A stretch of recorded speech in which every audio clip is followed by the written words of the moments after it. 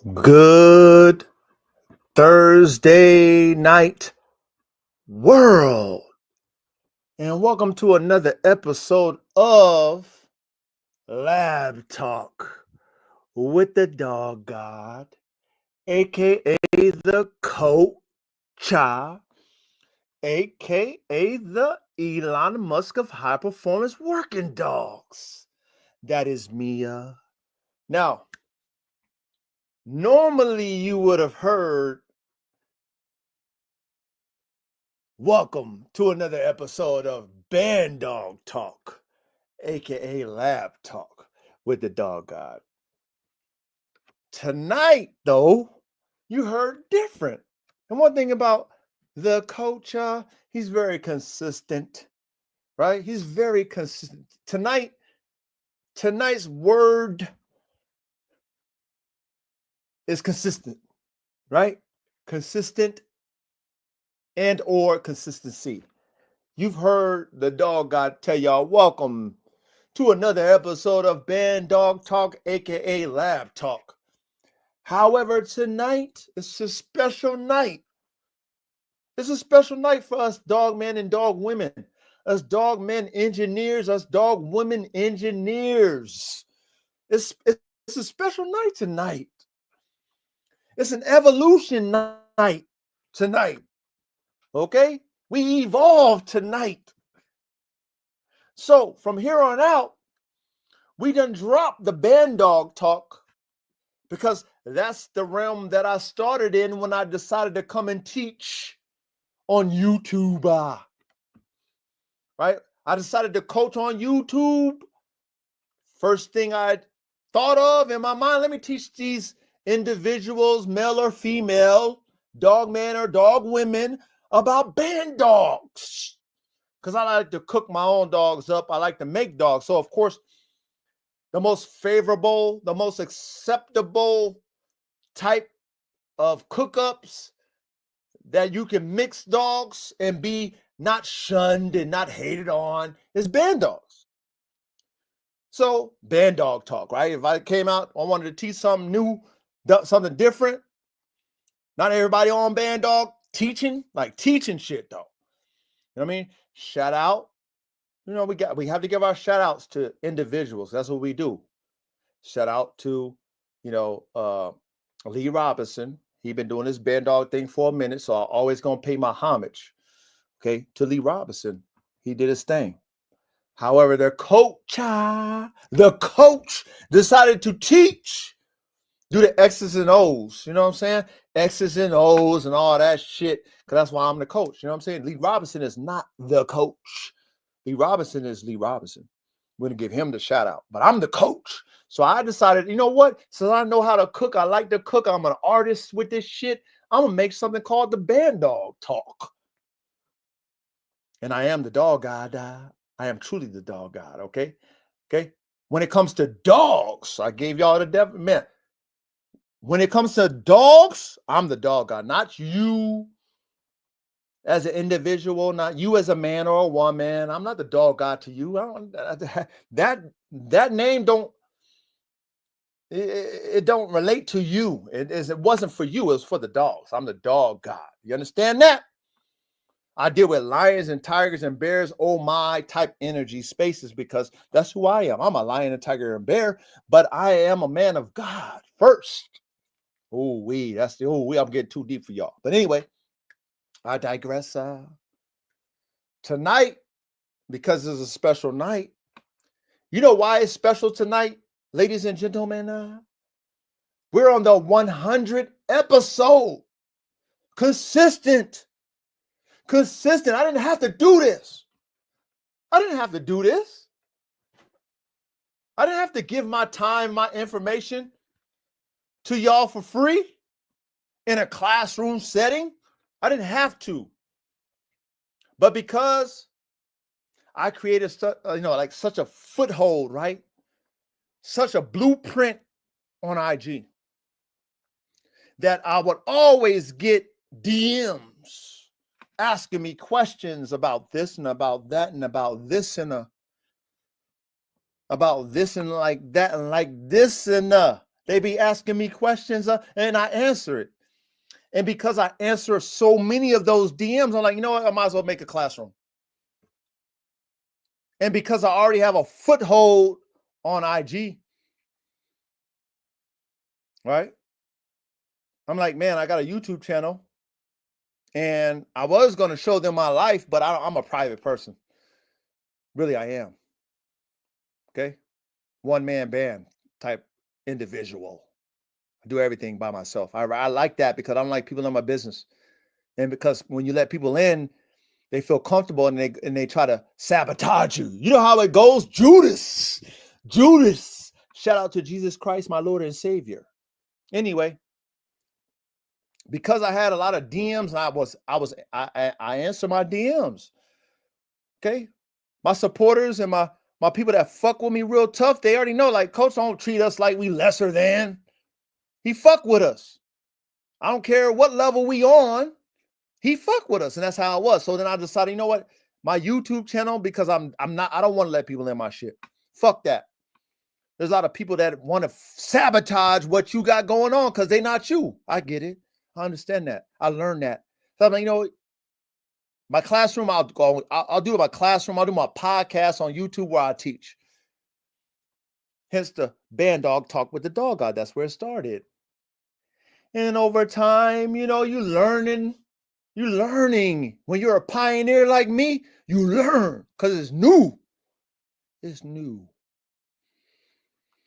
And as I'm teaching my subject matter to the dog world, I'm evolving and how I'm supposed to teach and my purpose and my direction as an individual dogman on the internet.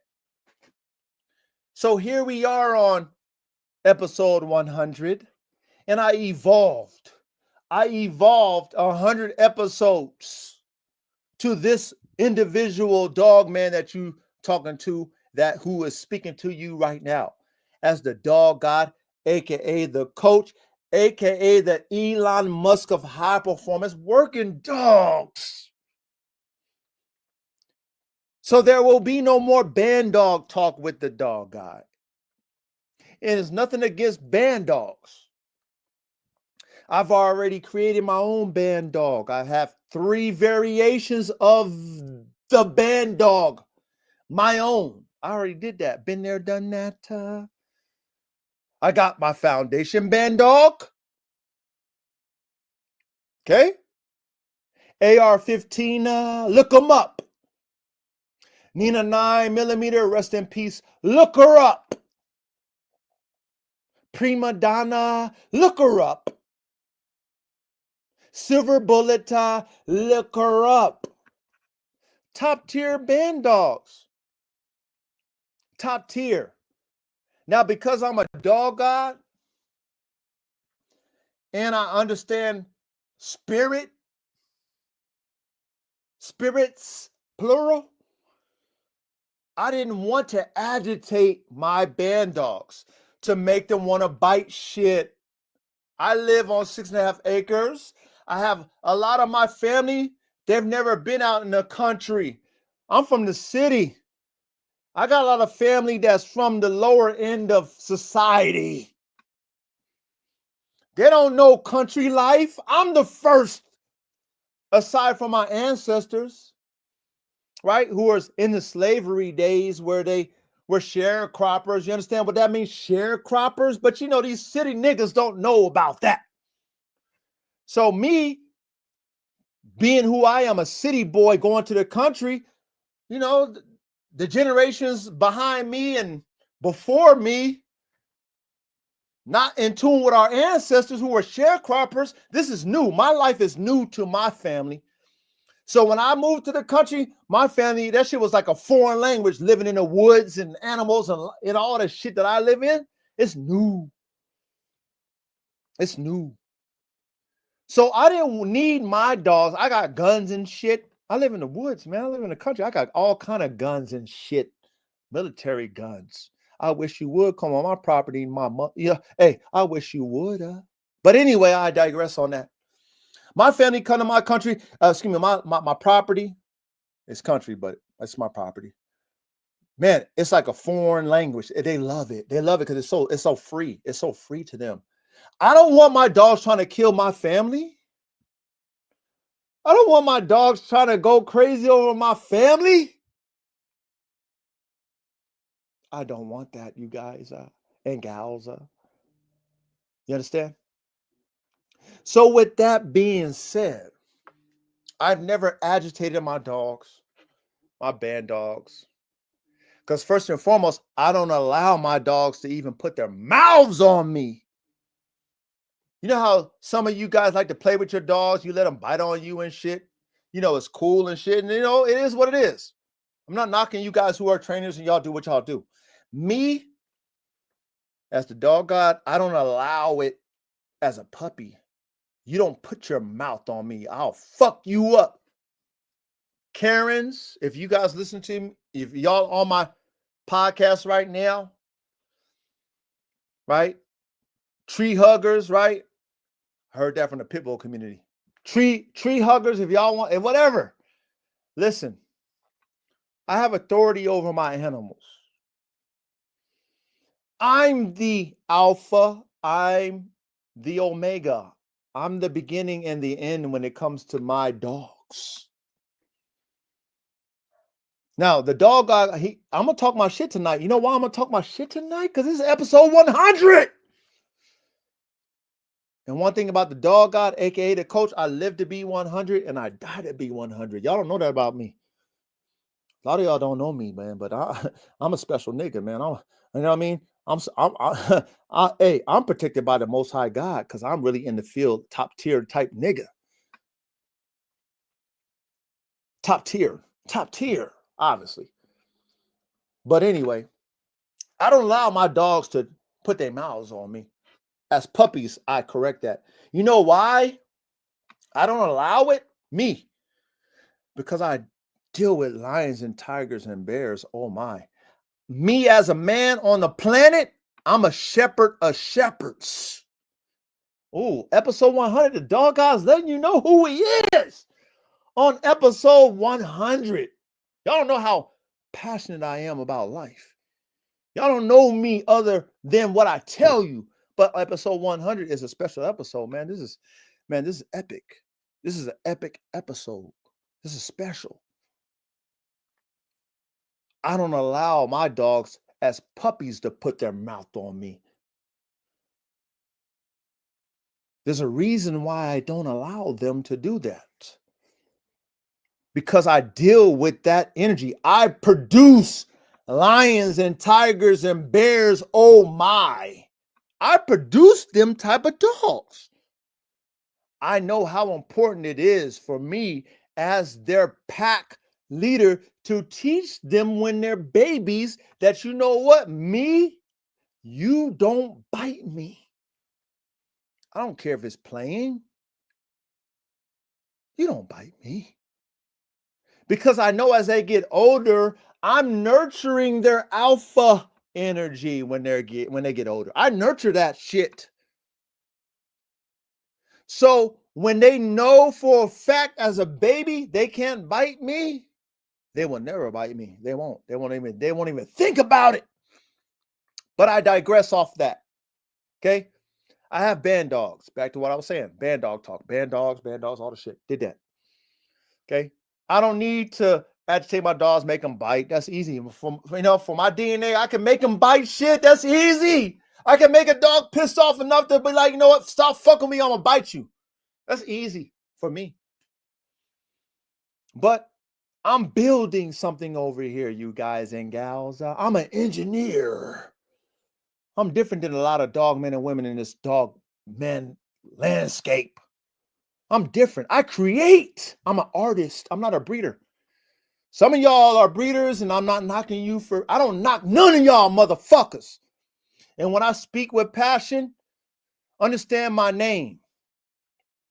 I told y'all this before. I got to let you guys know a lot of new people fucking with me, and I'll salute y'all. I salute all the new dog men and dog women who subscribe to my channel, man. We keep elevating, man. Right now, we at 3,400. We at 3,400 subscribers. I don't do no posting other than this fucking classroom, and we growing. I love it. I love it. But let me teach y'all about me. Okay? I'm very passionate about everything that I do. I got the passion of the Christ, man. Y'all might not believe in Jesus Christ, and that's okay. This is not a religious show. I'm not religious, man, but I am a believer in the Most High God. I follow and represent, and I live through Jesus Christ. That's me. Okay? So my job is to be an example. That's my job. Okay. Anyway, like I can keep, man, you dealing with a man, you dealing with somebody on a whole nother level than the average. You dealing with somebody, me as a man, you dealing with somebody that's on a whole nother level than the above average. Because I'm experienced in the field. So back to the dogs, I created what I needed to create what I needed to create, when it comes to band dogs. I had my vision. I knew what I wanted to see. I knew they could be man stoppers. The DNA told me that. I knew I could develop their mind and their spirit to be ultimate man stoppers, because that's who I am. I'm the dog god. But I digress that spirit because I have family on my property. Nobody comes on my property fucking with me. I'm not going to let my dogs be front line. I got guns. I live in the country. I'm going to bang you out. I'll bang you out before I sacrifice my dogs. That's how my dogs see me. Even though my dogs see me the opposite of how I see them. My dog was like, nah, daddy, I'm going to go ahead and sacrifice myself for you. I know that. But the type of man that I am, I'm frontline in everything. I'm going to be frontline everything. Dogs going to be last. No, excuse me. Dogs will be second. I'll be first. Dogs will be second. You know what I'm saying? And we handle everything. My wife, my sons, whatever. Whoever, my family, they okay. But anyway, because it's the 100th episode, and I came in talking about band dog talk, and I accomplished what I wanted to accomplish when it comes to band dogs. And I'm no longer pursuing the band dog play because, got DNA I do. I have all the band dog DNA that I need to carry on for my next phase. Okay. So hence tonight, okay, 100 episode. You didn't hear band dog talk, AKA lab talk with the dog guy. You didn't hear that. You just heard lab talk. Okay. We evolved. Now we are all about lab talk. This podcast every week, consistently, is for the dog man engineer, dog woman engineer who like to create in the lab. That's who I am. I'm a pioneer dog man. I'm different than most dog men and dog women. I get it. I'm from the essence of the forefathers of dogs. You understand that? Do you comprehend what I'm telling y'all? I'm from the essence of the forefathers of working dogs, not regular dogs, not, house dogs, working dogs. I come from the essence of their spirit. That's where I come from, because at 8 years old, my spirit said, I want to make a dog at 8 years old. How many of y'all had that spirit in you at 8 years old that you wanted to make a dog? I did. So here we are today, 2025, going on 2026, and we're episode 100. Episode 100. I live to be 100, die to be 100. How many of y'all live like that? I do. Okay. Lab talk with the dog god is the play. Okay. I love y'all. I respect y'all. Bando for life. Big salute to you. Show enough. Big salute to you. Caveman. Big salute to you. Young ready with that pole position. Big salute to you. Tony has done it again. Big salute to ya. Man, hey, where my boy Cooper? Oh, there he is. There he is. Cooper. Cooper. Big salute to y'all, man. Welcome. Hey, Dylan. Big salute to you, Dylan. Much love and much respect. Much love and much respect. Hey, show enough. I know you gotta make your rounds, show enough. Because you support who you support. And like I said, I love you, show enough. I respect you. You always support me, man. All y'all, but show enough. You always come in and make sure you make your rounds. So I know you support who you support. Show enough. Tonight, you want to stay here tonight. Show enough. Okay? Show enough. You want to watch this show, the 100th episode show tonight, all the way through. Okay? Anybody who's here tonight, you're going to want to watch this class, this epic class that we are about to teach, because this is our classroom. But because it's the 100th episode, this is epic.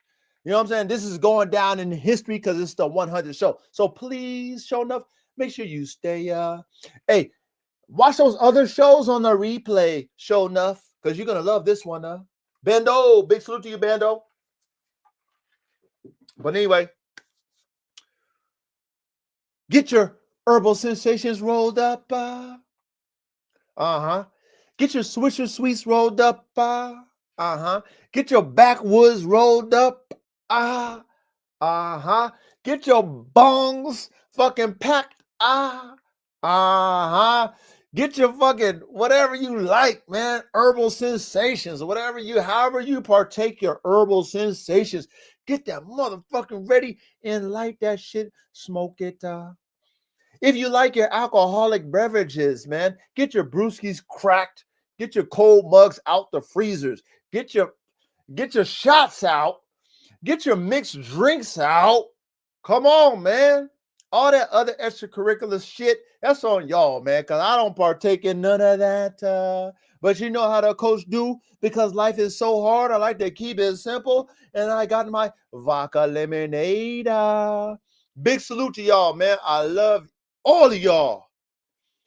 Thank you guys for showing up for the 100th episode. 100th episode. Classroom shit. Big salute to you, Bill. Big salute to you, Bill. Blue Line Terriers. That's my brother, Bill. Hey, cheers. Cheers. Hey, we got an epic class tonight. Epic. Ain't nobody doing it like the coach, a.k.a. the dog god, a.k.a. the Elon Musk. Ain't nobody. I'm a pioneer when it comes to what I do, and I have the passion of the Christ. Tonight we're gonna celebrate, and we're gonna elevate, man. We're gonna celebrate for the 100th episode, and we're gonna elevate. But hey, big cheers to y'all. Big cheers and much love and respect. You know what I mean? Cheers.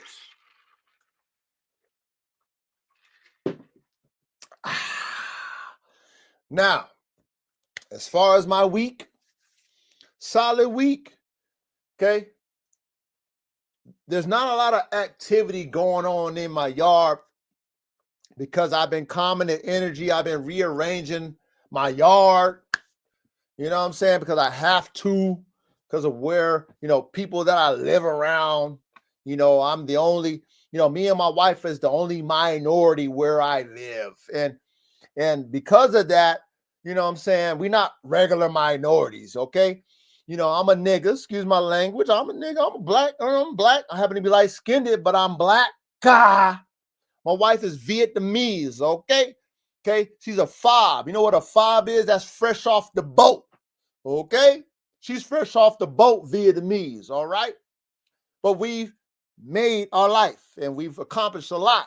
So we moved out here to the foothills up north, where there's no niggers and Vietnamese at. Okay? Not only did we move up here, we fucking rearranged this whole environment. What I mean by that is we came through, we took a piece of land, we built on this shit, made our motherfucking property a resort. We made it a resort time. Real life. Okay? So, people are nosy when you're new to their neighborhood, and, they got Google Earth and all kind of shit. I'm cool with the people that I'm close to my neighbors that I'm close to, because that's what I do. I'm a cool guy, and I make sure my neighbors know that I'm cool, and I'm a very humble individual, and I make my neighbors feel invited. Me and my wife is that way. That's how I am. That's why I'm the coach. But anyway, I digress on that. So my neighbors who is, are surroundings, we all got property, whether you got 10, 28, my people that are close to me, we're cool. We're great. But there's people, further down, damn near a mile away, half mile away, that don't like the fact that me and my wife is here. Not only that we're here, but we got the most top tier fucking property out this motherfucker. Real life. Real life. When I bring my family from the city over there to my property, you know what I'm saying? I got all the guns and shit. I got a whole range I built. We can go shoot guns, 50 cal, all kind of shit. I built that shit for my family. That's the type of nigga that I am. Okay? I do for my family. So my family come over from my dad's side, my mom's side, whoever, my wife's side, they come through, they have a blast on my property. They can swim.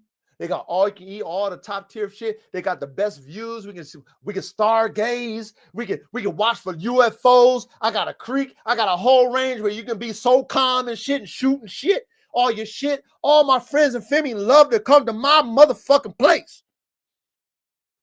But you know what? When people know about you, because we stick out like a sore thumb. You know what I'm saying? We stick out. When my friends and family come over, I got, shit. I'm of some top tier level pedigree.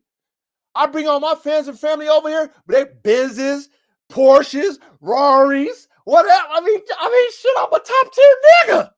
I ain't no regular nigga. They see that. I'm in the country, y'all.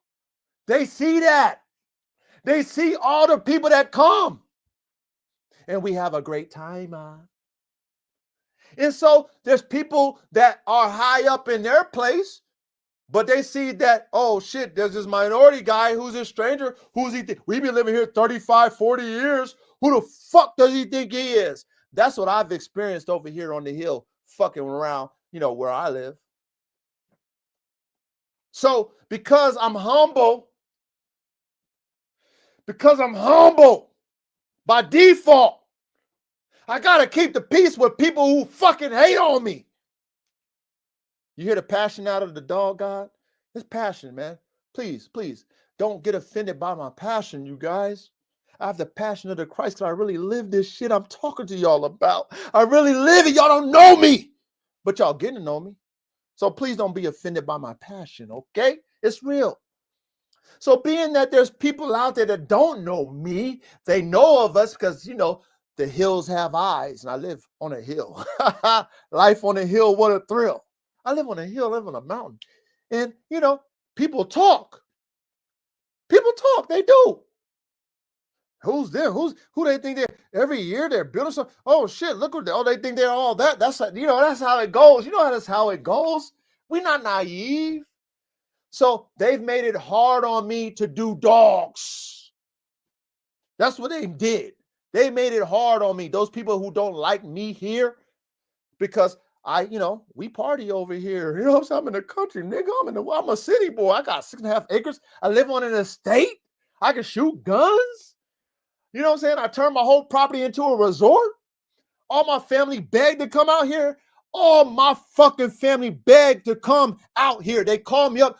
They be like, Coach, how many of your cousins, uncles, your father? I have 2 dads, by the way. I have a stepdad, which I call my dad, and I have a real dad, I call my dad. I got 2 dads. Okay? I have 2 dads. I respect them both as my dad. All of them call me Coach.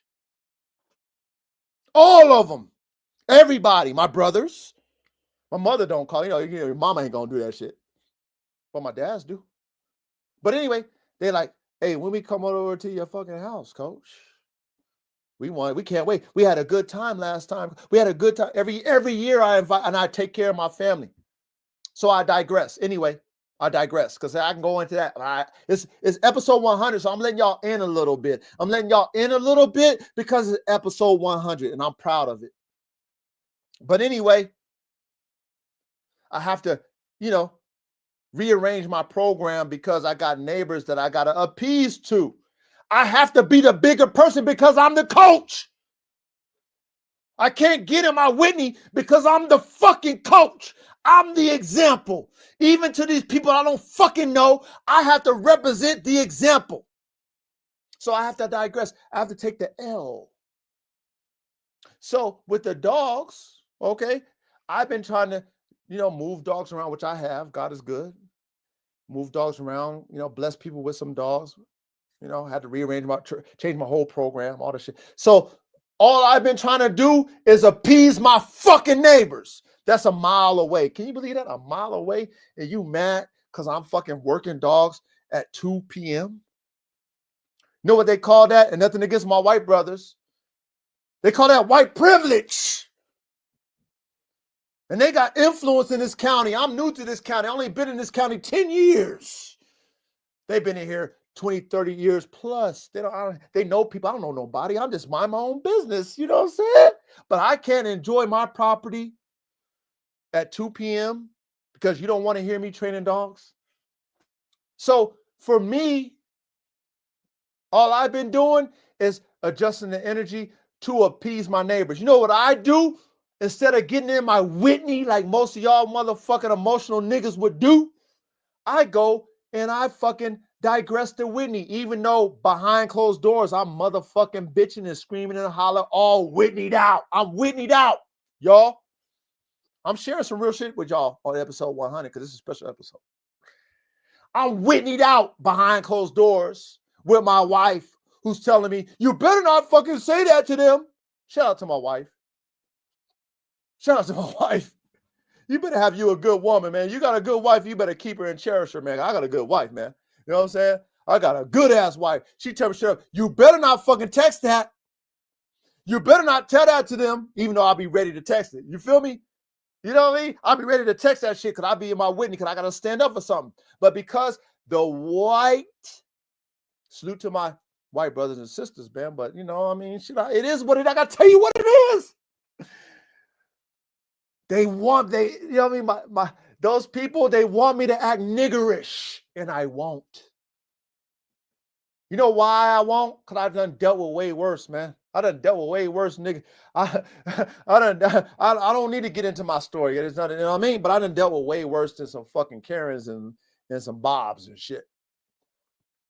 So you know how I kill them motherfuckers? I kill them with respect and kindness, and I come out there as a diplomat, and I work it out with them. And so that's what I've been doing, okay? So I haven't been able to be activated with my dogs. I have to deactivate them and get them to calm down. So that's what I've been doing. So shout out to this week, okay? The dogs have been, their routine, their activation has been low frequency, and that's all that I've been asking from them. I know they don't like it, but they've been giving me what I've been asking, and I'm grateful for that. So shout out to the Most High. God is good. Shout out to the Most High. Hey, the God is good. Okay. Shit. Hey, cheers to you guys and gals if y'all watching on the back street.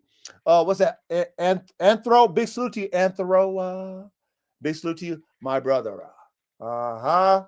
Hey, we got a super cook up today, man, on episode 100.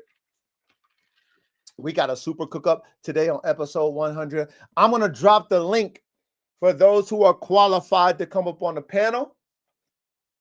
If you're not qualified, you won't be brought up. Okay? Don't take it personal. If you new, we don't know you.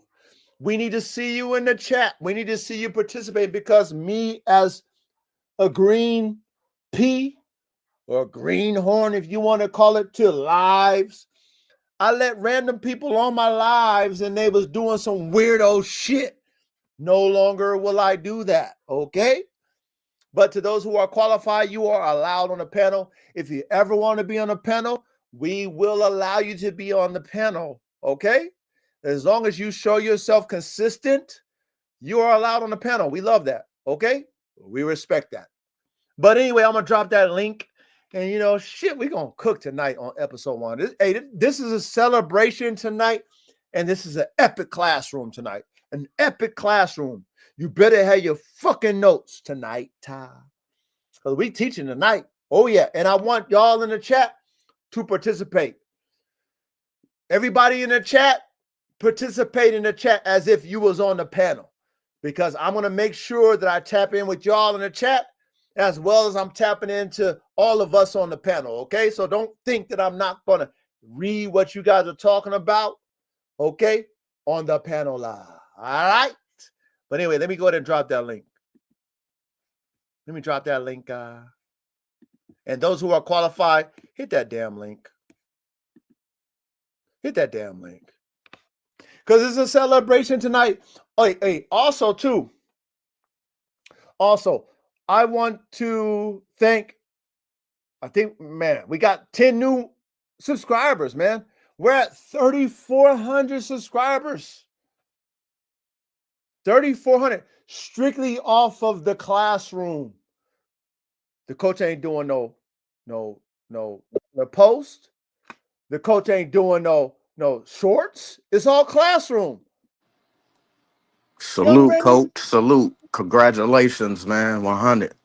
Thank you. Ready? Hey, hip hip hooray, man. We made it to 100, man. Consistent already. Facts. That's what I'm proud of. Me too, man. That I stayed consistent. I could have felt, I could have been on the number shit. Oh, not a lot of people is on my shit. Oh, I need to stop. I'm bored. Caveman. Salute, caveman. White power. White power. White power. You know what I'm saying? Real shit. Real shit. Hey, caveman, real shit. Though. Nah, that's real shit. It is what, I live in that area, caveman, where they dominate where I live. But at the same time, go ahead, caveman. Well, you guys keep missing the point. It ain't got nothing to do with the color of your skin. It's the money. What you think it's a class thing. Those people look at me the same way they look at you. But how though? Because you look like them. No, I do not look like them. No, and they can tell by looking at me, I'm not one of them. Okay, I understand what you mean by what you're saying. I do understand. Yeah. Yeah, I do. Yeah, that's real shit. It's just like the dog game. You know what I mean? The white motherfuckers treat each other the same way they're treating you. They want your property. That's what. Man, they it's like unbelievable, right? It's like the old guard, right? This is what I learned by moving to the country, me being a city boy. And there's the old guard here, and then I buy a property from someone who, let's say, might have been a part of the old guard, and let's say their level was their level, right? I buy their property, but I have my own vision, and then I level it past the old guard, right? And so then they find out who I am because, the hills have eyes. They all talk to each other, right? They're like, oh, they're a young Black and Asian fucking couple. Oh, they hate that. They're like, what? Yeah, they just did this. They just did that. They just did this. They know everything you did.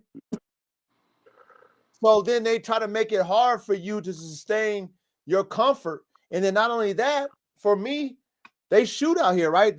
Everybody shoot. We're in the country. Everybody shoots their guns. But see, like I said, I have family who from the city who's about guns. Hey, Bando know what I'm talking about.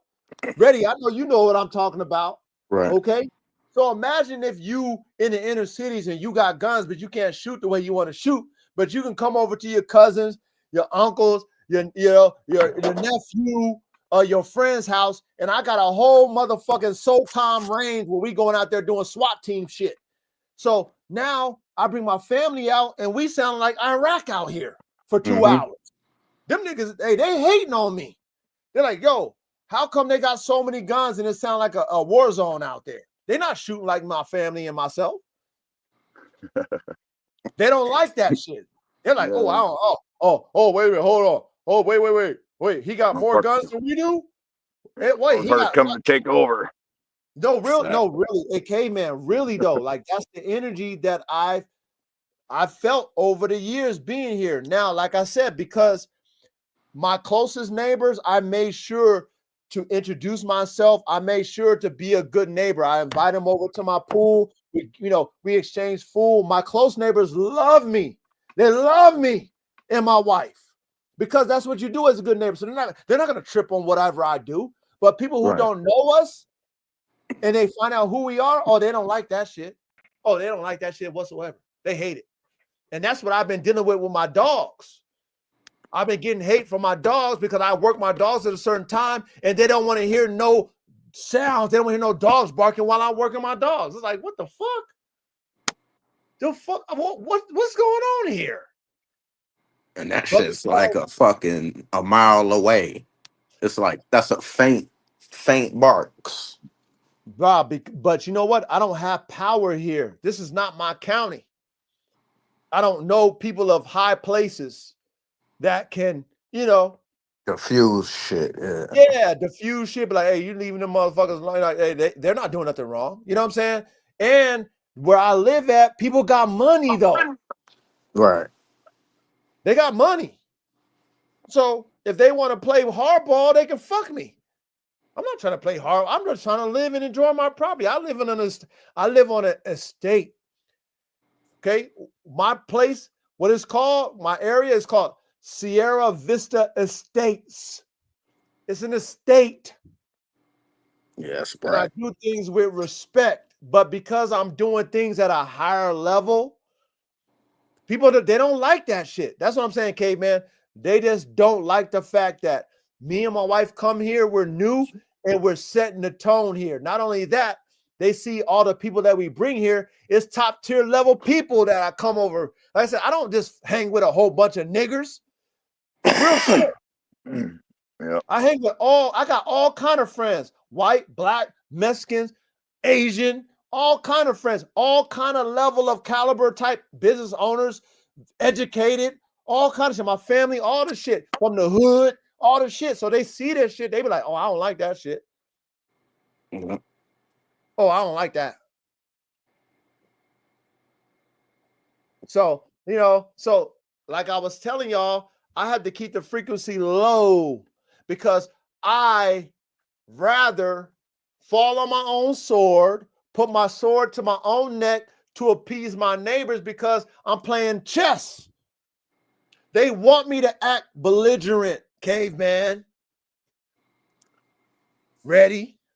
They want me to act like a normal nigga would act, emotional. So they could get you up out of there. Thank you, Reddy. Thanks, Reddy. Yeah. But see, I have a wife. She's very smart. And because I am the head of my household and she respects that, she's the only one that make me go, when I'm Whitney. Because she's not going to knock me for being a man. She'll tell me, hey, handle that, daddy.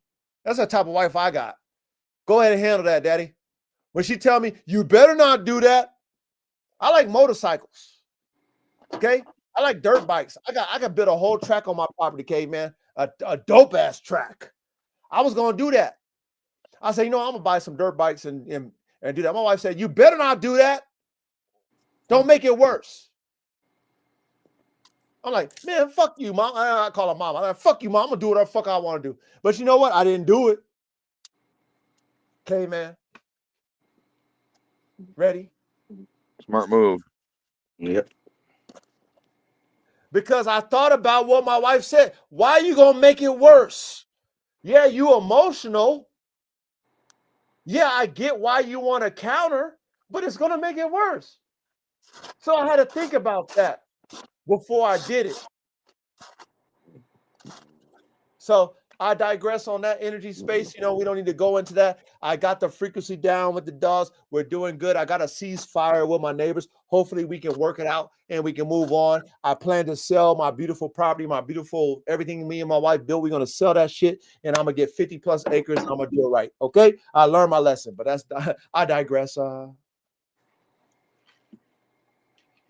But hey, K-Man, you know we on the 100 episode, K-Man? Yeah, I did caught that. 100th episode, man. This is epic. And you know what? I was consistent to drop every week. Nice. Major is huge. And I'm very grateful for that, man. I'm grateful for all you guys. I'm grateful for everybody in that chat. Hey, I'm grateful for you, Caveman. I'm grateful for you, Ready. Salute. Hey, Duro, watch this. Duro, if you listening, my brother, I'm grateful for you, Duro. Anybody who ever came on the panel who added to what we got going on, I'm grateful for all y'all. Because we're building this classroom that we have, this pioneer Dogman classroom. Shout out to Caveman. He's got what you got, Caveman? You got a pioneer what, Caveman? What you got? Shepherd. A pioneer what? Pioneer Shepherd. Okay. So I heard you do an interview, and I remember you mentioned, something that I mentioned about the pioneer, Dogman, and you tied that into what you was doing. So understand, when I tell you I'll be paying attention, Caveman, you remember when you had the interview and you mentioned that with WA Candy Corso. Remember that, Caveman? Yeah. Okay. So just know when I tell you guys that I'm paying attention, when I tell you guys and gals, whoever I fuck with, I'm fucking with y'all. I fuck with y'all. It's not me just speaking it out my mouth and it sound good. Caveman, anytime you post, don't I support you, Caveman? Sure enough. Okay. Young Ready, when you post something, do you see a like from me, the coach? Nah, that's a fact. Okay. Functional Focus can say that. Blue Line, all y'all can say that I do as I say. I do it. I'm an example. That's why I get my respect in the world that I live in. That's why I get my respect amongst my motherfucking peers and my motherfucking ancestors, my brothers, my uncles, my fathers, because I live what I tell y'all. I'm not just talking this shit. I live it. Anybody can say shit, but how you gonna get the salutes? You're only gonna get the salutes from other soldiers of your caliber because they know that you do it. They're not gonna salute you if you ain't doing it. So I just want to make sure you guys understand who I am as a person, as a man. Okay, I stand on what I say. How I stand on it is I do it. Then you gotta respect it. Because you know what? He do it. It is what it is. He say it, he do it, it is what it is. So I digress. Where you been at, K-Man? Where you been at, man? I was just gonna say, just to let everybody know, the reason you ain't been seeing that from me is because I haven't been online. Okay. Where you been at? I've been here, but haven't had a phone. Okay. I got a mobile hotspot from the library to do this. Okay. Hey, thank you for going out your way to make sure you participate in this, man.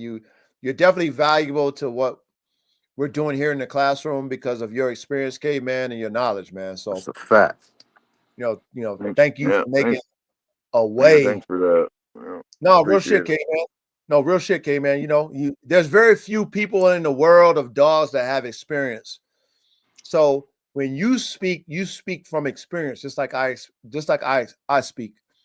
Okay. Yeah. Now, my brother Ready, right? My brother Ready, he's fucking like Ready. Your brain when it comes to fucking dogs and the dynamics of them, the ins and outs, and the study of dogs is just second to none. Ready? Yeah, I can't keep up with them. No, Ready, real Coach. shit. Ready? This is not. I'm not boosting you up, trying to make you feel good and shit. Nah, bro, Nah, real talk. You know what I'm saying? Like, you teach me shit. You know what I'm saying? You too, caveman. I mean, all y'all do, even in the chat, Chris, all y'all. But this is what we want to create over here. We want to create the Dogman supercomputer. This is why we do what we do, because this is how we progress high performance working dogs. Because what you know, caveman, I might not know. What you know, Reddy, I might not know. What I know, y'all might not know. What whoever knows in the chat. Yep. But if we combine all that fucking knowledge together, then guess what? We the supercomputer. Facts. Yep. And that's what makes us valuable. That's what makes everybody here tonight in this classroom valuable to the progression of high performance working dogs, not regular working dogs, not just performance working dogs, but the highest of the high, which takes an engineer mind. You got to be an engineer mind. You got to be a scientist to make dogs better. If you don't think progressively, you will never make dogs better. Do you agree? Facts. Yep. And we know that a lot of this dog information is a lot of closed-minded information, which is fine. We stay in our lane, they stay in their lane. But I am grateful that we've established this lane of ours, our own. It's not tainted. It's not fucked with. It's pure. It's raw. And we're going to keep doing this until, we set the standard for high performance. That's really what I want to do. I want to set the standard for high performance. Yeah. Now you're talking. Word. But it is what it is. Not everybody's in tune with that.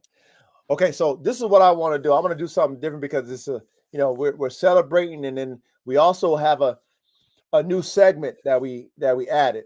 So, caveman, I don't know if I'm sure you have, but I added a master class to what we got going on with Lab Talk. Did you get a chance to see my master class, caveman? Yep. Okay, cool. So I did my first episode, my master class. That's basically my classroom. That's where I go to learn, and I'm sharing it with you guys. So that was my master class. That's where I go to learn, then I share it with y'all. Okay. Now tonight, because it's a special night, it's our 100th episode. Okay, I'm starting a new segment called Modern Dog Marvels. K-Man, have you ever watched? I mean, I don't know. You so busy, you probably not. I love that show. Okay, Yeah. There you go. Just shout out to K-Man. I already asked Reddy. That joint's mad popular.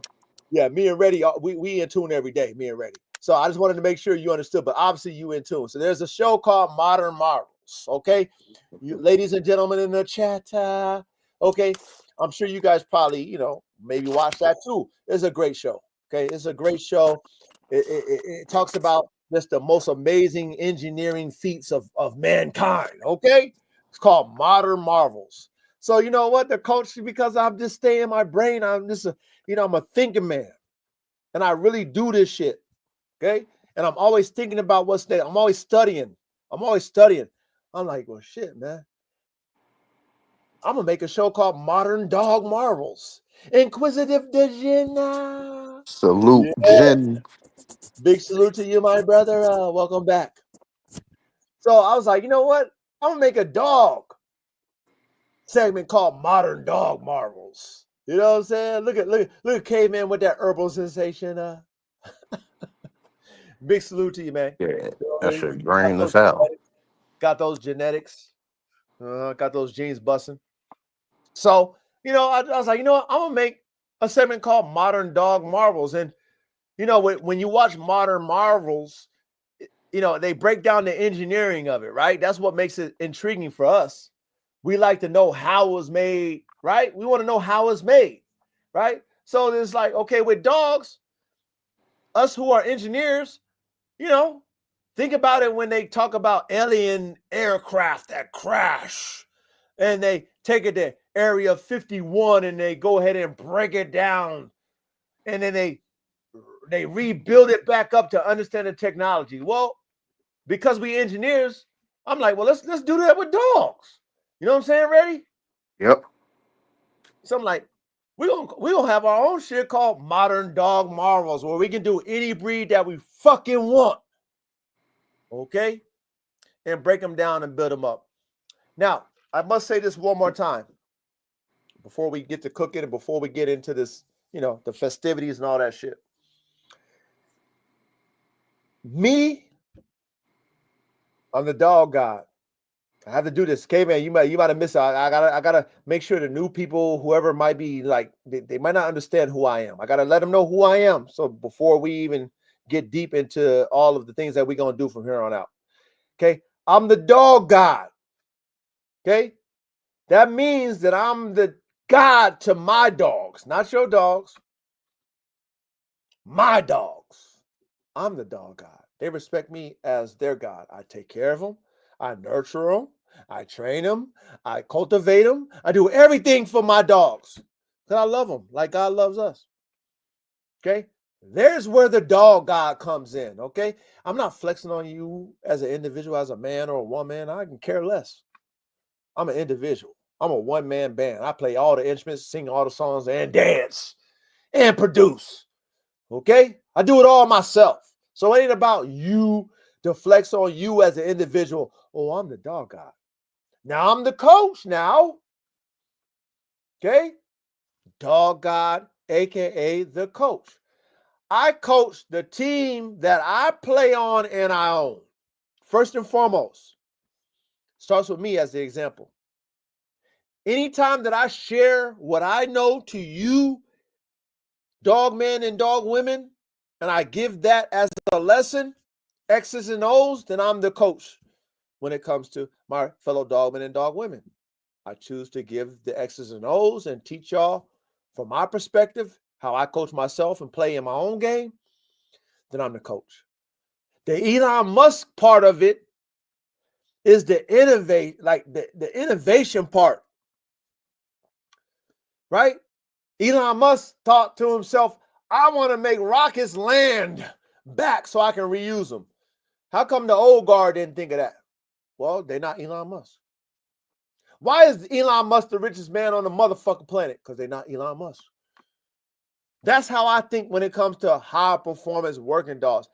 There is never a time in my mind, ladies and gentlemen, that is good enough. In my mind. Because I'm an artist and a scientist and an engineer at the same damn time. 1, 2, 3. Artist, scientist, engineer at the same damn time. 1, 2, 3. Y'all know how I feel about the 1, 2, 3. Y'all already know how I feel about 3 times. That's who I am as an individual. Fuck the dog community. Nothing against y'all, but this is me first. Me first. I gotta have a passion for me as a man first. Then I give back to y'all. So if I'm not passionate about the 1, 2, 3 for myself, I could never be passionate and give back to y'all. Okay?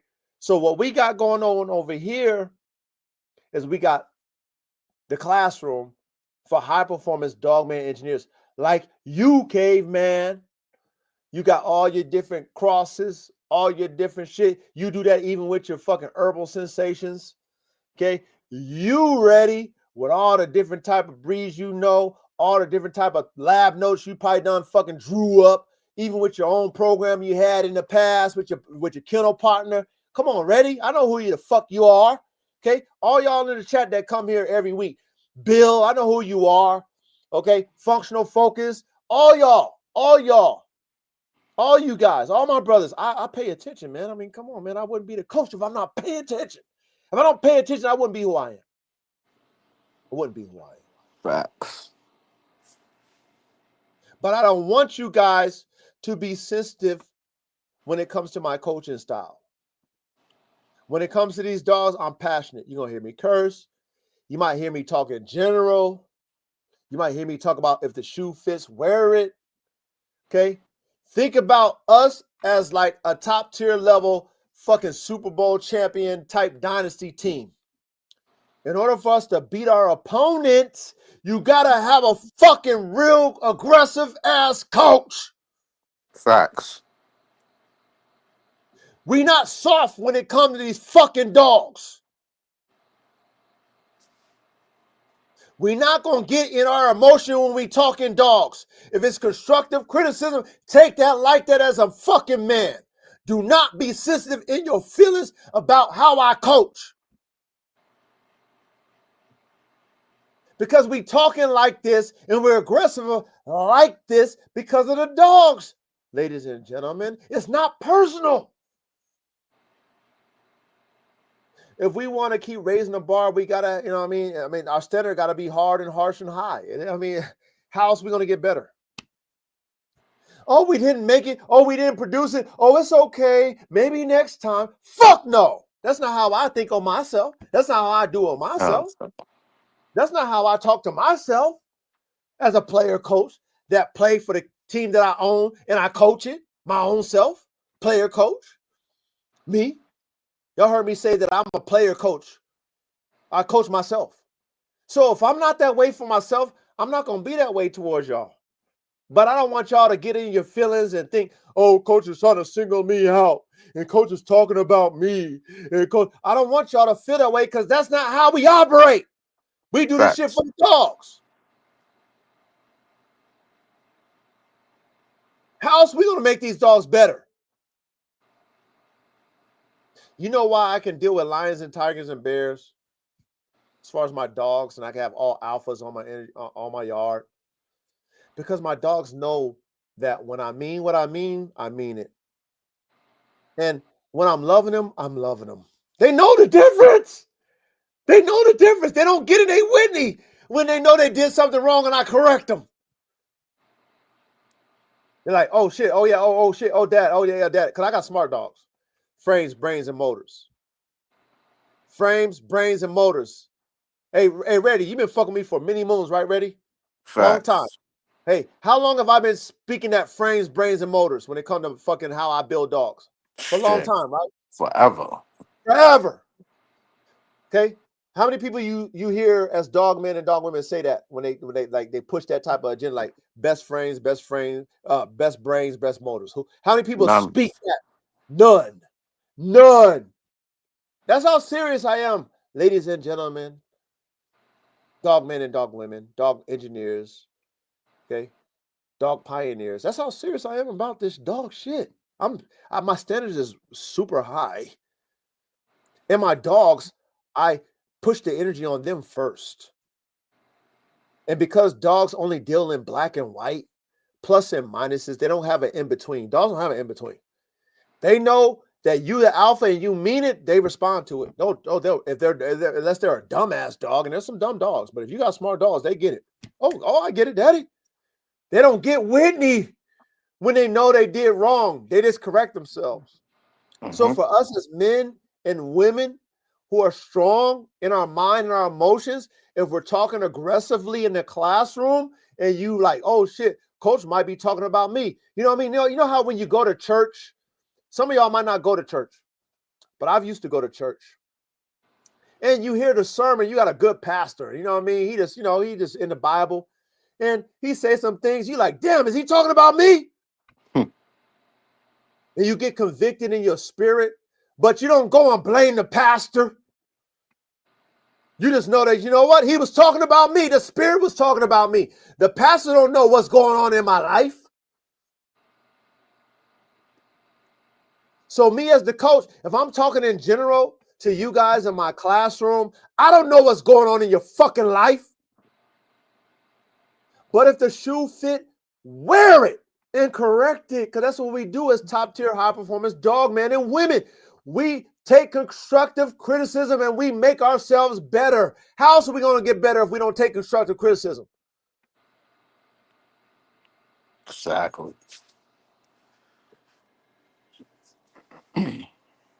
So please, ladies and gentlemen, y'all might be new to me. Don't take my coaching style, my aggressive passion, and my harsh words, my in general speech that I'm talking about you. Specifically, we're a football team over here. Analogy. Okay? We deal with dogs. We're a football team over in this classroom. Okay? You would not be selected if you was weak. We don't want no weak motherfuckers on our squad. We need strong-minded individuals, ladies and gentlemen, who want to progress the dogs, who project that energy on their fucking dogs, so that their dogs, who are lions and tigers and bears, don't run amok on them. Don't that make sense to you, Reddy? Hell yeah. What about you, K-Man? Does that make sense, K-Man? Yep, makes sense. Thank you. Reminds I'm me sure of you. Go ahead, K-Man. What'd you say? yeah, it works too. I had a guy that works for the neighbor's pot farm. He got pulled over last night uptown, and they made him walk home. And he walked by at 1:30 at night or 1:30 in the morning. And yeah, these dogs definitely will. I think would definitely eat somebody. Mm. Yeah, they were not playing. You could tell they meant it. And he so did he. He wouldn't walk by until I went out and quieted the dogs down. Mm. I got them all up around my house, right up by the road. I actually have all. I got my male Malinois out here, and I got a couple puppies. They're too small to keep in the pen, but all the rest of the dogs are all running together right now. So Yeah. it was pretty loud. It was pretty awesome. I want to get somebody out here with a suit.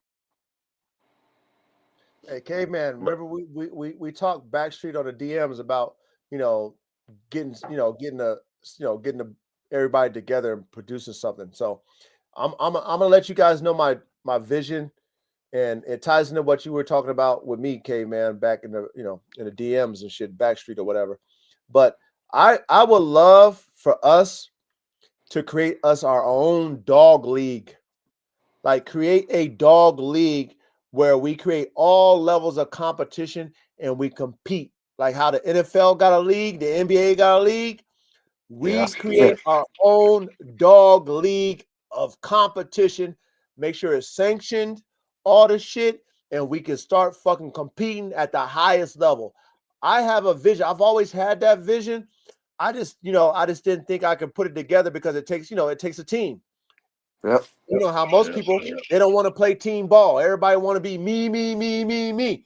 They want all the fucking accolades versus, like, you know what? Let's play team fucking ball. Fuck the accolades. This is about the dogs. Okay. Hell yeah. Right. You know what I mean? But I always envisioned that. And when you mentioned that to me, K-Man, it resonated because it's like, yeah, I'm just not in a position to be able to make that move right now. You know what I'm saying, K-Man? But everything what you said, I'm with it. Me I'm with it. too. Bro. But go ahead and elaborate on that, K-Man. I'm gonna use the restroom real quick. But go ahead and elaborate on what you asked me before. You know what I'm saying? And it ties. Are you talking about what I wanted to do this weekend? No, I mean just in general, because I mean you told me that probably like a month ago, K-Man. But I mean just speak on what you spoke on in that essence of what it is. You know what I'm talking about. Well, I'm not positive. I know I wanted to put together something like exactly what you're talking about. I have it right here in my field, and have All the people who, competitions. yeah, yeah. I have actual, like set a standard for a working band dog too. Mm. Like that term is getting thrown all around, and there's so many versions of it. If there was a standard of performance that was set, then you could test all these crosses to see what works and what don't. Yeah, which one's the best of the best?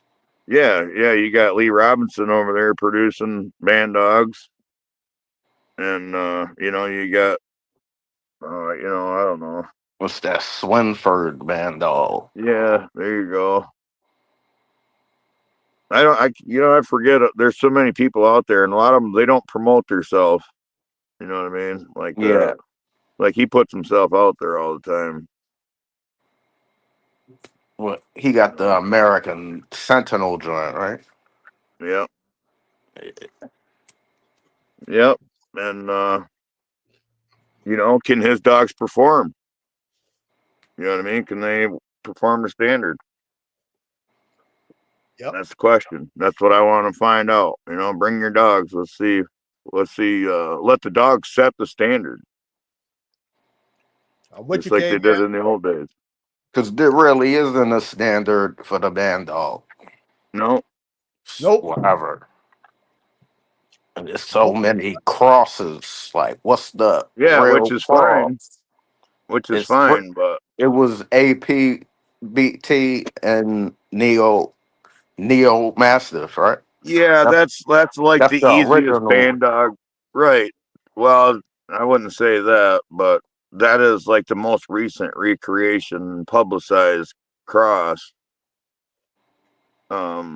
But yeah, that's like the easiest go to. You take the pit bull, which has got everything, and breed it to a big sturdy dog.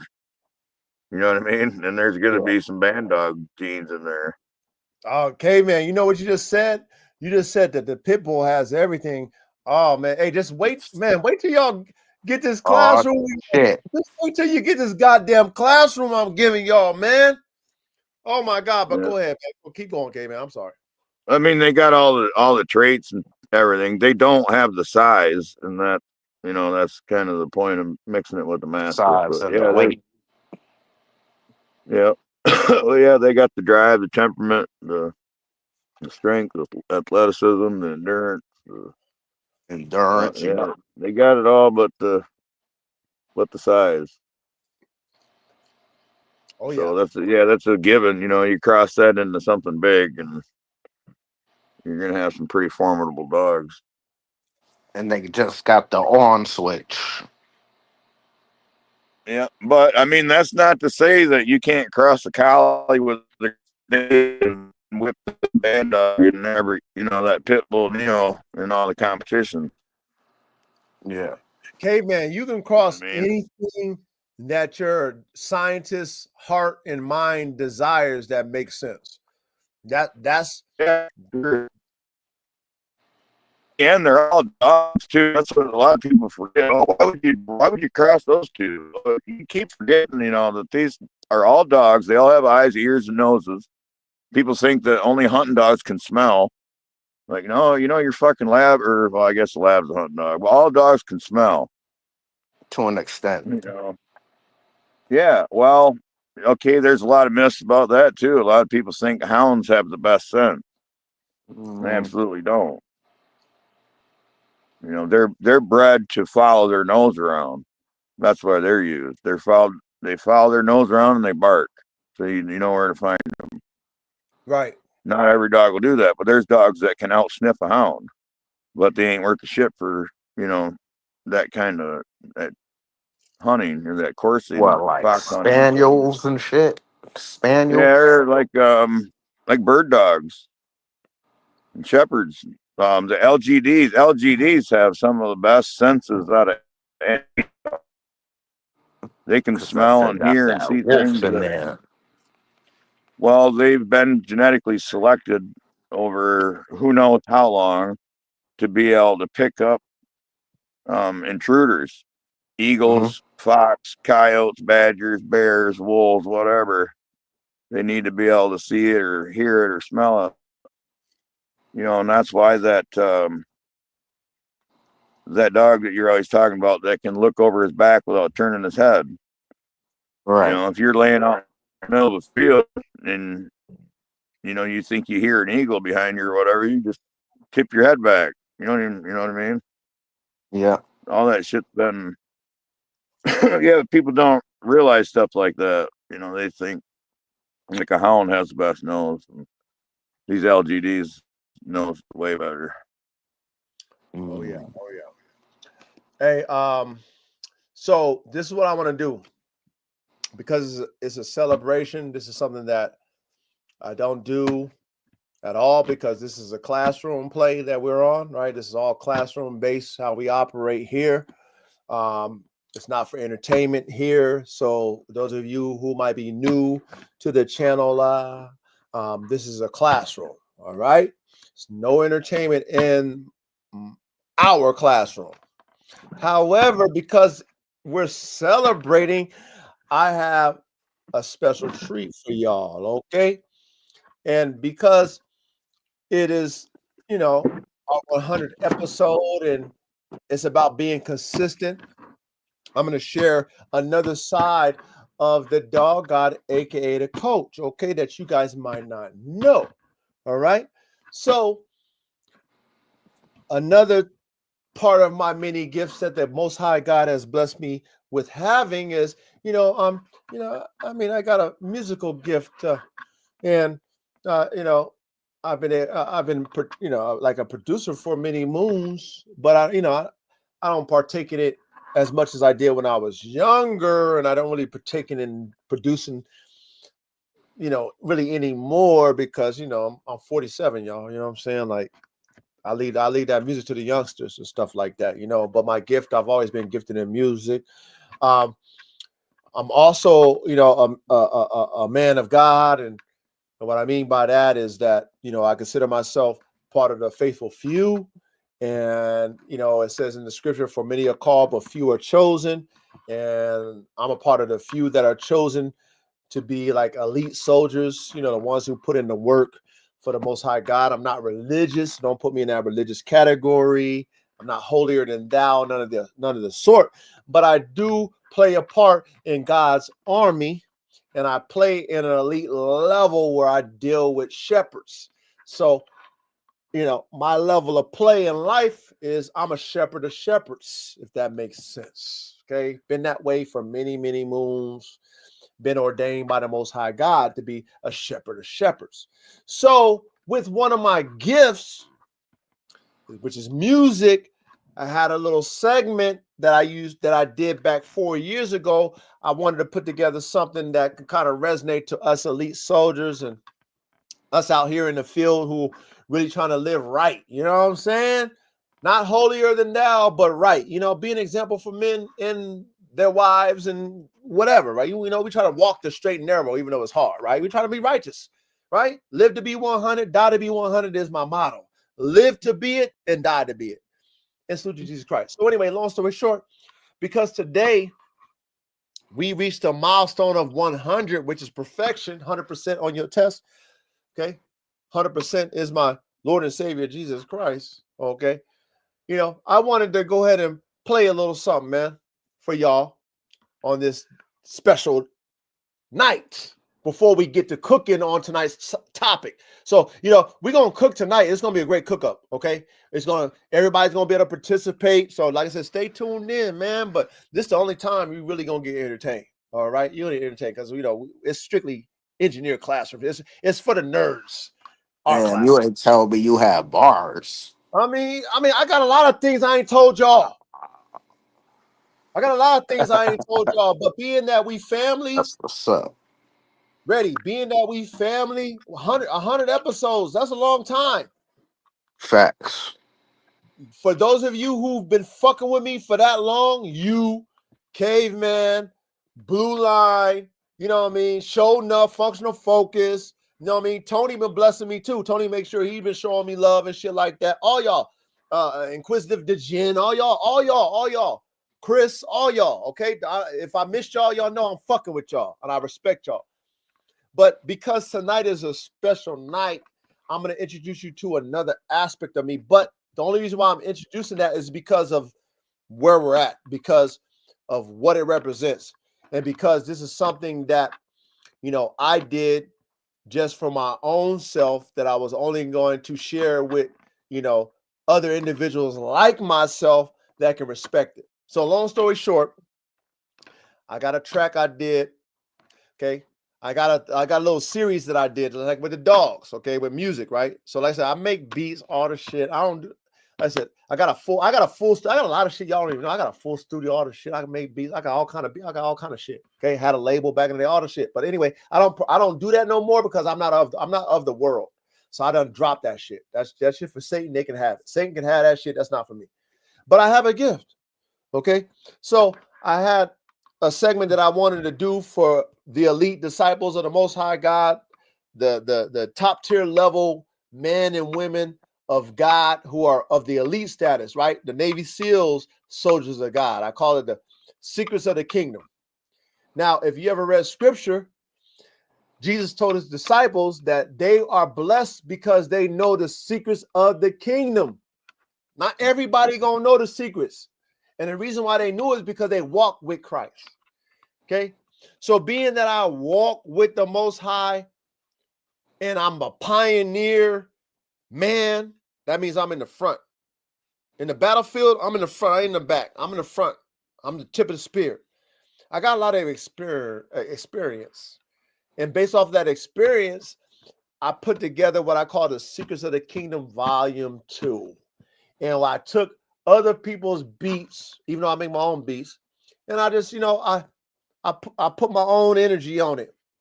Now, the energy that I put on it is I would take a beat, listen to it one time, and then I would call it a one take Jehovah.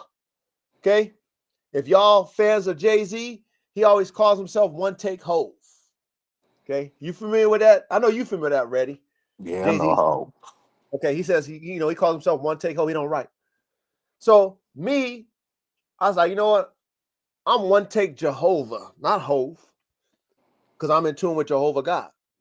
And I listen to a beat one time, and then I drop what I need to drop on it. Okay, with no cuts, no retakes, just done. Full. I drop what I need to drop, put my ad-libs on it, and done. Okay. So being that right now we're at episode 100, and I put together a track called Consistency, because that Secrets of the Kingdom is all about life. I got hundreds, but over probably 120 songs that I just did that way. E.T., I call it E.T., right? Which if y'all ever watch E.T., extraterrestrial, that's me tapping into the spirit. So I've always called it tapping into the spirit, E.T. And then I did a song called Consistency. So I want to just play this particular track before we get into our topic of tonight, being that it's a special night and it's episode 100. And I'm proud of us that we're here tonight. We're here at episode 100 and we were consistent. So what would be a better fit type of introduction to our topic tonight, our first topic, okay? Modern dog marvels, than this track. So pay attention, okay? And peep it, okay? You know what I mean? So I'm going to go ahead and play it there, and we're going to get it started.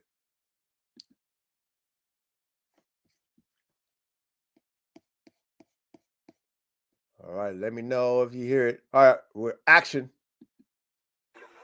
Can you hear it? Yeah.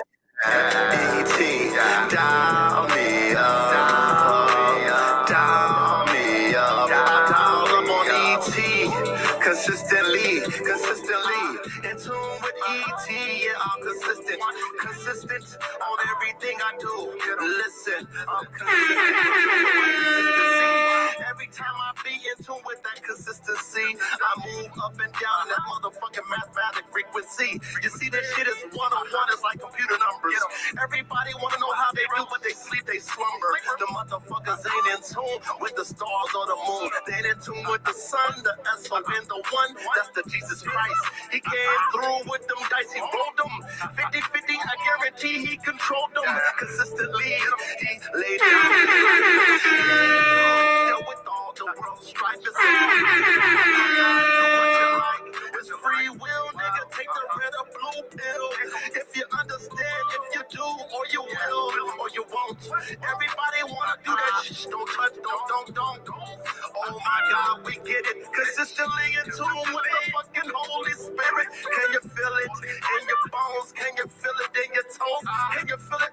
Can you smell it out your nose? I don't know. It's consistent, that shit that 1, 2, 3 flow. I don't know. It's consistent shit that 1, 2, 3 flow. Oh, yes, it's consistently hard to do it when you lay down your life for this shit. You gotta be fluid, you gotta flow like the blood. Oh my God, it's like mud. You gotta flow like the blood. It gets so fucking thick, it's like blood. Cause when it's time to heal, you better know it's real. Yeah, when it's time to heal, you better know it's real. You better consistently get through. Please help me get through all of these missions. I salute the transmission. I salute the transmission because I'm in tune with the mission. Consistently, I want you step, nigga. What the fuck? Understand respect. I want you step. 1, 2, 3. Understand respect. Yeah, come through with the pill. Pick one, nigga. Do you know the deal? Is it real? I come through. I step up in control. Consistently, I grab my motherfucking sword. I hold. It's two-edged sword to my neck. Yeah, what respect? It's two-edged sword to my neck. Yeah, you salute, you respect, cause I'm humble. Niggas say some shit, you don't mumble. Cause if you're not in the field, I guarantee you don't know what's real. You might commentate over this shit. Commentators. You think you can do this shit, you think you're ultimate. I guarantee you fucking quit, cause you ain't consistent with this motherfucking pain. I guarantee if you ain't in tune, it'll drive you insane. I guarantee you'll get scared when it fucking rains. I guarantee you'll get scared when it fucking rains. Use your brains and things to calculate the shit for Jesus' sake. Oh Lord, thank you, Lord, for that word. Consistently, I'm in tune with your word. That's the spirit. In tune with the holiness. It's 12th dimensional spirit. It goes in and out, round and round. Listen to themselves. Round and round. Consistently pronoun. We get it up. Yes, we fucking flow consistently with the Holy Ghost. I guarantee you will show. We'll show you the fruits and the works. Oh my God, look at our shirt. It's full of dirt. It's full of sweat. Oh my God, respect. It's full of dirt. It's full of sweat. You better motherfucking respect. Cause I work the till of the field. Cause I'm out here. It's real. I work the till in the field. Cause I'm out here. It's real. Consistently. I carry my cross, I will never get lost. I carry my cross, I will never get lost. Cause I got the compass of the Christ. Compass of the Christ, salute to the dice. Oh my God, yes, I'm nice. Salute to the dice.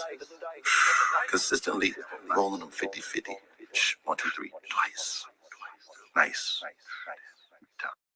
Van Damme, Jean-Claude Van Damme, nigga.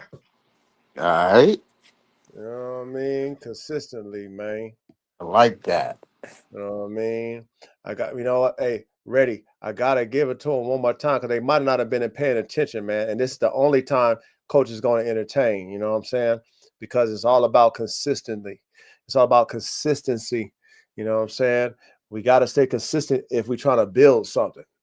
You know what I mean? If you're not consistent, you're not going to build nothing. That's a fact. Nothing. So, you know, I gotta give it to him. Ready. You know how we operate, and K-Man, you probably already know. You already know how the coach operating that 3 times realm. Let's do it. So yeah, you know, I have my mic. Yeah, I have to give it to y'all 3 times. I'm sure y'all wasn't paying attention, and you know, it's a lot going on. And being that this is the only time I'm here to put that energy out, and we're at episode 100. You know what I'm saying? This is classroom shit. We're not entertaining, but because we put consistently 100 episodes up for y'all, I gotta stamp that so y'all understand what it mean and understand that I'm really lit as shit. So I gotta play it one more time. So I gotta hit that motherfucking rewind button, and I gotta do it 3 times. You know what I mean? Because that's how the coach operates. 3 times. You know what I'm saying? I've been saying that shit since I've been on the internet. So we're going to hit that rewind button, and we're going to play it the second time. Then we got to do it one more time. Then we're going to get into the classroom, okay? Because we got a lot to cook up. And, man, y'all going to love the classroom tonight. Bro, we're going to break the American Pitbull, the game American Pitbull down all the way down to the bone gristle. Watch, okay? But All right. fuck it. We got to do it again. This is number 2, man. Hit that rewind button, coach.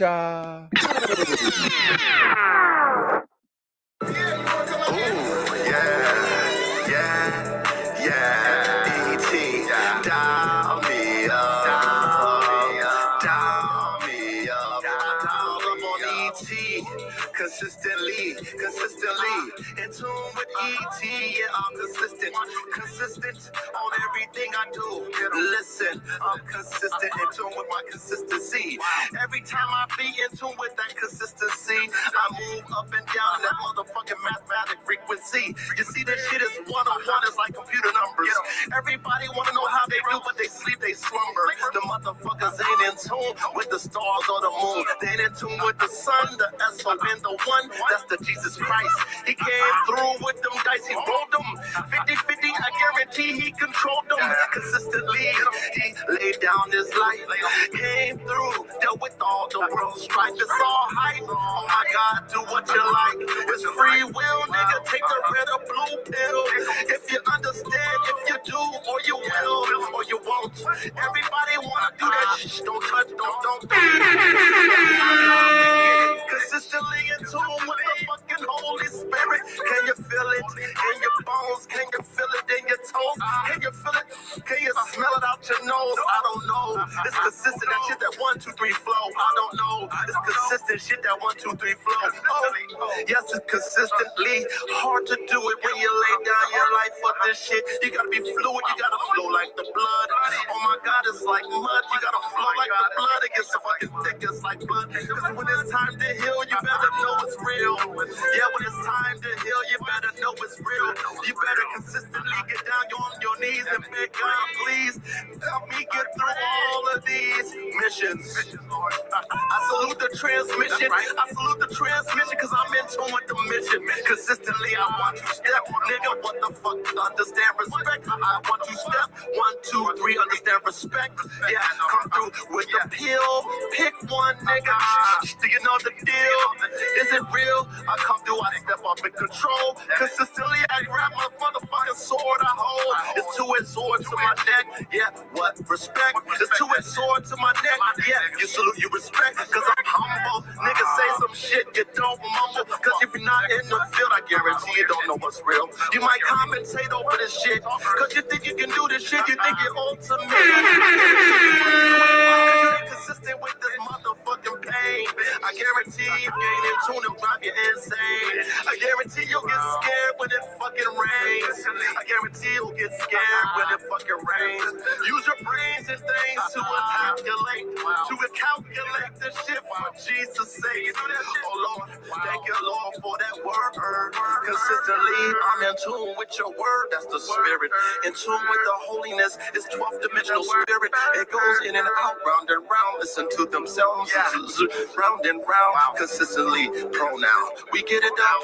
Yes, we fucking flow consistently with the Holy Ghost. I guarantee you will show. We'll show you the fruits and the works. Oh my God, look at our shirt. It's full of dirt. It's full of sweat. Oh my God, respect. We put that work in.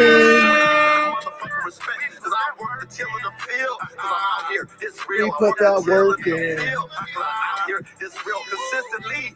I carry my cross, I will never get lost. I carry my cross, I will never get lost. Cause I got the compass of the Christ. Salute to the fucking dice. I got the compass of the Christ. Salute to the dice. Oh my God, yes, I'm nice. Salute to the dice. Consistently rolling them 50-50. 1, 2, 3, twice. Nice. We gotta do it one more time. Ready? Yeah, we gotta do it 3 times. Yeah. Then we getting into the classroom. We gotta solidify this shit. 100.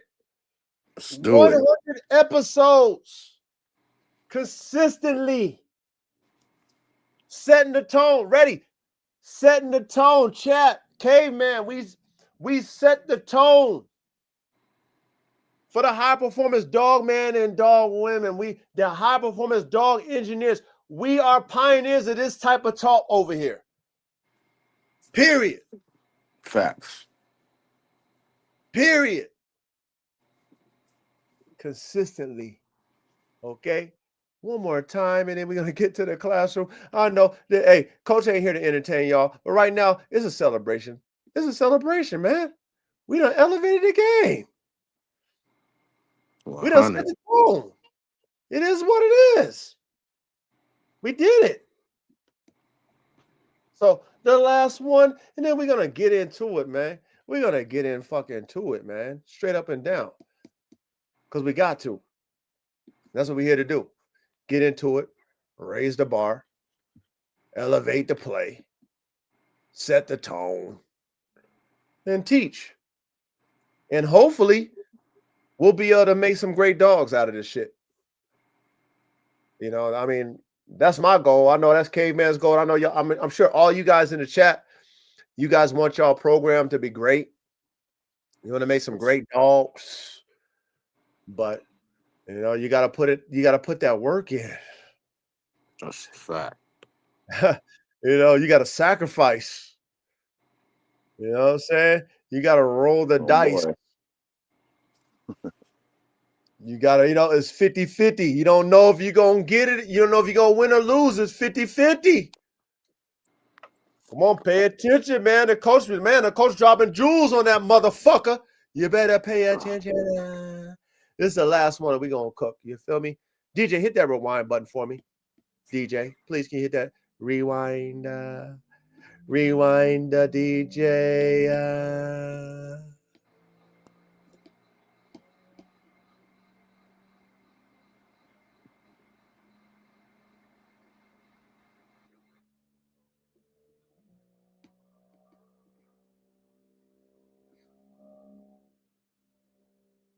My computer moving slow as turtle. Got so much going on. All right, here we go.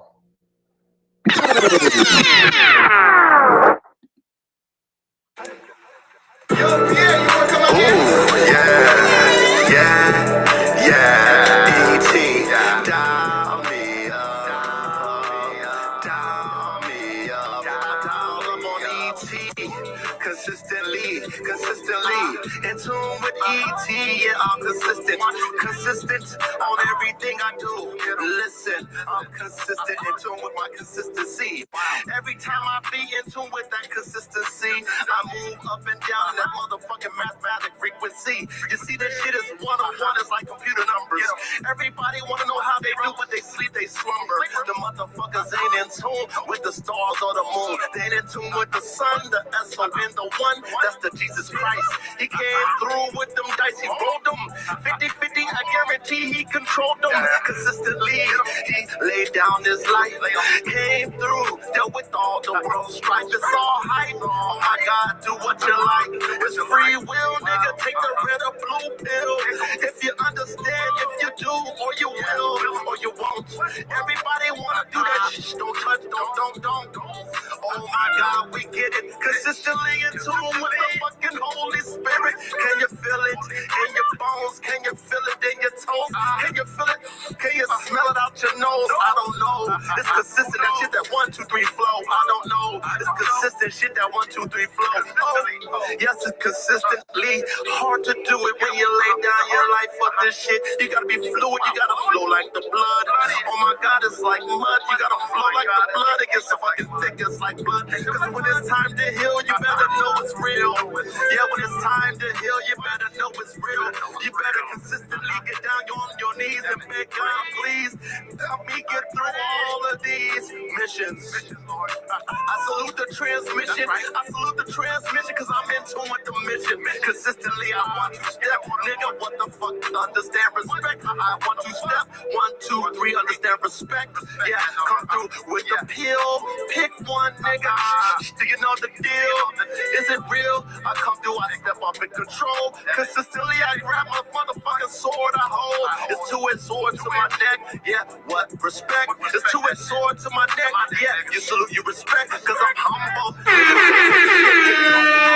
if you're not in the field, I guarantee you don't know what's real. You might commentate over this shit, cause you think you can do this shit. You won't submit. I guarantee you fucking quit. Commentators. With this motherfucking pain. I guarantee if you ain't in tune, it'll drive you insane. I guarantee you'll get scared when it fucking rains. I guarantee you'll get scared when it fucking rains. Use your brains and things to calculate the shit for Jesus' sake. Oh Lord, thank you Lord for that word. Consistently, I'm in tune with your word. That's the spirit.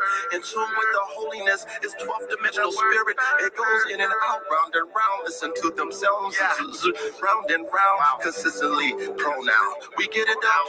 Yes, we fucking flow consistently with the Holy Ghost. I guarantee you will show. We'll show you the fruits in the works. Fruits in the works. It's full of dirt. It's full of sweat. Oh my God. Respect. We put that work in. Sweat. You better motherfucking respect. We put that work in. We put that work in. Here, it's real consistently.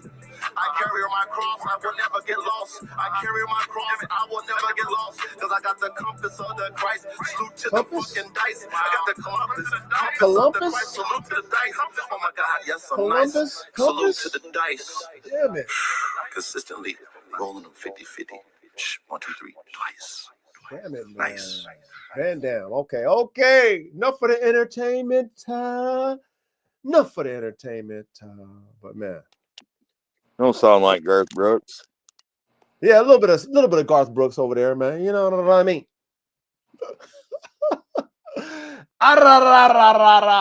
Hey, my brother, the council. Big salute to you, my brother. Yeah.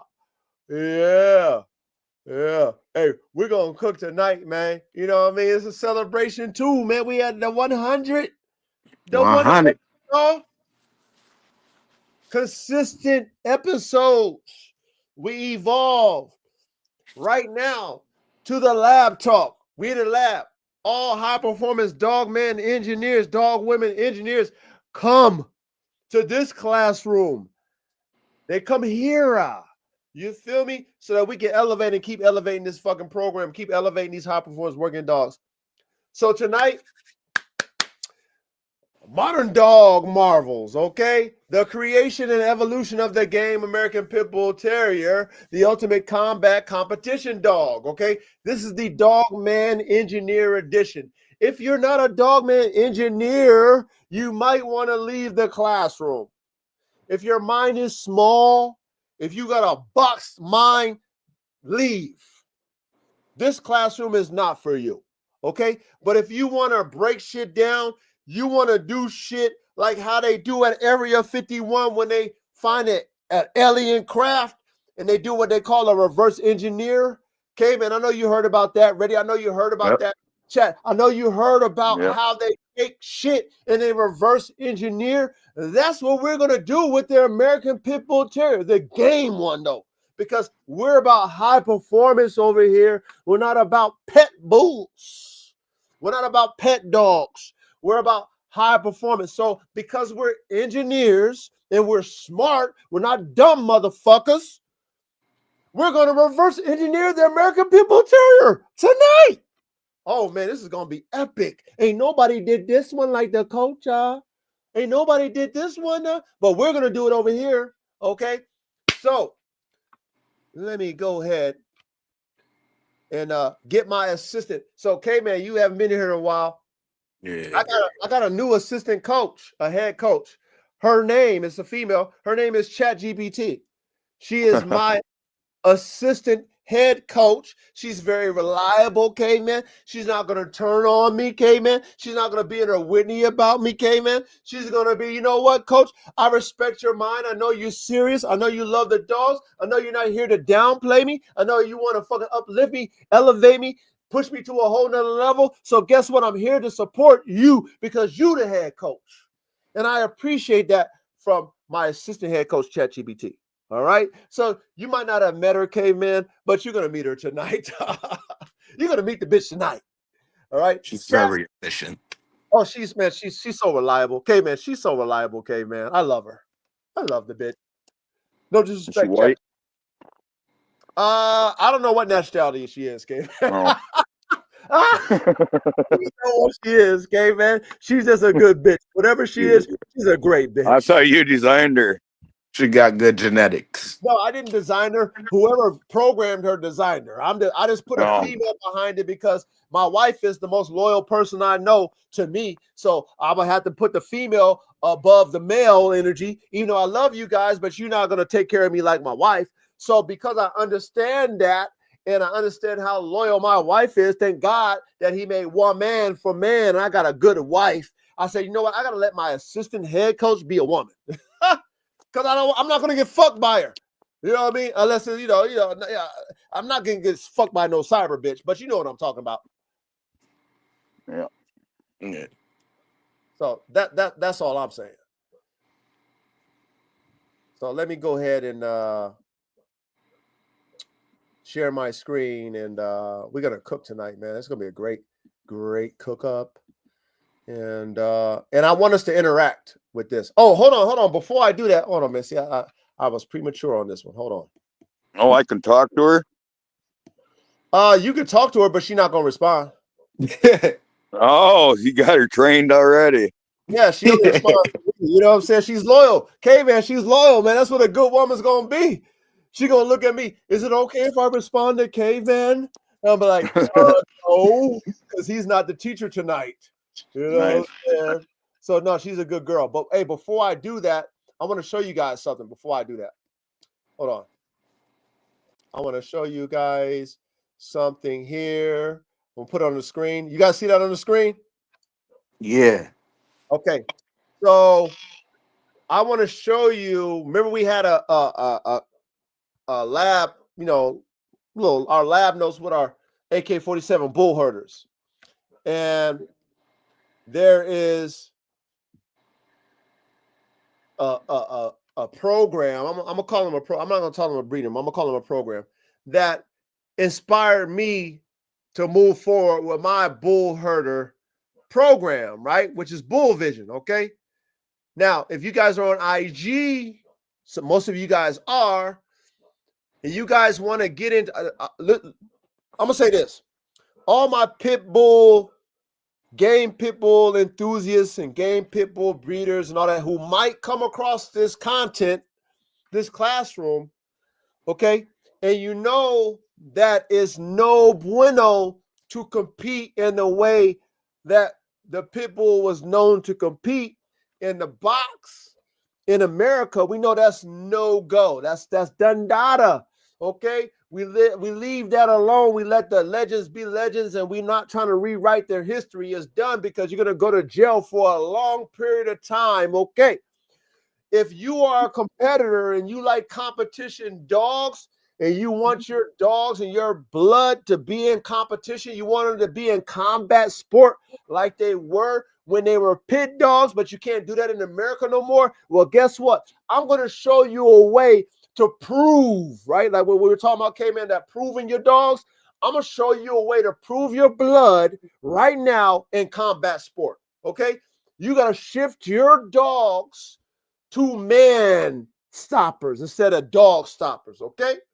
Shift your program into that. Now I'm gonna show you how to do it, because if you got a pit bull and you think you're gonna dominate man stopping with a pit bull, no can do. It's not gonna happen. Sorry, you're not gonna dominate it. Sorry. Now there is a program out there in Europe. Their name is Bull Vision. Okay, working dogs. I've been following them for many years now because I'm just a high performance Dogman connoisseur type shit. I like working dogs. I follow all kind of different breeds, but I followed them for a long time. Okay, and it's a brother that runs it. And I think he's married. I think he's married, and his woman helps him out a lot too. Her name is Chloe. She's dope. She's awesome. She supports her husband, and she does a lot. Okay, shout out to her. Okay, but these individuals have a program, and what they've done is they've taken the best of the best pit bulls, game pit bulls, all kind of pit bulls. Okay, and they have a big community, by the way. It's not just them. They have a big ass community. A lot of people fucking with them. A lot of people worldwide too, not just in Europe, worldwide. But anyway, these people, they got a vision, and they said, we're going to take these illegal pit bulls that's illegal out here in the UK, all of our shit, and we're into these man stoppers, these Mals, and these Dutch Shepherds. And one thing about Europe, you guys and gals, Europe is where the United States gets their military dogs. I don't know if you knew that or not, world. Yep. Okay? But they don't get their military dogs here in America. They go overseas and they pay top tier dollars to Europeans to get these military dogs. So what this brother and his wife, I'm gonna say his wife, have done in their community, they've taken their pit bulls that are illegal and they're blending them with their Mals, Dutch Shepherds, and German Shepherds. Oh yes. And then they can have that combat mentality of that pit bull, and then they can hide it from, the European Union. Yep. Then instead of them having fighting other dogs, they got them knocking down men. And it's legal. It is legal, ladies and gentlemen. So I wanted just to show you, you know, and I advise you to follow them. And if you guys, like I said, you guys are competitors and you want to compete and you don't want to go to jail for it, and you got some top tier DNA that are combat dogs, which we're going to break down today with the game pit bull, and you want to compete, talk shit, make dogs, be known for your own blood, I'm inviting you to join this movement, to join this community of the bull herder, okay? Because of these individuals and what they've done, they made me a believer, and I'm crossing over because I want to compete. I want to showcase what I'm good at, which is making high performance, top tier level competition dogs. I want to compete. Fuck you telling me, oh, AK is a cur and all that shit. I wish you would tell me AK is a cur. I wish you would. Because now, guess what? When you tell me that, and you got a dog that we can compete, I'm going to tell you, let's go and compete and see who's a cur or not, you bitch. And I'm going to say it with respect, because at the end of the day, it's competition. It's about the dogs. And when AK and his offspring whoop your offspring's ass, we're going to shake hands and I'm going to show you love. Okay? Because now we can compete and it's not about talking. But I digress. See, I'm motivated because I'm showing you where I got my motivation. Bull Vision Working Dogs. So what I want to do is I'm going to show you an F1. Okay? I'm going to show you two F1s, but I'm going to show you an F1. Okay? BVK's Deuce. Okay? Tell me you can't see the 50-50 cross this dog. Watch this. Watch this. Tell me if you can't see the 50-50 fucking cross. Tell me you can't see the pit bull and the mile in that motherfucker. Yep. Tell me you cannot see the pit bull and the mile in that bitch. That's even. Top tier. Yeah. Top tier. Tell me you can't see the pit bull and the mile in that bitch. Top tier. Yep. Competition dog. Okay, you guys and gals. Okay. Competing though. That dog is competing. Man stopper. Fuck all the talking about it. Fuck all the bloodline talk. Dogs in the past that was top tier legendary dogs. Fuck all that shit. This dog is already doing it. Done did it. F1 50-50 cross. Okay, I'm gonna show you another one. This dog right there is a foundation. It's gorilla. Okay. Canine Mac got a dog off of the gorilla. Okay. Now they didn't clip the ears, but this is a 50-50 outcross. I think they did this with a Dutch Shepherd and a pit bull or whatever. Damn. Yeah, that boy is crazy looking. This dog is legendary for them. Oh, yeah, I see it. I see it. Top tier for them. Top tier for them. His blood is in all they shit. Worldwide with them. Gorilla. Canine Matt got something off of him. Y'all don't know who Canine Matt is? Go follow Canine Matt. Go follow him. That's a beast right there. See how big that motherfucker is. Hell yeah. Them AK joints are going to be crazy. Oh, they're going to be, I mean, shit, you already know they're going to have that size of that one. For sure. Bigger than that. Smallest one might be that size. Okay. This is where they started with Gorilla. Top tier dog, competing in all the shit, won all the shit. Legendary for them. Yeah. Legendary for them, y'all. Y'all want to compete? Y'all got top tier blood? Y'all got top tier blood with your pit bulls and shit? Y'all got it? Let's go. Come on, let's cook. Y'all can cook? Y'all got visions? Y'all know how to make blood and make all these attributes, all the shit? Fuck talking about it. Fuck wall climbing. Fuck weight pulling. Fuck treadmilling. Make a man stopper with your shit.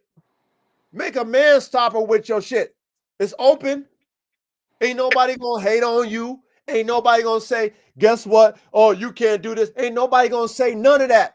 You got freedom to take your best shit, get you a top tier mouth, get you a motherfucking top tier Dutch Shepherd, get you a German Shepherd, get you whatever the fuck you want. Take your top tier combat game pit bulls, mix it, and let's compete.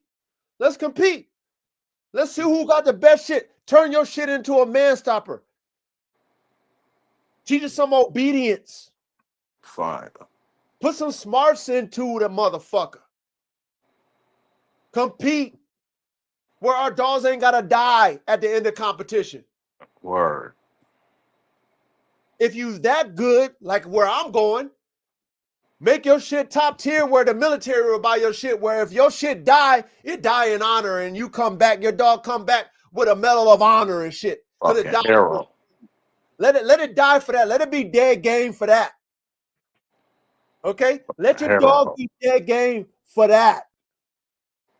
Not for sport, for your own shits and giggles. Let it die for your country. How about that? But you know what? If you ain't on that level, let's compete. Schützen, all them other IPO, all them alphabets. We can go and compete. Fuck all this talking about shit. Let's compete. I'm ready. I got my cook up. I shared that with y'all. I'm ready. I got the cook up. I got the recipe. I got the formula. And I believe I'm going to be top tier.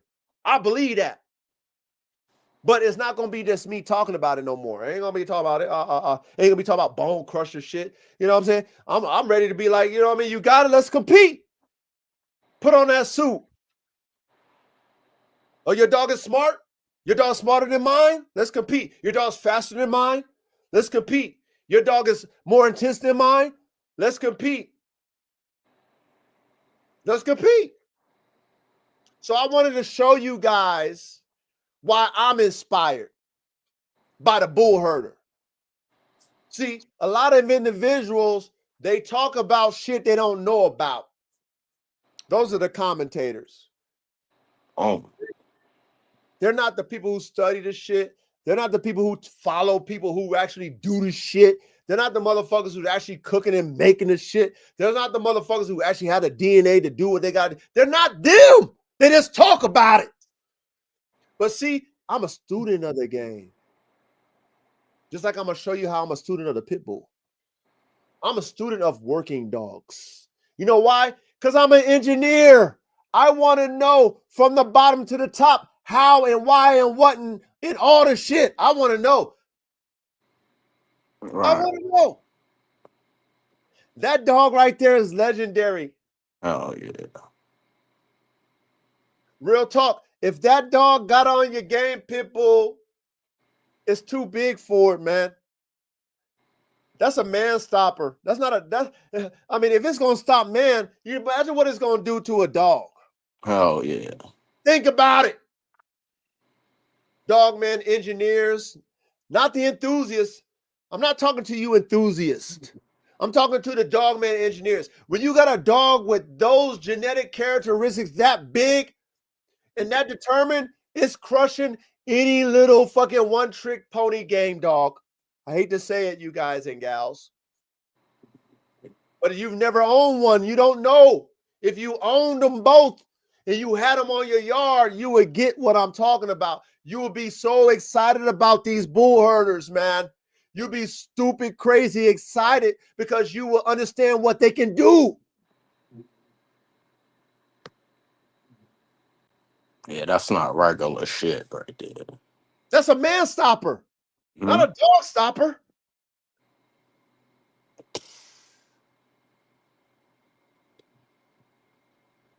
That's an F1, ladies and gentlemen, 50-50,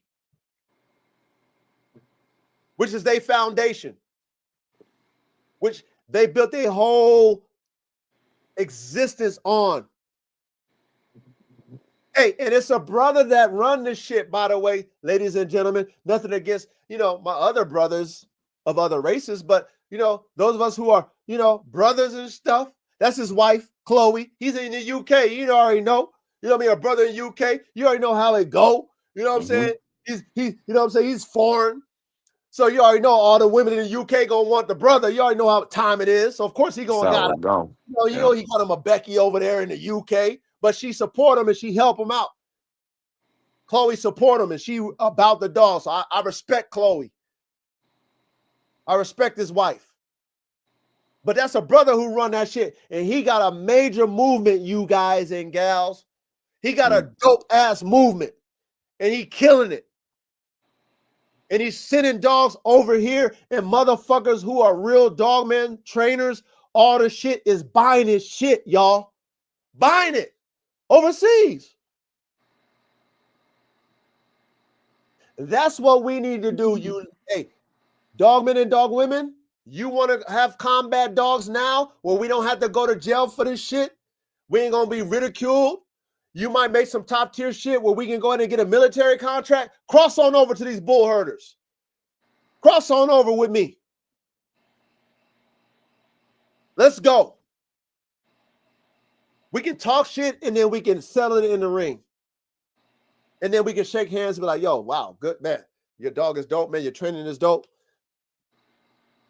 Let's compete now. Fuck all this talking shit. Let's compete. Facts. Only way we're gonna get to the next level, man. That's the only way.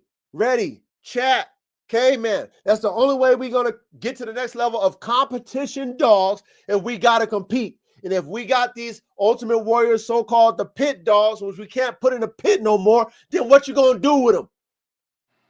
If you want to wall climb them, cool. You want to weight pull them, cool. I'm not knocking you, but I like the combat shit. I like combat. I'm a soldier myself, elite. That motherfucker.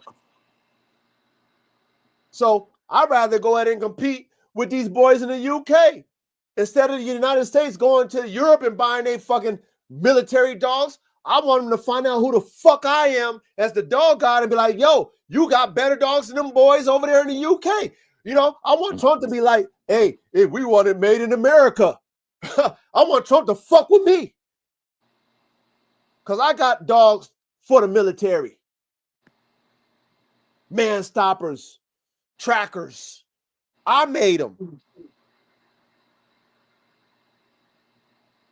So I wanted to show you guys this, okay? Because I want to motivate you dogmen and women who know how to make competition dogs to shift gears and change clothes and get with us high performance dogman engineers and start creating. Get in your bag. Get in your creation bag and let me see what you got. Let me see if you're really good at your craft. Don't depend on old school blood. Let me see if you can make some new shit. Right now, we can make some new shit over here. You ain't even got to lie about it. We're going to talk about the lies when we break down the American Pit Bull Terrier tonight. But you ain't got to lie about this. Ready? Nope. K-Man, we ain't got to lie to tell about our sauce now. Do we, K-Man? Hell no. We ain't got to. Whatever you got cooking, let's cook it. We're going to salute you, whatever it is. Because it's about the competition at the end of the day. So anyway, I wanted to show you guys this. I'm going to show you one more thing before I close out on this, and we're going to get to the topic. Look at this beautiful bitch. Hey, this is F3. Look at this beautiful bitch. Look at that. Yeah, that's she's an F3. dope. He said this is a grandson times granddaughter. That's an F3. Yeah, that's beautiful. And you could see the features of both dogs. Of both dogs. You can see it. They Yeah. got short coat like the pit bull. You can see the head, the cheeks is like a pit bull, long mouth like the Malinois. It got the leg like the Malinois. It don't got the fuzzy tail. That dog right there is lethal. That's a lethal Shit. dog. Yeah. The fuck y'all talking about? Y'all want to compete? Make one of these. Make one of these. Let's compete. Fuck all this talking shit. Get in your bag. Get in your genetic bag. Get in your artistry. Get in your engineering. Let's compete. That's what I'm ready to compete, y'all. That's where I'm at. When and where? What'd you say, K-Man? When and where? When we gonna start this ball rolling? I'm starting as far. I'm cooking. I'm in the lab. I'm cooking. I ain't ready yet. But what I'm saying is I'm ready because I'm cooking. I'm in the lab. Okay, I've been showing the world that I'm about to cook these up, and I'm gonna make some man stoppers. I got some shit that I feel that's gonna be top tier. I don't know until I make it, but I got an idea. I got an idea. And seeing this brother and seeing his program and seeing his movement, all the people he got fucking with him, I'm down. I'm down because I'm tired of this internet shit. I'm tired of this fucking talking about dogs and you ain't about the dogs. I'm talking about everybody talking about shit, but ain't showing no fucking dogs. Right. Okay? My dogs is why I'm popular, not my mouth. My dogs made me popular, not my motherfucking mouth. And when I make these bull herders, I'm going to the moon. Because now I'm going to show you why AK is a bone crusher. I'm going to show you in the world why AK is a super producer. I'm going to show the world how I'm going to produce AK-47 chopper Malinois. Key word is AK Malinois, not a Malinois AK. Yeah, I've got the reverse of that coming. I've got the Malinois Bully cross. See? And this is what I want to inspire us to do. Because, again, once we do this, caveman, then we get enough people involved. I'm connected with all these motherfuckers. I'm connected with them. I'm connected with all the motherfuckers in the UK. I'm connected with them. They cheering me on. They telling me do the shit. So imagine if we all are doing it and we can get everybody together and compete. We go over there and compete. They come over here and compete. Now we talking. Fuck all this shit. Fuck all this. Oh, my dog is better. Oh, my dog is this. Living in the past. No Hell no, nigga. What your dog doing now? Facts. What your dog doing now? Fuck all that old shit. Pay homage to the old school dogs. Much love and respect. What your shit doing now? You got combat dogs. They got hard bite. They fast. They got wind. They got all this shit. Put it on a man. A man is totally different than a dog. Oh, yeah. Come on, man. A man in a suit is going to put a lot of pressure on your goddamn dog versus a dog on dog. But I digress. Let me go ahead and back out of this. But let's get to the topic tonight, man. Let's get to the topic tonight. Let me go here real quick. All right. The suit ain't biting them back. I mean, you know how it go. It's different though. It's a lot more natural for a dog to fight another dog than it is bite a human, especially face to face. Okay, man, we can put it through a lot of different scenarios. The pressure that we're gonna put in that dog is a lot different than a dog on dog. You know, because we're fucking with it mentally. You know what I'm saying? Dogs is just biting on each other and shit. You know what I'm saying? You know, we're using all kind of different type of pressure. You know, mental. We're physically, mentally trying to break them down versus a dog just trying to bite another dog down. That's why you don't really see when they got the bite sleeve with the pressure sleeve on it, they ain't really biting down as hard. You know what I'm saying? Because they either scared, they either got respect for that handler that's doing that,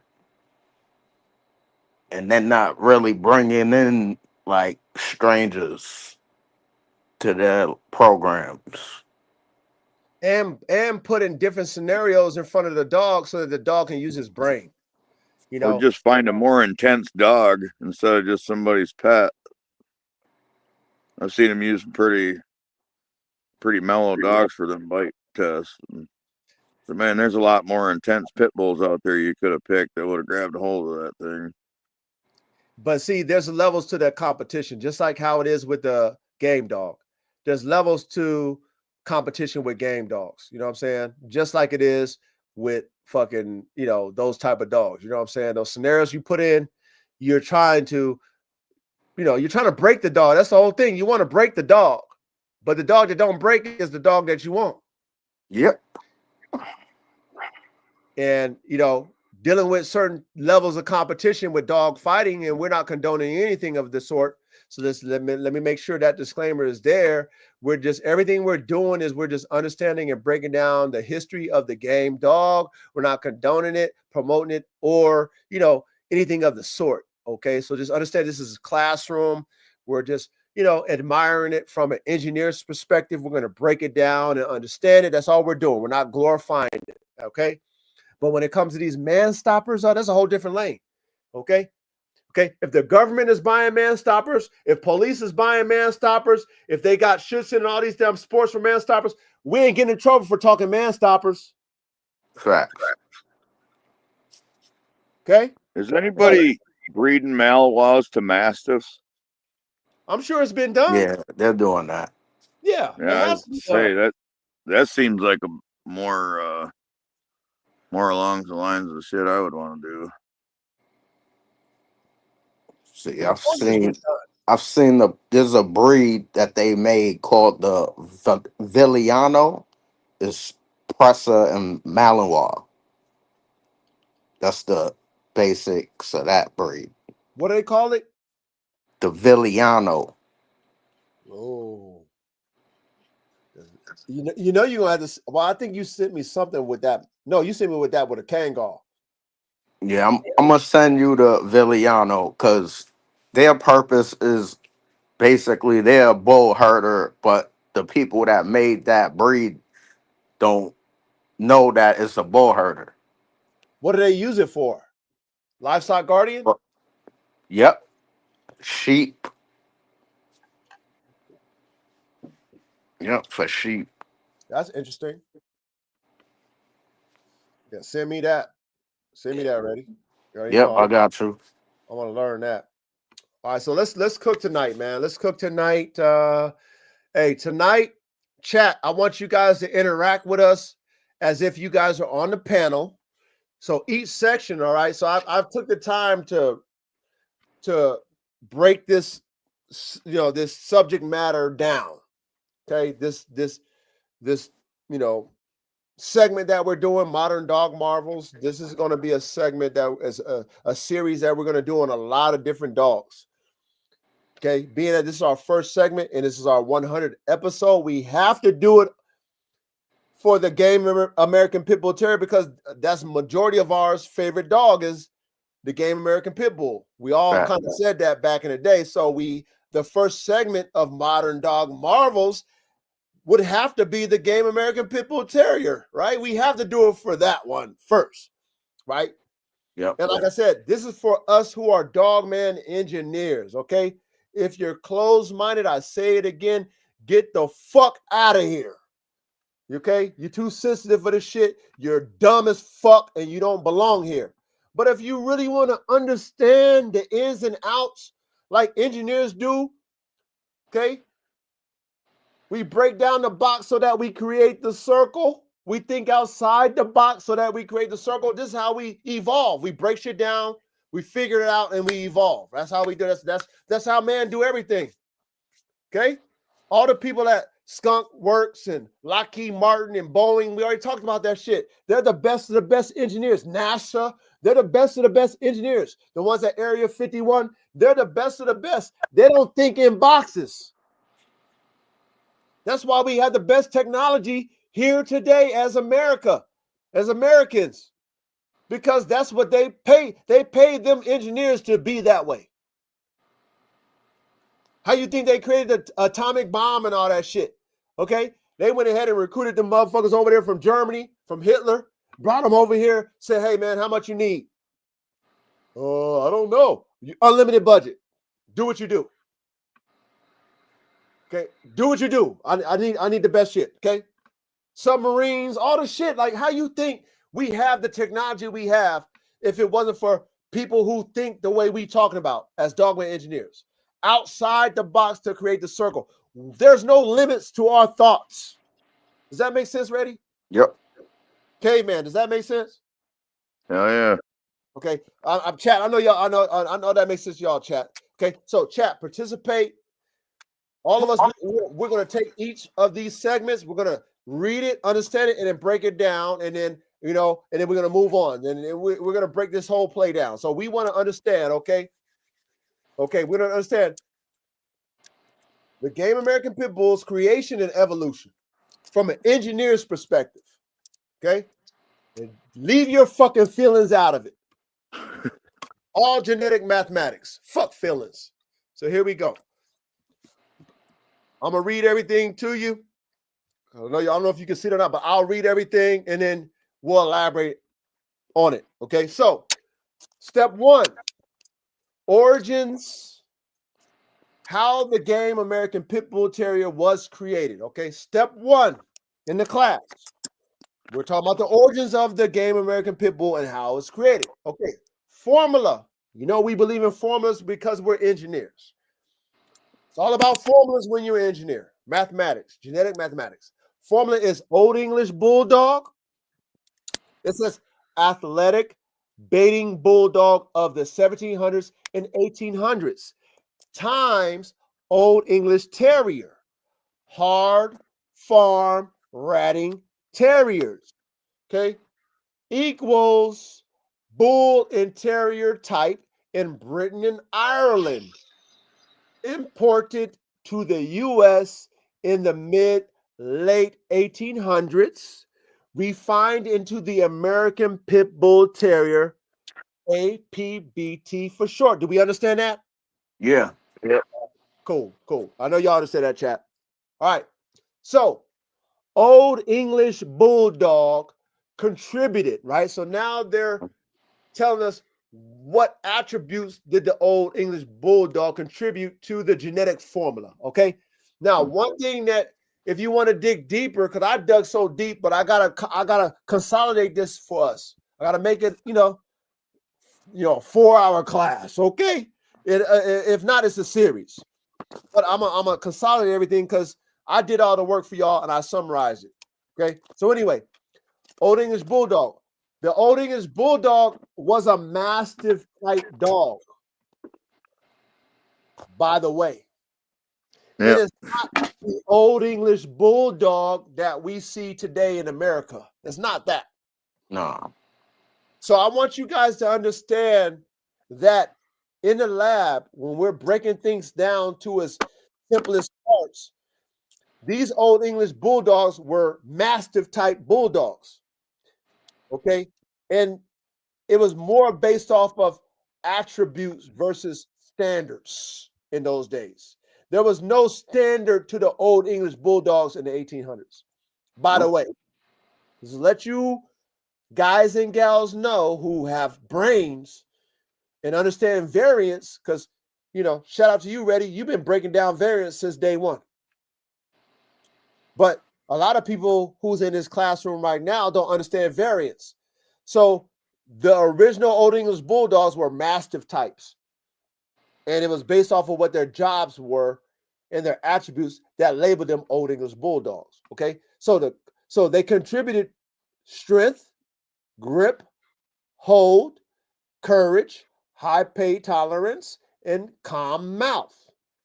Now, Old English Terrier.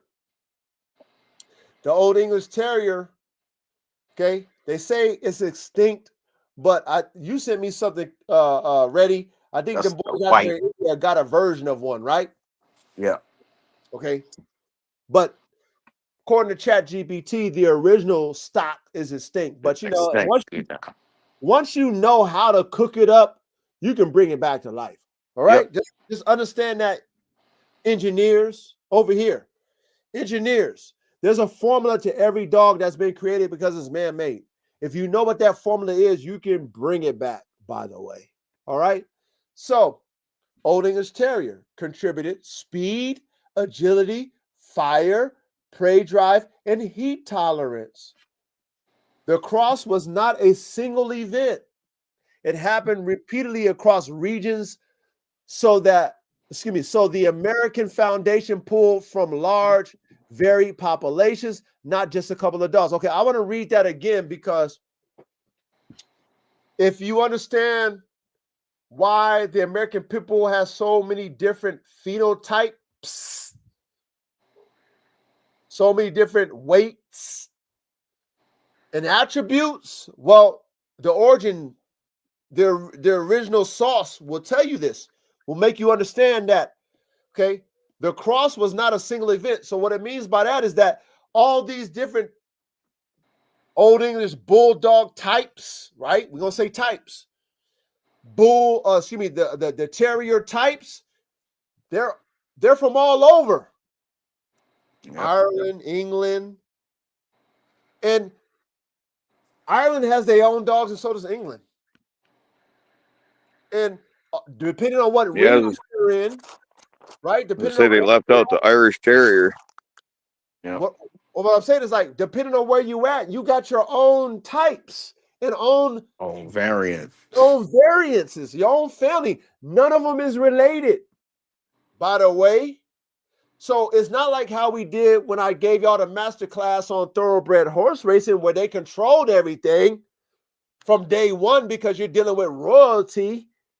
You're dealing with the 1% of the 1% who control thoroughbred, but you're dealing with regular working people and families who use their dogs for work.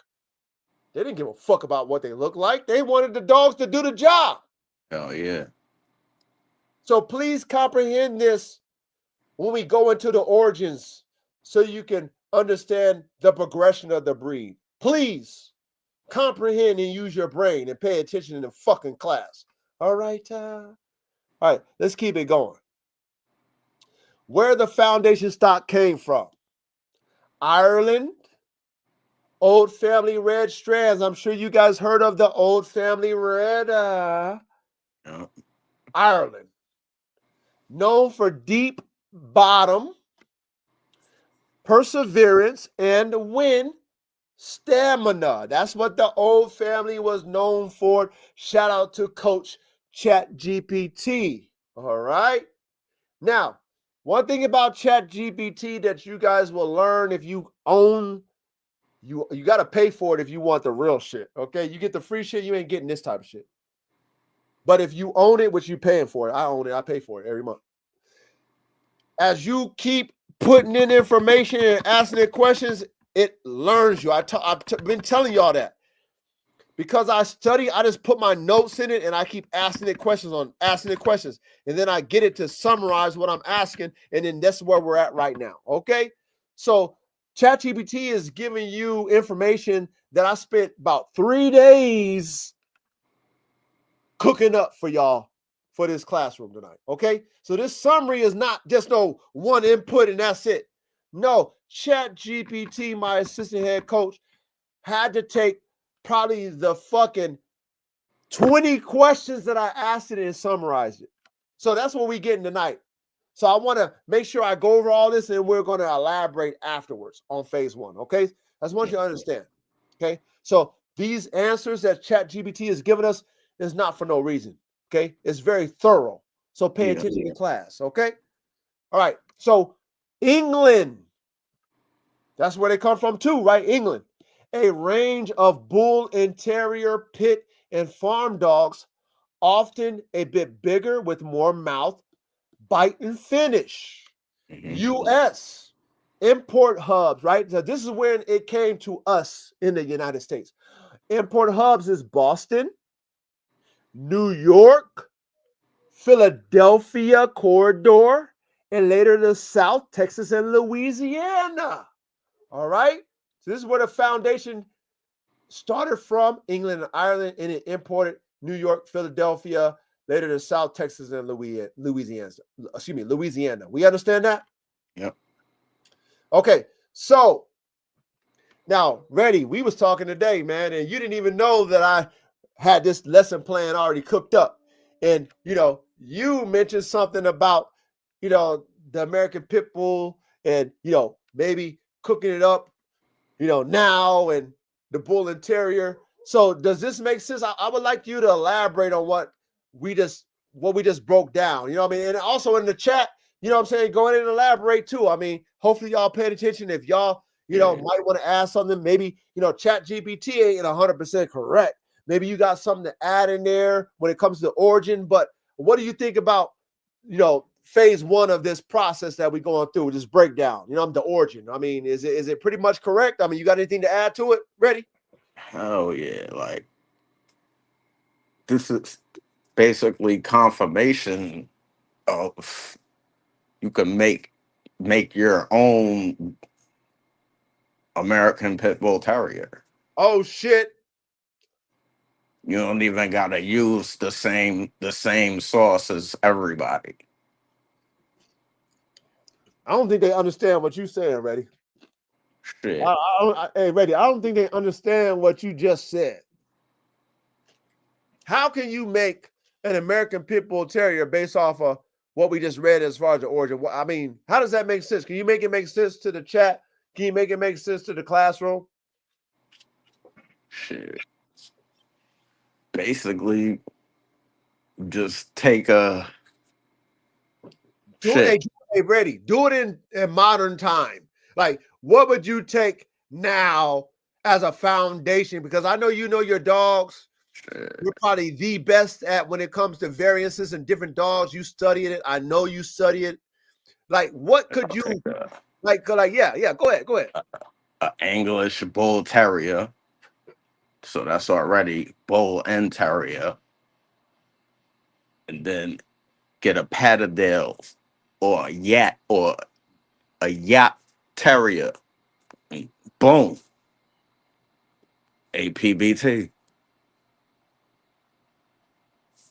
Wow.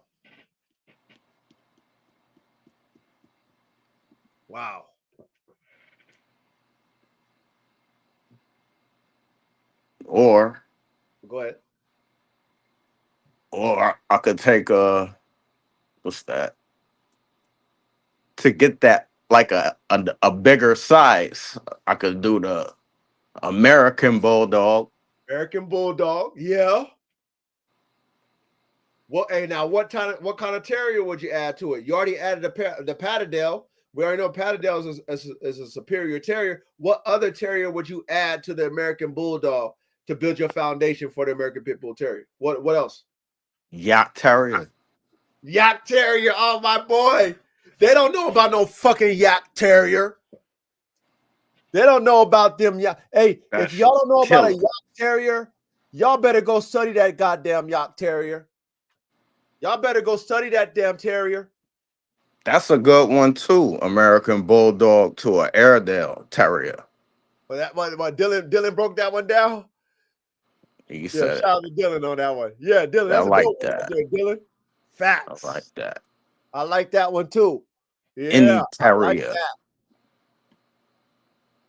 Oh, I like that. What about you, Caveman? Come on, Caveman. I know you were thinking, man. What would you do, Caveman? I'm going with Reddy's first cook up. The English Bull Terrier with the second with the Yacht the Terrier. American Bulldog and the egg.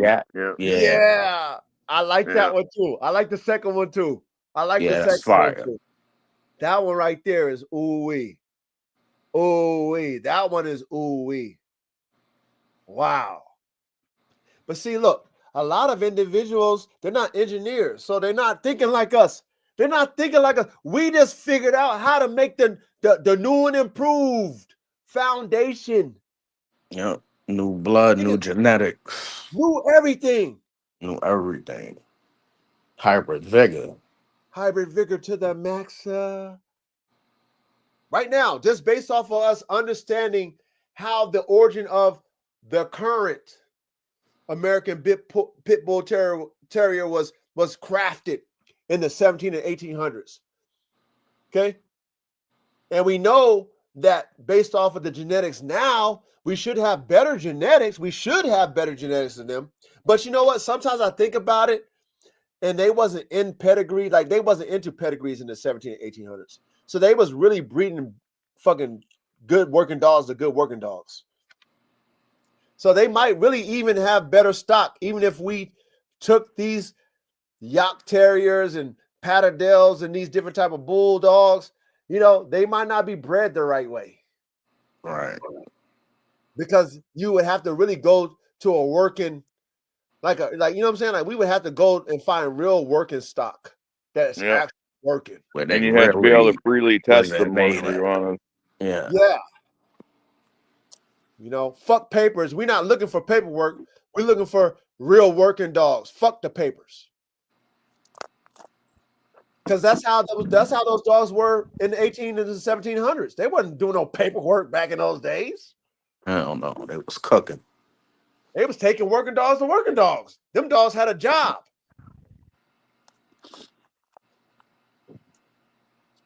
So now we understand the origin as engineers of how the American Pit Bull Terrier, game Pit Bull Terrier, was produced and created Okay, through F1. That's a F. Is that a F1 breed? Is that what they would call an F1 breeding? Yep. Yep. That's an F1, you guys and gals.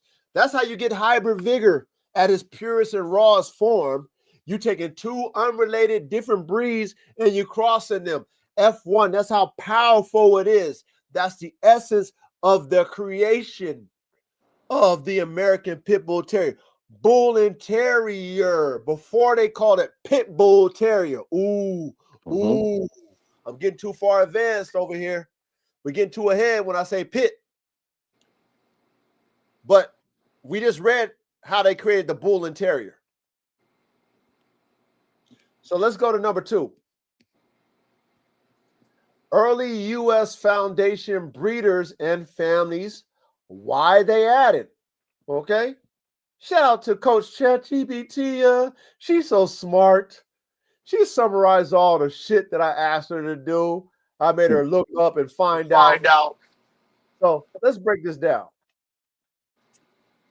These names matter because they shape through selection and culling.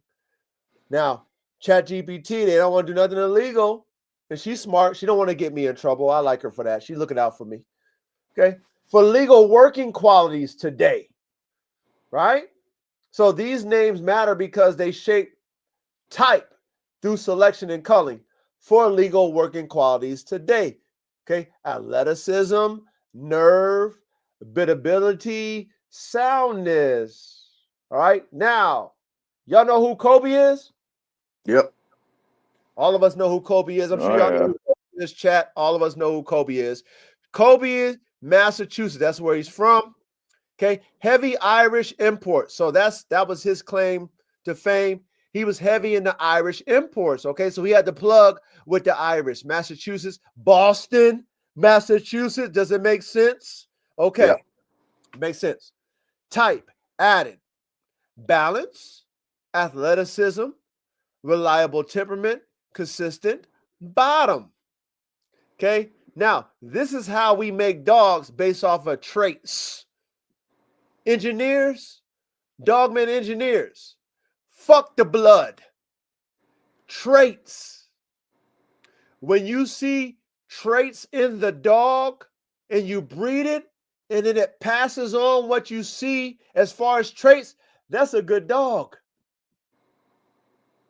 If the blood says something but the dog don't pass it on, fuck the blood. Does that make sense, ladies and gentlemen?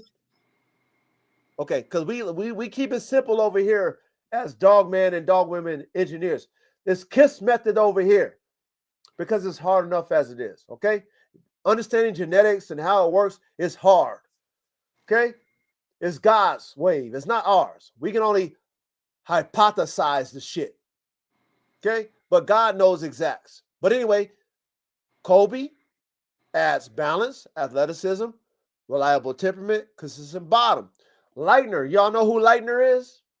No, but I know some of them old family strains.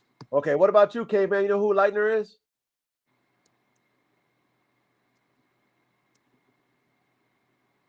K-Man?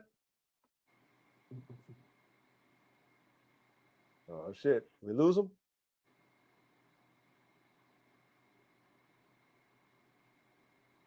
Damn. Hey, did we lose K-Man? I still see him on the screen. Damn it, K-Man. Chat, y'all know who Lightner is? Anyway, Lightner, Colorado, later East, right? Old family red strands, right? It was what Lightner was known for. Sure. And again, if y'all know more than ChatGPT, don't hold ChatGPT accountable for what y'all motherfuckers know who've been around Lightner and all that shit, okay? Just understand where we going with this shit, okay? Don't be sensitive and all that shit. Oh, Lightner added more shit. That's fine. We ain't got to get into all that. We just doing basic mathematics over here, okay? Don't do that because, you know, a lot of people go, oh, man, they forgot this, they forgot that. Okay, that's cool. Okay, that's cool. If you know a little bit more, it is what it is. But we keep it simple over here, okay? Understand what we're trying to do. We're breaking it down to build it back up, okay? Tudor. Y'all know who Tudor is? Yeah. I've heard about Tudor. Midwest/East. Okay. Performance selector who spread influential sires and dames. That's Tudor. Okay. His type, overall performance, quality, and potency. Okay. So he had a lot of pre-potency. So he probably did a lot of line breeding and inbreeding. If he had pre-potency, that's how you get pre-potency, right? Yeah. Chat, y'all understand how y'all get pre-potency. Okay, line breeding, inbreeding is how you get pre-potency. So I would say Tudor kind of based this program off of that. Corvino, Chicago. You heard of Corvino? Yes. Okay, sure you guys heard of Corvino. Okay, imported. Okay, combined hard pit farm dogs. Okay, Corvino. That's what he liked. That's what he added. Okay, his type, toughness, roughness, and strong bodies. Okay, so you seeing how everybody had their own vision and what they added to the game of the American Pit Bull Terrier, the game one, right? The game American Pit Bull Terrier. Hempfield/Wilder. Have you heard of them? Nah. Okay, I've heard of that name, but I don't know of him. But shout out to ChatGPT because they're going to get the breakdown. Hold on. Let me make sure I get came in. I think he came back on. Hold on. All right. All right, K-Man, you back? I'm here. All right. So I was asking about Lightner. You heard of Lightner before, K-Man? Yeah, I've heard of Lightner. He's mentioned a lot with Colby, but I don't really know much about him. Okay, what about Tudor? You heard about Tudor? Oh yeah, Earl Tudor. Yeah. Okay, so basically, since you're back on, I'll let you know what ChatGPT says about Lightner. So it says where he came from. Is it Colorado? Later in the east, right? Somewhere in the east, but Colorado in the east, somewhere in the east. Old family red strands, and it says it breaks down the type, like what Lightner dogs are known for: stamina, wind, and perseverance. You know anything about Lightner dogs? No. Okay. What What I had about Colby Tudor? dogs, but never Lightner. Okay, so what about Tudor? You know anything about Tudor? No. I mean, he's talked about it all the time, but I never had any of his dogs. I don't believe. Okay, so ChatGPT says Tudor comes from the Midwest to the East, right? Tudor dogs, Midwest to the East, right? Performance selector who spread influential sires and dames, right? So I guess that's pretty much what he's known for. He spread good sires and good dames. Performance level. It says type, right? His type of dogs, overall performance, quality, and pre-potency. So I was just saying to Reddy in the chat, he must have did if he had a lot of pre-potent dogs, he must have did a lot of line breeding and inbreeding. You know what I mean, to get pre-potent dogs. Right. Because that's the only way you get pre-potency. So then Corvino, you heard of Corvino dogs? Oh yeah. Okay. So ChatGPT says that's Chicago area. Says that he imported dogs, combined hard pit and farm dogs. Okay, so he had pit dogs and farm dogs, like Corvino dogs. It says type, toughness, roughness, strong bodies. Does that sound something like a Corvino dog? Mm-hmm. Yeah. I mean, the dogs I know of as Corvino dogs were red nosed, and they were kind of more of the they were a little different type. They had their own unique look. They were like more square and shit. Yeah, they didn't look like the Colby dogs or McCoy dogs or Okay, Like what a about different variant? Hempfield and Wilder? You heard about those dogs? I've heard of them. Yeah, but don't have any experience. But I think that was like before my time, probably. Okay, so that's like southwest to south. That's red nose families, type added game, red strands with good wind. Okay, so ChatGPT says through her research, Okay. Now, one thing you guys need to understand about ChatGPT is ChatGPT scrubs the internet. So anything you guys be fucking talking about, ChatGPT gonna find it. Okay, because that's what ChatGPT does. Just go like fucking scrolls and scours the internet. Okay, so that's where she's getting her conclusion. She's not gonna know everything you motherfuckers know. All right. So don't be holding her. Oh, she forgot something. I got come on, y'all. I know that some of you guys, you enthusiasts and shit, is gonna be like, oh no, that's wrong. She forgot something. Okay, that's not her job to fucking know everything. She knows enough for us to back engineer. And that's all we doing right now is back engineering this shit. Okay. I know we understand in the chat. I know we understand in the panel, but there's some people that might come across this content and be like, oh, no. You know, they be doing that weirdo shit. We engineers. We ain't into that weirdo shit. Okay. We know that there's no absolutes in this shit. There's no absolutes in this motherfucking shit, especially when you're dealing with dogs that there's dog men and dog women who are men and women who lie. They lie. So, of course, ChatGPT ain't going to know everything that's the truth about these dogs, but it knows enough to make sense. Does that make sense to us, panel? Facts. Yeah. Chat, does that make sense to us? I'm sure that makes sense to us, but honestly, you know, there's going to be people that see the topic, they're going to click in it, they're going to come in our classroom, and they're going to be trying to nitpick this shit. Sit your fucking ass down and pay attention in class, okay? Because we engineers over this shit, okay? We know that there's no absolutes, okay? We know to take everything as a half truth. We know this because we engineers. It's our job to figure it out. It's our job to build it up and do what we got to do. But as long as we get a half truth, we can figure out the rest. Does that make sense? Yeah. That's all Yep, I want us to understand. We can You figure can out the always rest. dive deeper. Yeah. Use your brain.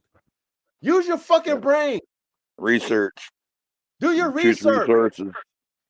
Not only that, apply it and do your own experiments in your own yard so you can find out instead of reading about other people who did it before you and you don't got no experience to know for yourself.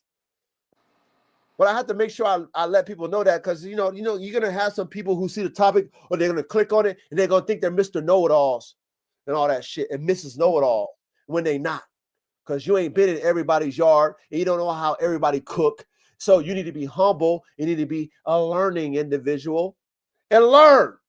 So anyway, these early families interbred, then split into lines that modern breeders still reference, which makes sense. Excuse me. So as I read this, okay, early U.S. Foundation breeders and families, what they added, does it give us an idea? Does that make sense? I'm sure it's more out there, but these are the ones that are most prominent. And for the most part, she pretty much gave us the ones that are the majority, ones that are prevalent and the most famous. I agree. Yeah, I hear that Kobe name a lot. Yeah, those are the ones with the documented matches back when they used to have a UKC judge at the match to make it legit, and it was right in the fucking journal. Mm. I mean, there you go. Okay. So that's why they're known. So as we're in step one, foundation, we understand the bull and terrier and the variances, so many different variances of bull and terrier, and they come from England and Ireland. You know how big England is and Ireland is, and you know how many different variances of mastiff type and terrier types.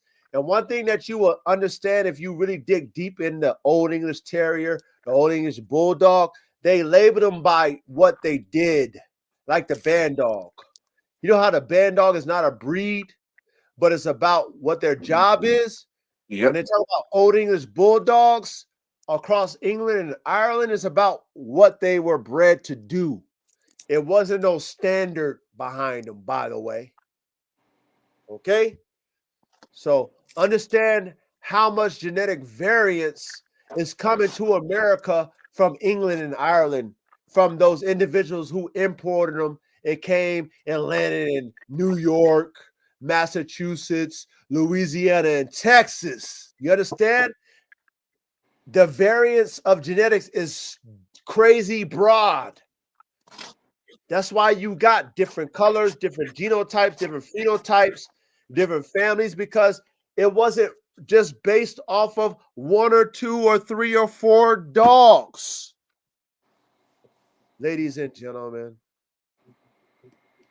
then it gets to the founders of the breed. Kobe had his vision.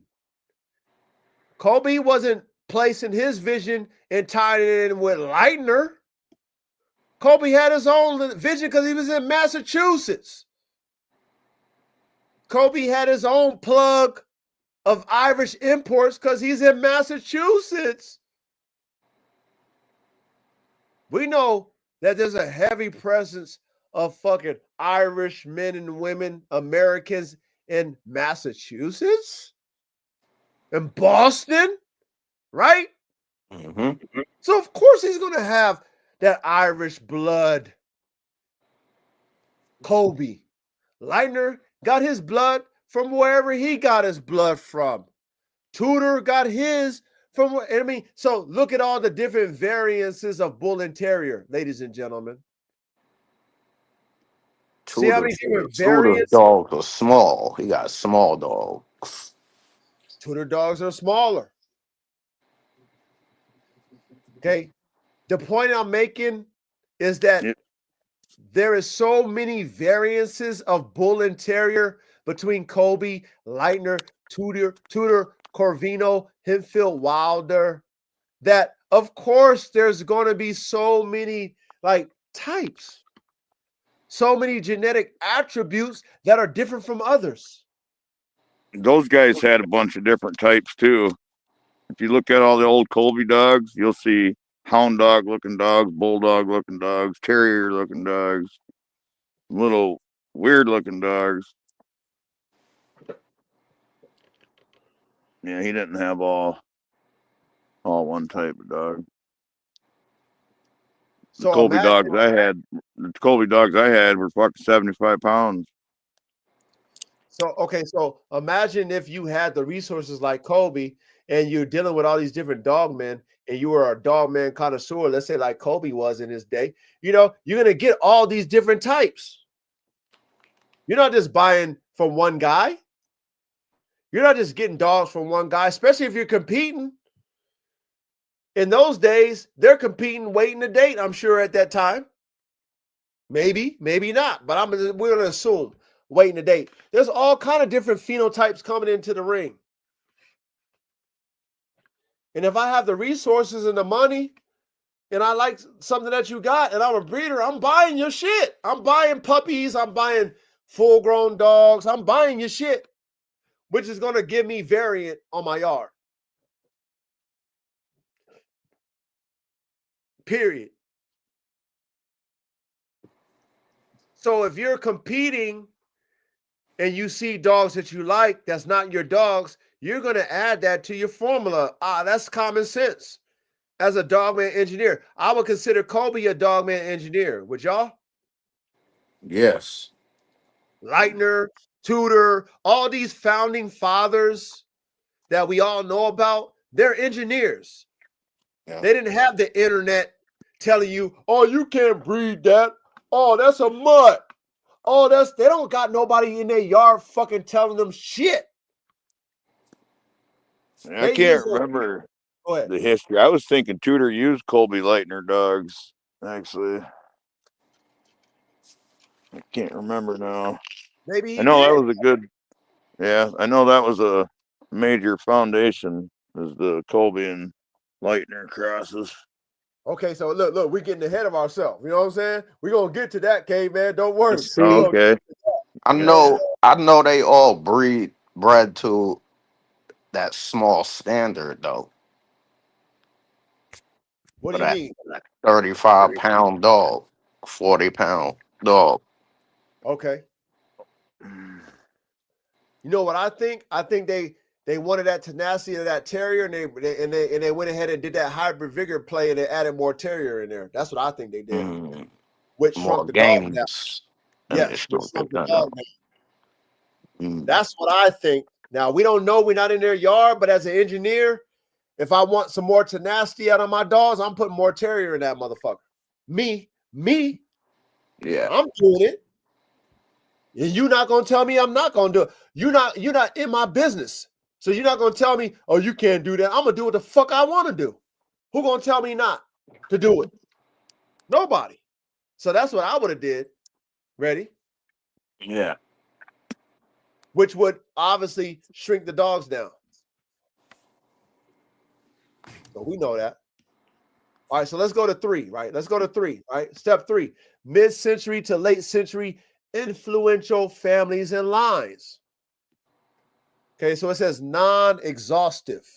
These are the ones most often cited for shaping the gene pool. This is the key, right? Because we're dealing with the creation and the evolution. That was the topic tonight. Okay, modern dog marvels. The game American Pit Bull Terrier. So we're talking about the essence, the foundation, the core, the root of it to the evolution. So now we're in the mid-century. Okay. It says Heinzel. You ever heard of Heinzel? Yep. Yeah. Okay, chat. I'm sure you guys heard of Heinzel. Okay. Preservation of Tudor, Colby, and Corvino roots. Okay, so look, K-Man. This is what you was talking about.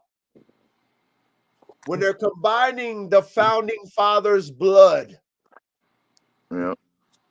Heinzel was a preservationist. He wanted to preserve the blood.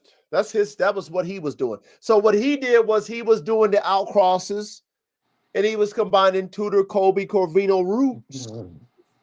Mm. This is the mid-century, y'all. Late century influential dogs, family lines. His signature was pure, okay, perseverance, small, athletic, classic American Pit Bull type. So there you go. Boom. Ready? There you go. There you Two of go. the dogs are already small, so Yeah. The thing about it is back then, it was all about gameness. It was about that show, that display of gameness. Mhm. It wasn't necessarily about ability and bite, you know. So they wanted them long running matches, you know, long winded dogs that would keep scratching. Right. You know, anybody can throw 2 dogs in and bust each other up in 10 minutes. You know, but or something they were impressed by that gameness. Yeah, they wanted more entertainment. They wanted to go. They wanted to see some skill versus, like you said, some quick you're out of here type shit. Yeah. Yep. That makes sense. You know what I mean? That makes a Entertainment. lot of sense. Carver, have you guys heard of Carver? Yeah. Oh yeah. Okay, so melting pot, breeder who crossed widely and selected hard. Okay, signature, versatility, durable producers that nicked with many lines. So, Mm. so basically, Carver was, I would say, the Carver was damn near ahead of his time when it came to outcrossing, because when you talk about nicked, okay, that means, you know, when people use the term, OGs use the term, it clicked.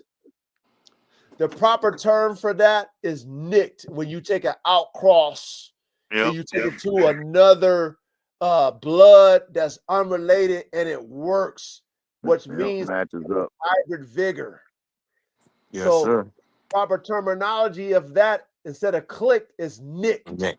By the way, ladies and gentlemen, okay, high performance dogman engineers.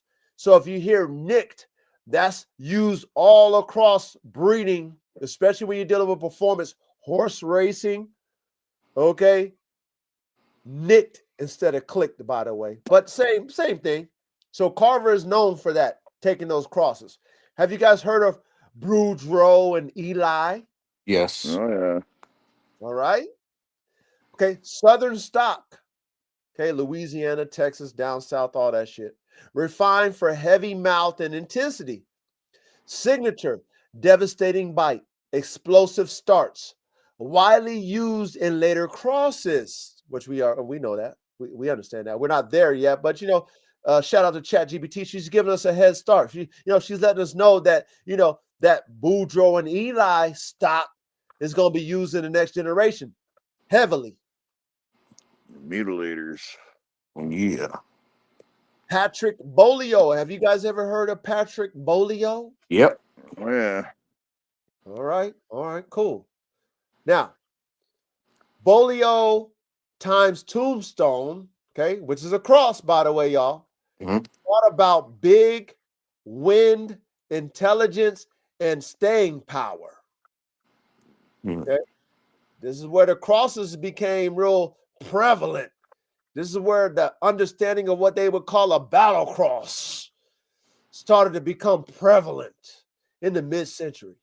Okay, McCoy, Teal, and Red Boy. Have you ever heard of McCoy and Teal and Red Boy? I heard Red Boy. Yeah. I've heard of Red Boy. What about McCoy? What about you? Have you heard of McCoy, Caveman? Yeah, they were popular up here. I've had quite a few McCoy dogs. Okay, what about Teal? Nah. It kind of rings a bell, but no, I don't know that name. Okay, shout out to ChatGPT. She teaching us something. That's why we got her as an assistant head coach. She's digging through the internet. She's finding some shit that we might not know about. So shout out to her. All right. Deep bottom, huge wind. Okay, that's what those dogs were known for. All right. What about Chavis and Jocko? I know Jocko. Yeah. You know about Chavis, K-Man? I've heard it. Okay. So Chavis, Now, what is Jocko, go ahead, K-Man. What you say? what is that? It's given like two. Like, is that the breeder? Or, Yeah, That well, is- so either Chavis or Jocko. You know how they do with the pit bulls. He's either the breeder or the fucking dog. You know how they do with the well, pit bulls. Jocko's the dog, but I mean, it's been like that, like with every dog. I can't remember all of them, but But Chavis is not a dog. Chavis is the That's breeder. the man. That's the breeder. right, So that's I what I never was heard wondering. of. So I maybe never heard of Chavis. Taylor. So hold on. Maybe Chavis is the breeder. Chat, is Mm. Chavis the breeder of or the owner of Jocko? Dylan said owner. He Owner. thinks. Shout out to Dylan. Shout out to Dylan. Shout out to Okay, Dylan. so what is teal then with that So McCoy? Okay, so then, all right, so then now we go back. So then Teal and McCoy might be the owners of or founders of Red Boy, because I think Red Boy. I'm assuming now. I don't necessarily know. Y'all can correct me in the comments They or might whatever. be I think partners. Red Boy. I think I heard Red Boy was a dog that they found and don't have no fucking parents and pedigree behind them. Ah, A dog they stole? I don't know if they stole it. I think they found Probably. the dog, and the dog don't have a pedigree, Red Boy. So maybe McCoy and Teal have some level of ownership or influence on Red Boy. Maybe that's Yeah, what. well, my question is like, I know McCoy dogs, but I've never heard of teal. But obviously, McCoy and teal are associated. With Red Boy. yeah. No, with each other. McCoy and teal were listed together. So it was like Teal, the founder of the line or something. I don't know. See, I don't know the history. So, like I said, I think Red Boy was not tied to a breeder or a pedigree. I think Red Boy was found. Yeah, I get that. Red Boy. So get maybe that. McCoy and Teal were the individuals who had influence over Red Boy because they didn't breed Red Boy. So when they say Patrick Dogs is known for Bolio dogs. Uh-huh. I don't know, but if I had $1 for every time I heard Schoolboy say Red Boy Jocko, I'd be rich. Okay, well, hold on. We're not there yet. We're not there yet. ChatGPT, assistant head coach, she did the work for us, man. We're gonna get down to the nitty gritty, but we're in the mid-century now. Okay, we're not in the current, man. So we're gonna get there, okay, man. Trust me, we're gonna get there, man. Okay, all right. So Crenshaw / Jeep. Have you heard of Crenshaw? I heard of Yep. Jeep.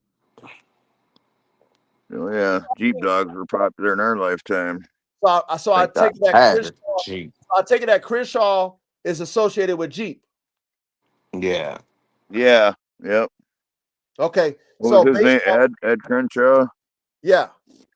Yeah. So based off of Crenshaw, okay, the Jeep dog is durable. It's a finisher. Okay. Style, balanced. Okay. Pre-potent producer. So I guess Jeep is a producer. Pre-potent. Mhm. And we hear Red Boy, Jocko, Jeep. We hear all these names. So obviously Jeep is a pre-potent dog. Yeah. Okay. He's founded a few lines. Okay. Hollingsworth / Mayday. Have you guys heard of Hollingsworth? Yes. Yep. You guys heard of Mayday? Yep. Oh, absolutely. Okay. Now, My favorite game dog. all right. Now watch this. World and chat. Mayday is a 4-way blend. Okay, that's maximum level of hybrid vigor. Bolio, Tombstone, Red Boy, Jocko. That's a 4-way cross. Okay. Now what did our fucking assistant head coach, the smartest bitch in our motherfucking classroom? What'd she say? She said that produced a complete high vigor type dog. Let me repeat that for you guys who haven't been in our other classrooms. Okay. Hollingsworth Mayday, a 4-way blend. Okay. The way you get maximum strongest level of hybrid vigor is you guys to have non-related dogs. The more genetic diversity, the stronger the vigor. Didn't we learn that already? Yep. We learned that already. Okay. So because Mayday is a 4-way cross, that's why he produced a high level of vigor. Does it make sense? Yes. Now, that's why he was a freak. Does it make sense now?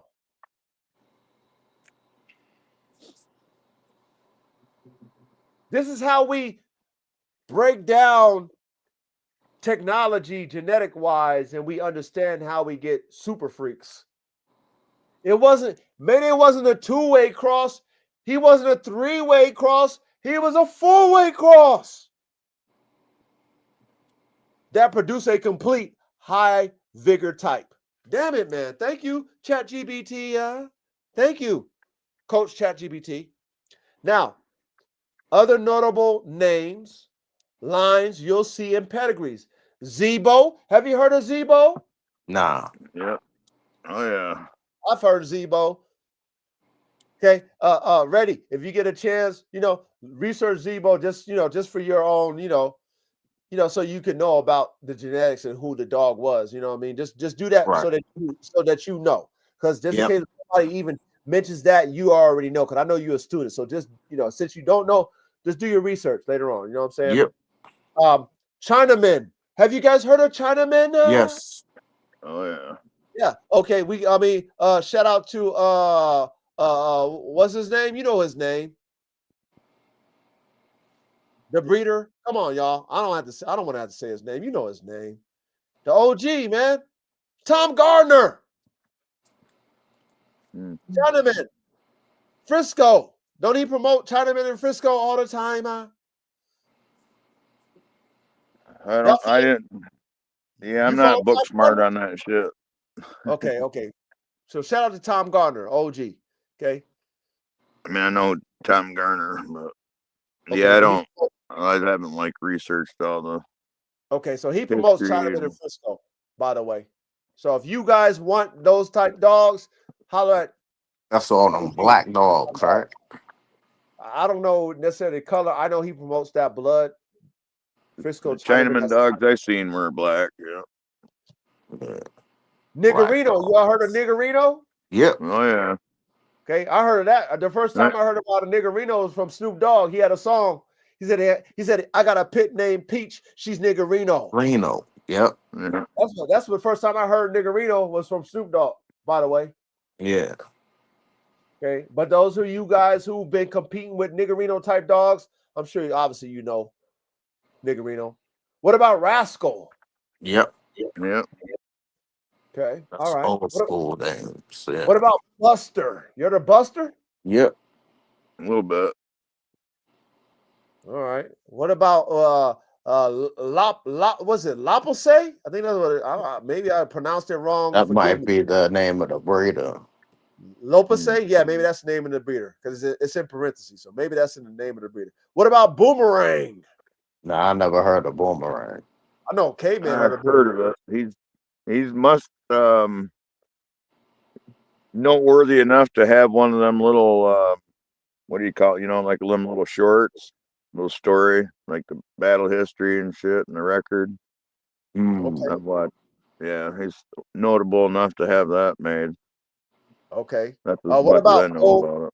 what about OFRN, which is Old short family for red Old nose. Yeah. Family Red Nose? Have you guys heard of Old Family Red Nose? Of course. Hell yeah. All right, all right. And it says many regional custodians who kept families tight and then outcrossed them. Okay, hold on, let me make sure I get there at the right moments. Okay, so anyway, There's still names missing. Yep, exactly, exactly. yep. Okay, You Alec skipped right was the over. gator. Yeah, Was where's gator Don at? Mayfield? right, With Homer bloodlines. I had a Homer dog right. back Okay, in the day. so again, this is for us to just. All we need is a half truth as high performance Dogman engineers.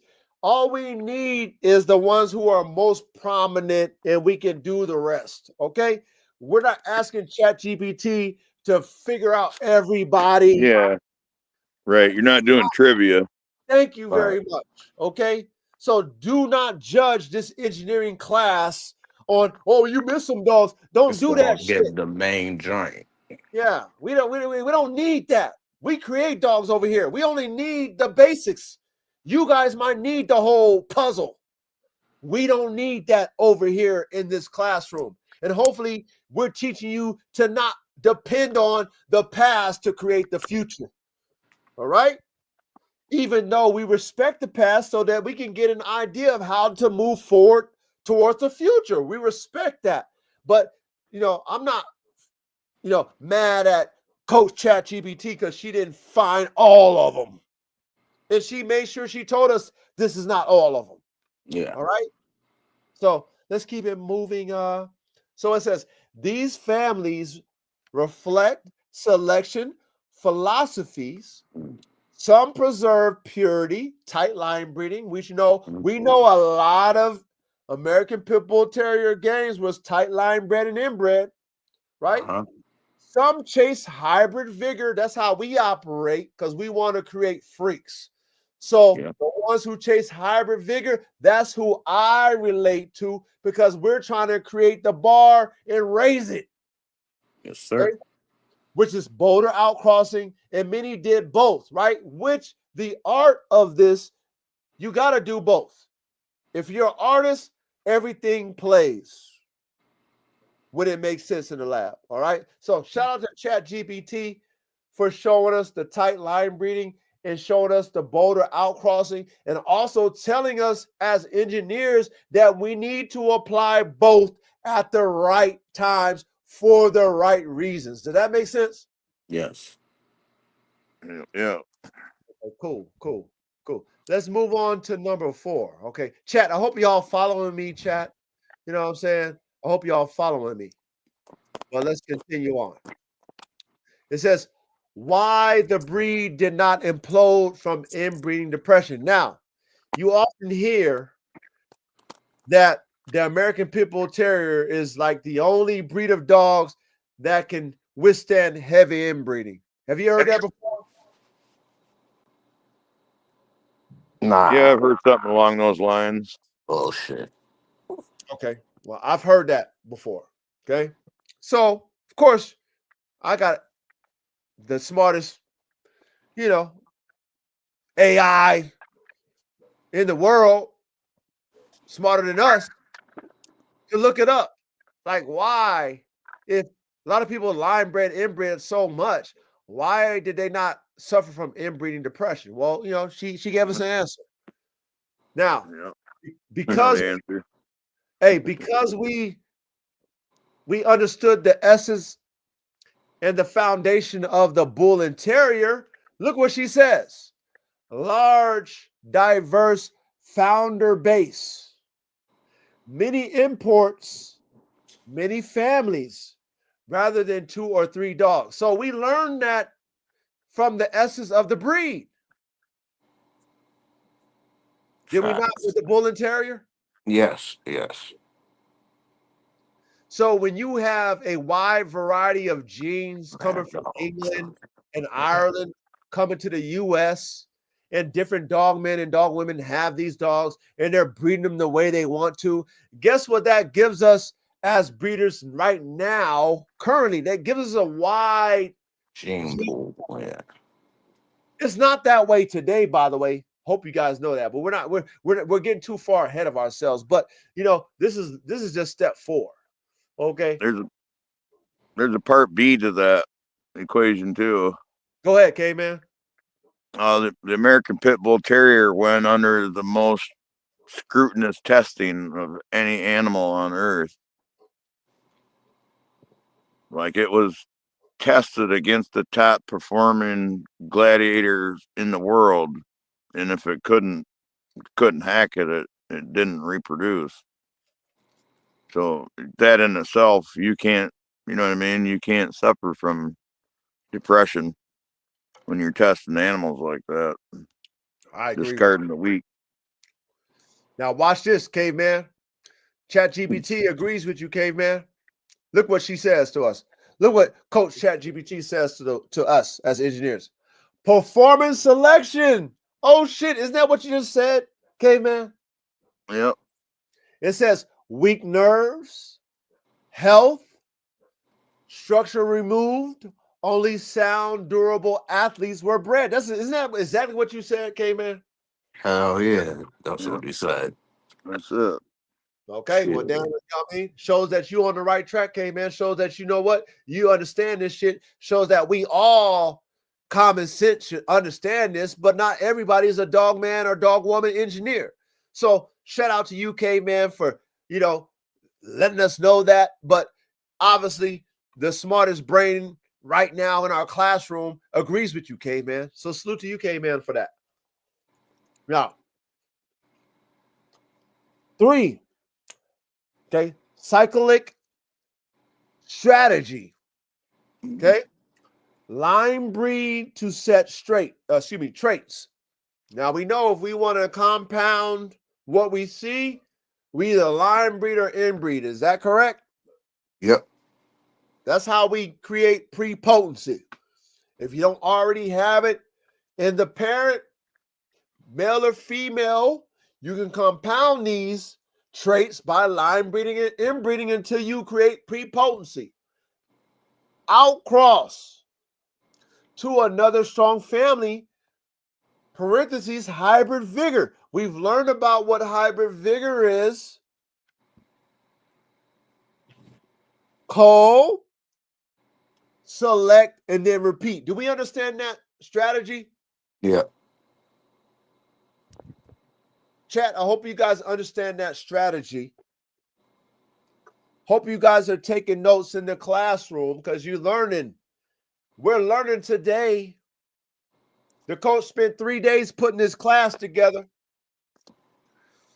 Okay? To summarize this so that we can comprehend, right, the modern dog marvels of the American game pit bull terrier. Okay? Pay attention in class. Now, avoiding popular sire collapse. This is what happens with thoroughbred racehorses, by the way. But we don't deal with that when it comes to American game pit bull terrier because our gene pool is so broad. And there's a lot of people throwing all kind of this and like that, and like this and in their bloodlines. And you're not able to get some of the top tier blood because a lot of people can't afford the shit. Let's keep it real. Yep. And a lot of dog breeders and dog men ain't going to sell you the shit because they're not going to sell you it. You might be black and they're not going to sell you the shit. You might be of a lower class. You might not be a part of their fucking network. You're not going to get the blood because they don't want you to have it. You know why? Because it's a competition and they don't want you to beat them with their own blood. Does that make sense? Yes. Yep, that's how they do it. I hope y'all paying attention in class. Because some people don't understand this shit. We engineers, we understand this shit. We get it. You know what I'm saying? Yep. I'm not going to get the best sire if the individual don't want to sell me his stock because he don't want me to beat his ass with it. Of course. Yeah. I wouldn't fucking sell you my best shit if we're competing. Why would I give you my DNA if I'm going to compete? Dumbest shit ever. Yep, especially if you know you're not the best conditioner in the world. I've heard that right out of someone's mouth, what you just said, and that was his reason. I know there's better conditioners out there than me, and I don't want to get beat with my own birds. I mean, that's just common sense for us, man. It's like, if I got the fastest car, why am I, if I'm, and we're going to compete one of these days, why would I give you my parts, dummy? I want to beat your ass and then talk shit because I beat you and then brag to you that you ain't got my parts. Yeah, hey, something you was talking about, that sire collapse. Do you know that all the Holstein cattle in the world come from 2 sires? All the racehorses in the world come from 3 sires. Oh, yeah, I think, yep, I think I remember you talking about that, actually. Yeah, that was I get it. Master class. Yeah. That's how they was going. That's how they was running through inbreeding depression with the racehorses, because what they was doing is the ones that was working was coming more so towards one of the 3 sires, and they kept breeding on that. Yeah. Because they was getting the result that they wanted in performance, so they kept breeding toward it, and then they got inbreeding depression. So they had to go back to the other shit and rebuild those to add some new fucking blood so that they wouldn't, they can avoid inbreeding depression. It makes sense. But see, now they so tight that they do strategic shit with the females now, the mares, and they'll outcross the females, and they'll have those females as their hybrid vigor and shit. That's what they do now because their blood is so tight already. You know what I mean? They done did that shit for so many years, hundreds of years. They found another way to create hybrid vigor through the females. It's kind of crazy how they do it. It is crazy. But, But see, get it how you live, man. Come on, man. But see, we're engineers. We think like this. If you're a bird brain, you're not going to think like this. Okay? You're not going to comprehend. You're not going to think outside the box to make a circle. That's how they had to do it because they control their bloodline. They don't want no fucking dog shit in their blood. They control the shit, but they still need hybrid vigor. Yeah. They still need it because they go through the same shit that we all go through if we breed too tight. You're going to go through inbreeding depression. But see, with the game American Pit Bull Terrier and nobody's in your yard, you can add whatever the fuck you want. And who's going to tell you otherwise? No one. Nobody. Shit. Who's doing DNA testing when we go in the fucking box and compete? Nobody. So if I see something that I need in my fucking dogs and I have access to other blood or I have access to other breeds, I might have a yard accident where I had a mutt breeding or whatever, and something happened to where I've seen that fucking cross beat my fucking purebred shit. I'm not going to tell you that I got something added to my blood. It is beating your ass. That happened all the time. Yep. And the weird part about it is a lot of times it happened because the male that bred wasn't game and he wouldn't fight with a female. Uh-oh. Because the females don't be that receptive to any male. Right. Well, and you get 2 pit bulls, you know what I mean? And they do their little courtship, dancing around and growling and shit, and it can turn ugly or not happen. Or not where happen. that mutt dog, he don't do that. You know what I mean? Yeah, he's just wagging his tail. Come on, turn around. Yeah. And then you create a super dog due to hybrid vigor, and then that super mutt that you got whoops your fucking top tier dog's ass, and then you like, damn it, I gotta use that. Okay. That There shit shouldn't be really no paid off. surprise when the dog you're using is a mutt in the first place. Oh shit! Oh man, don't say that, K man. Well, I mean, by definition, it's a cross. So why should you be surprised that a cross makes it better? Nah, there's a purebred to them. It's pure to them, Right. K man. It's not a cross. Well, yeah, I mean it is after you breed it, and select enough to make it pure, but still, you got that by an outcross. Well, we learned Like you got those ingredients by, you got gray by mixing black and white. That's right. No, K man, we understand that, but we're in a class when we engineers. Not everybody's engineers, but let's go ahead to the Hollingsworth Mayday real quick. Okay, real quick before we're gonna go to 5. Okay. Yeah. Now, the reason why you produce Mayday or the world seeing Mayday is because they took 4 different fucking bloodlines. That's a mutt bloodline. If we want to use mutt terminology, that is a mutt bloodline. yeah, we're scatterbred, but I call that composite breeding. Red Boy, Jocko, different families of dogs, all combined.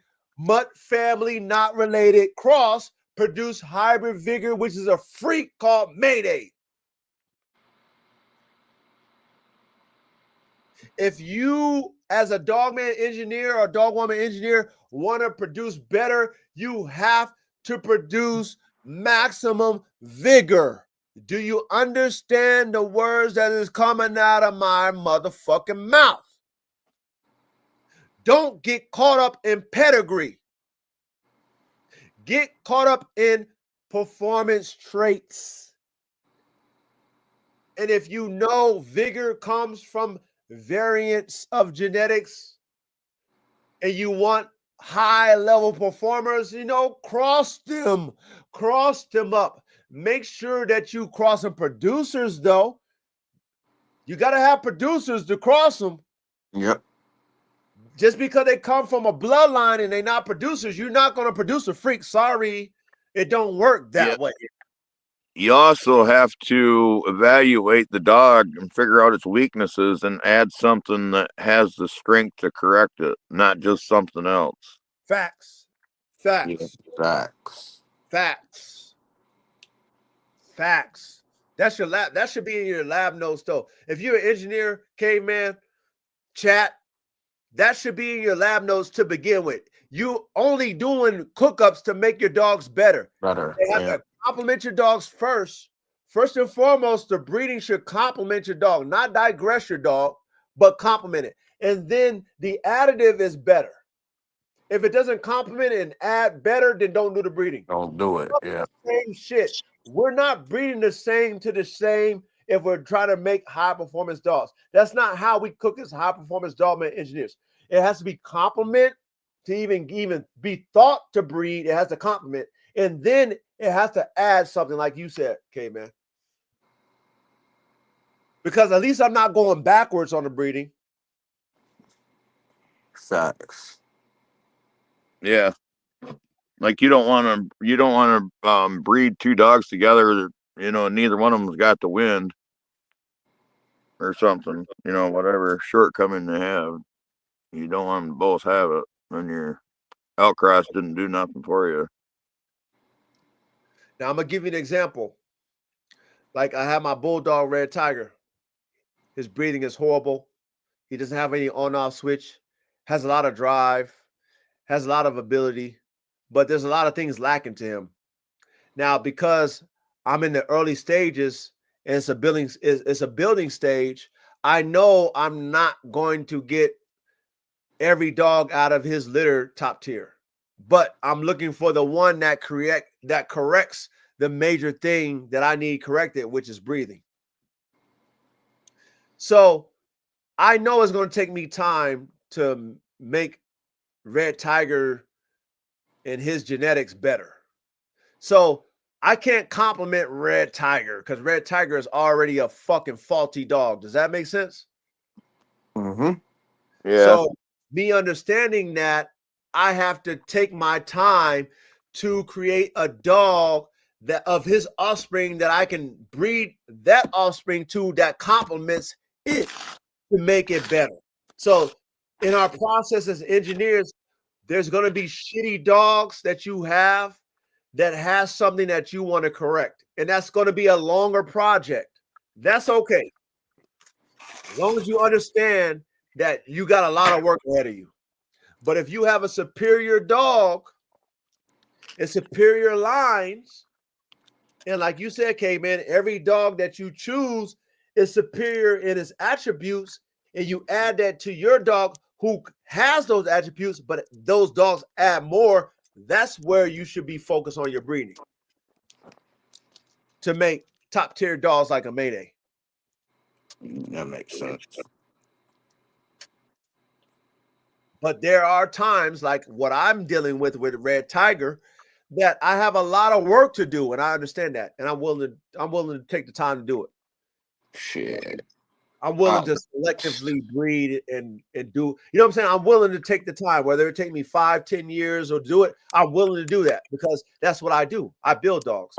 I take dogs that are not fucking perfect, and I make them better. Yeah. If that makes sense. It do. Shit, I take that Red Tiger shit right to Coco. Hey, Holla. I got some Red Tiger. I already told y'all. I already got some shit. I got my own Red Tiger and Tigress. You know what I mean? They better than Red Tiger. But at the end of the day, I think that if I did take Red Tiger Jr. to Coco, that she obviously she would fix the breathing.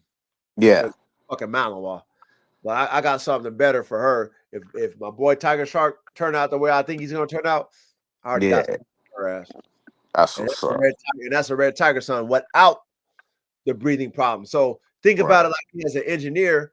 If I got Red Tiger Jr., who comes off a Red Tiger and Silver Bullet, he's an amazing dog, but he don't breathe the way I want. But then I got, Tiger Shark, which comes off a Red Tiger and Tigress, and he got everything else too.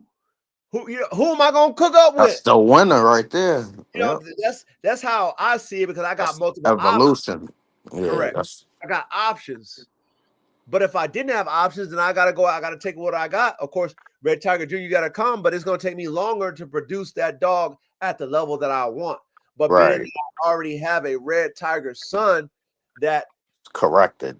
Yeah, I'm taking him. He coming up first because I'm taking the best with the best. Right. I don't want to take that long time, and I don't want to have to correct that shit. Fuck that. I already got one that's corrected.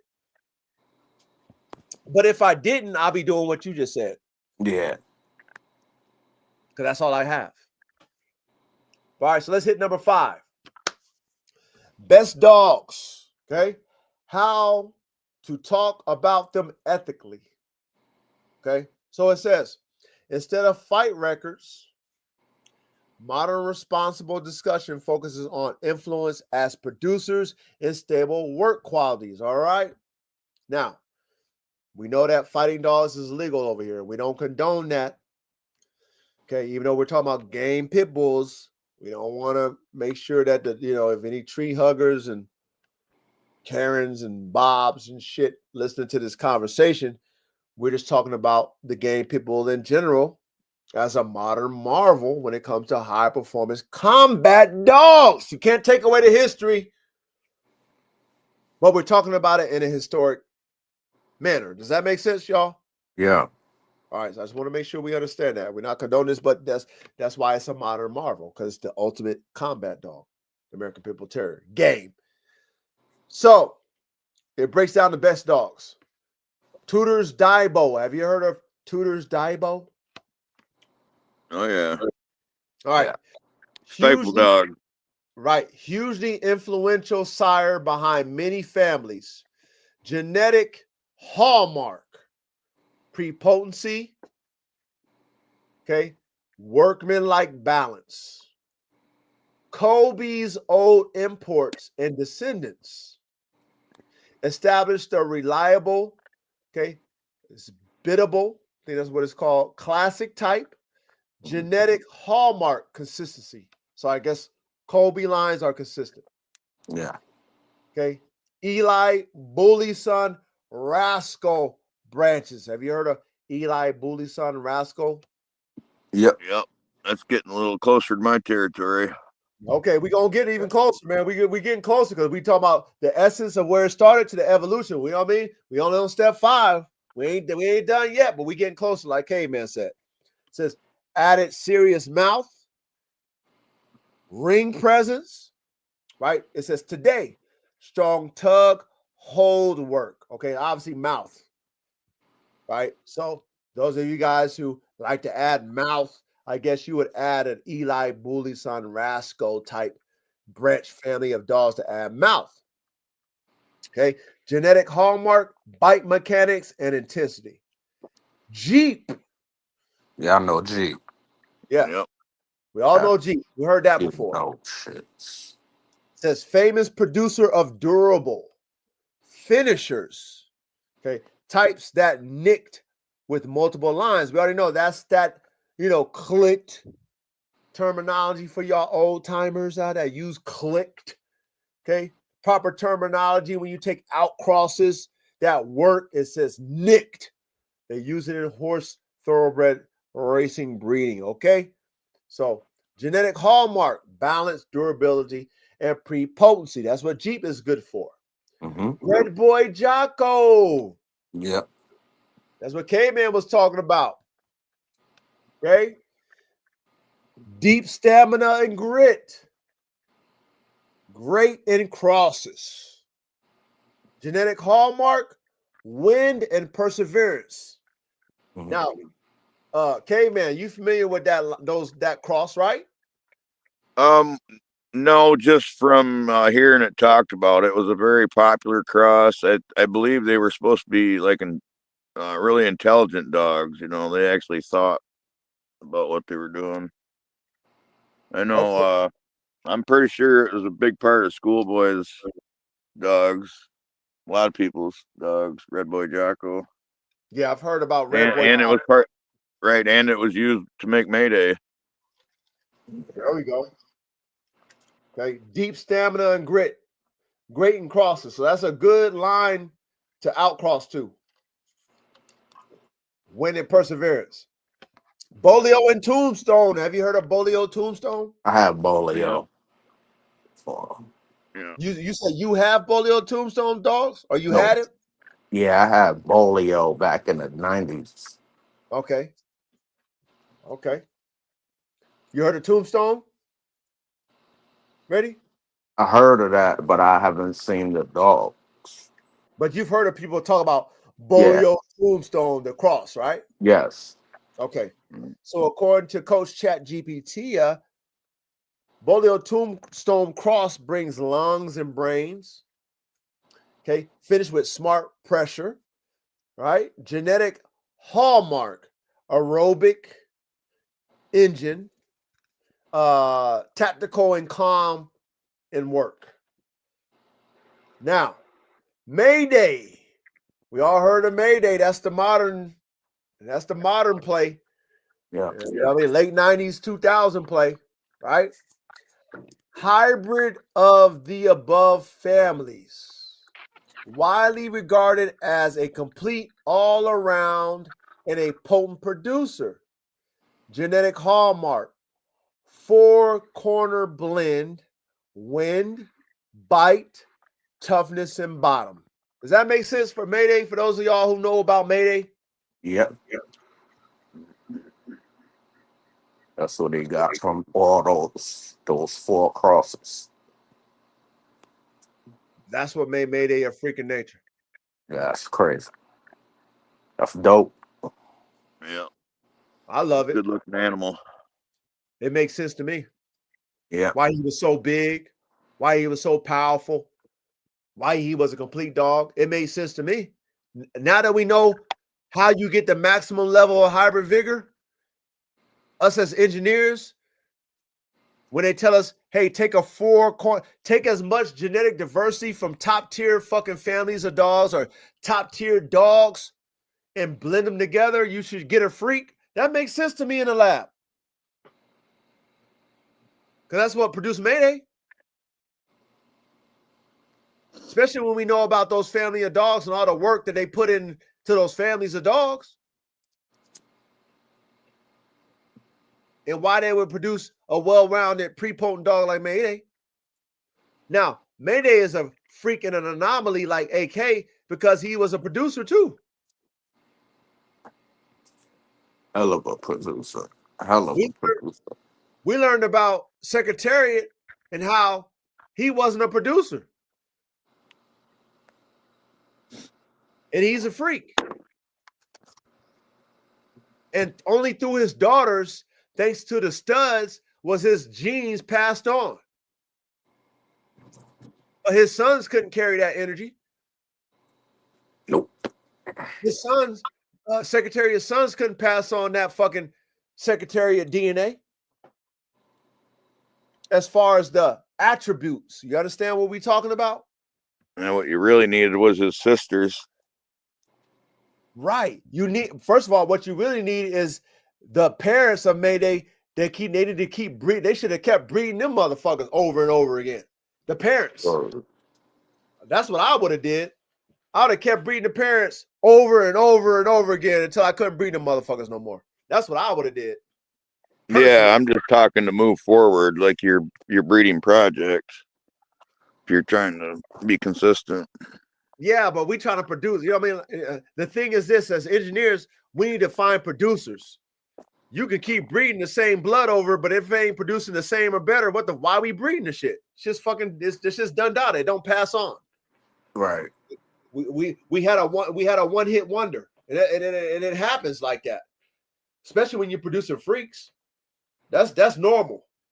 You know what I'm saying? That's a given. One hit wonders. You know, you praying to God every day that you can produce the same shit, get alone better. So, you know, any of us who breed animals that got freaks, we understand this. Because a freak is a freak. That shit ain't normal. Speaking of that, I've never researched it. Like, what kind of records did that horse set, and has anybody broke them? Who? Secretariat? Nope. Ain't nobody broke Secretariat's record. All right. Nope. He's the GOAT, period. Man of War was second. And Man of War went undefeated. And the only reason why they said Man of War was second is because they said that he didn't have the same level of competition as Secretariat. But Man of War went undefeated. I think Secretariat lost one. Yeah. But nobody beat his record as far as his track times. He's the fastest ever. Period. But when you have a freak like that, how, you know, like, how, I mean, real talk, that's why I said I would have just kept breeding the parents because they produced the freak. Yeah. That's what I would have kept doing. Hopefully they could have did it again. Right. That's what I would have did. You know what I mean? But, you know, over time, you know how it goes. You know, hindsight is 20/20 and shit.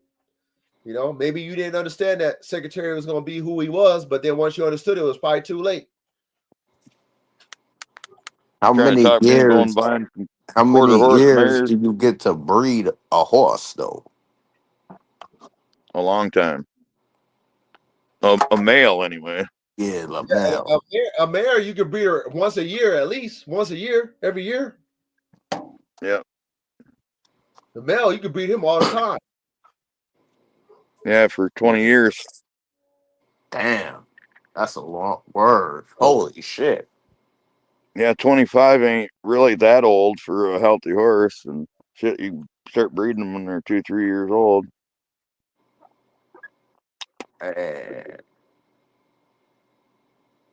Yeah. Shout out to my master class, man. You know what I'm saying? My master class, I broke a lot of real shit down that you can apply to your fucking dogs. You know what I mean? So, all right, I get it. I guess I get that. So, we only would get maybe 1 to 2 colts. Hopefully 1. Hella years to be able to do it. Yeah, because you Hopefully, gotta once test you them, got a right? good, strong one. Yeah, you Well, gotta that's the, test them, right? And then they yeah, also say with the Colts, they understand now because they got the yearlings and all that. They test them all the way through, but they say you need at least 3 years to 4 years to let your colt develop mentally. shit. You see what It's I'm saying? time Yeah. sensitive. Time So it is. sensitive. Yeah. They learn that early bird because they want, they race somebody, they how they do it. You know what I'm saying? They race Yeah. them at 1, 2, 3, 4. You know what I mean? They doing all that shit. So, they're learning over time that because they're young, they're putting too much fucking pressure on young ass horses. And because they spent so much money, they got high expectation on a young horse. But they dealing with these top tier trainers. These trainers is telling them like, yo, you need to let this horse develop. It's still a fucking baby. Right. Y'all, I know y'all got so much money. Y'all rich motherfuckers got all this money. And y'all want to see y'all investment back. But these horses are babies. Y'all throwing these Yeah. horses in the trash before they fully develop. So now that they've changed. They've changed. They understand they need 3 years, and they changed their thought process. Because when you're dealing with these tycoons and shit, they got money invested. They invested this money because they want a return. Hell yeah. But if you're not developing this horse mentally, you premature in what you expect. Same thing with the fucking With the dog. dogs, yeah. Same thing with the dogs, ladies and gentlemen. Having the DNA and the genetic attributes is half the battle. The next part of the battle is developing them. And you need to take your time and build their fucking spirit in their mind. You can ruin a dog and a horse real quick by rushing it. Yep. Yep. You ruin a good hunting dog or whatever. Any dog. Any dog. You know what I'm saying? You got the best genetics in that dog, but if you ain't taking the time to nurture that dog's mind, and I always get that analogy of why do you think professional sports have high-paid coaches? Why would you have a top-tier athlete that's not dealt with the fucking premium top-tier level coach? They paying coaches top-tier money so they can develop their athletes. Facts. They pay for the most talented athletes in the world, but they pay for the coaches to develop them. Same thing with our animals, dog men and dog women. But let's digress and let's get to step 6, man. We on 6 right now. Breeding techniques that produce the best working stock. Oh, shit. No, I'm breeding. The formulas, ladies and gentlemen, of the classroom, engineers, only ones who comprehend formulas, who don't look at pedigrees for formulas. Ooh, did I say that? Oh, did the dog guy say that? Yeah, I did say that. You need to create your own formulas. We don't have the blessings and the money behind our brood stock and our stud books to see every stat and every attribute of the dogs that's in the pedigree. So mathematically and genetically, how could we assess a formula by speculating what names is on the pedigree if we never owned the dog, seen the dog? There's so much lying with these dogs. How can you believe a name or a story or a fucking tale and breed your dogs and think you're going to get a top tier dog? It don't work that way. Sorry. But we're going to learn this thanks to ChatGPT. Now, line breeding. She breaks it down, okay? In the 3rd generation, related. In the 4th generation, related. It says on key ancestors. So that means related. Mhm. If you have a related ancestor who holds those genetic attributes that you're trying to hold on to or you're trying to make prepotent, you need to see it in the 3rd and the 4th. That's line breeding. It says the purpose of that line breeding is to fix a trait, win, bite, quality, or temperament, right? Mhm. Risk. Too tight for too long loses vigor. For those of you who think you can line breed and still maintain vigor, stop it. The smartest one in the building, Miss ChatGPT, aka our assistant coach, says, if we continue to line breed, we lose vigor. Do you guys see that? Yep. Chat, I'm sure you guys see that. Chat. So if you hear anyone speak about line breeding and you getting hybrid vigor, you say you rebuke that in the name of Jesus. Okay? You say, get behind thee, Satan, because Satan is a liar. That's what you say when they tell you that. You understand? In this classroom, we understand that. We only line breed and inbreed to create prepotency and to compound on genetic traits. That's the only reason why we line breed. We're not doing line breeding or inbreeding for any level of vigor. Does that make sense? Yes. Thank you. Thank you. I just want to, we're engineers over here, okay? We understand genetic mathematics. We're not doing no line breeding for hybrid vigor or vigor. Stop it. All right. Also, line breeding, it says use 1 to 2 generations to cement traits, then refresh. Okay. So we only line breeding to cement and make prepotent. Mm-hmm. Then once we do that, we see it, then guess what we do? We outcross. Isn't that what ChatGPT tells us? Yep.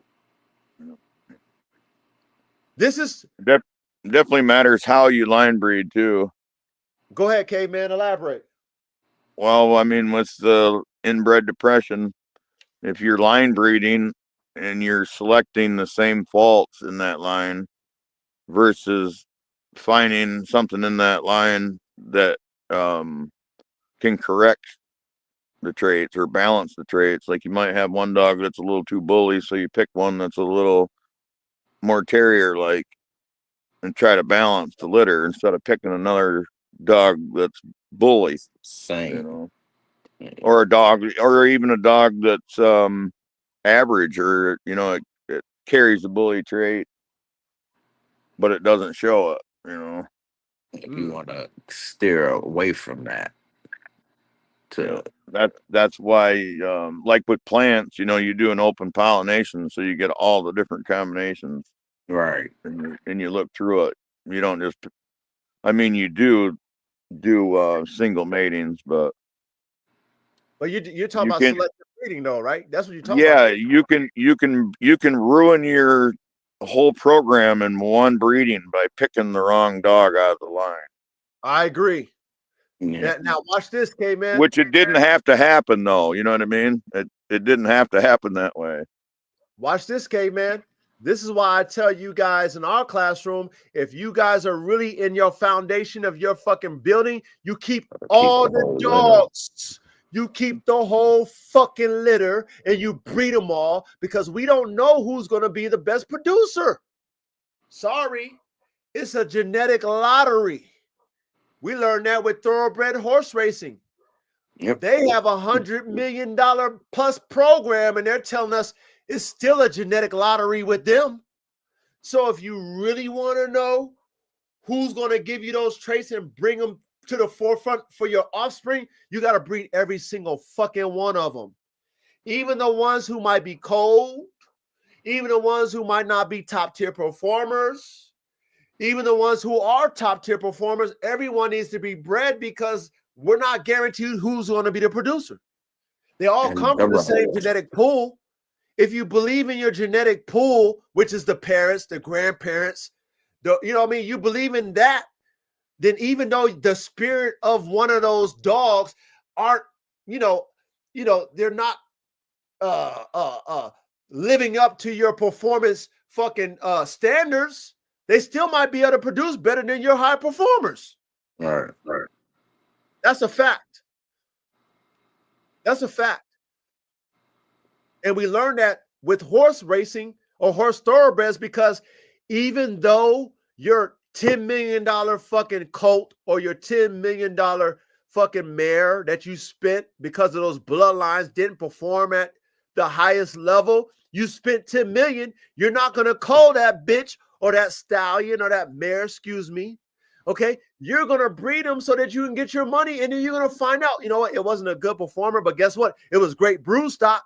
It was a great producer. So I got my money's worth. That's what they do in thoroughbred horse racing. So being that we're not limited like they are, where they breed a horse, they might get a twin, God willing, they would hope.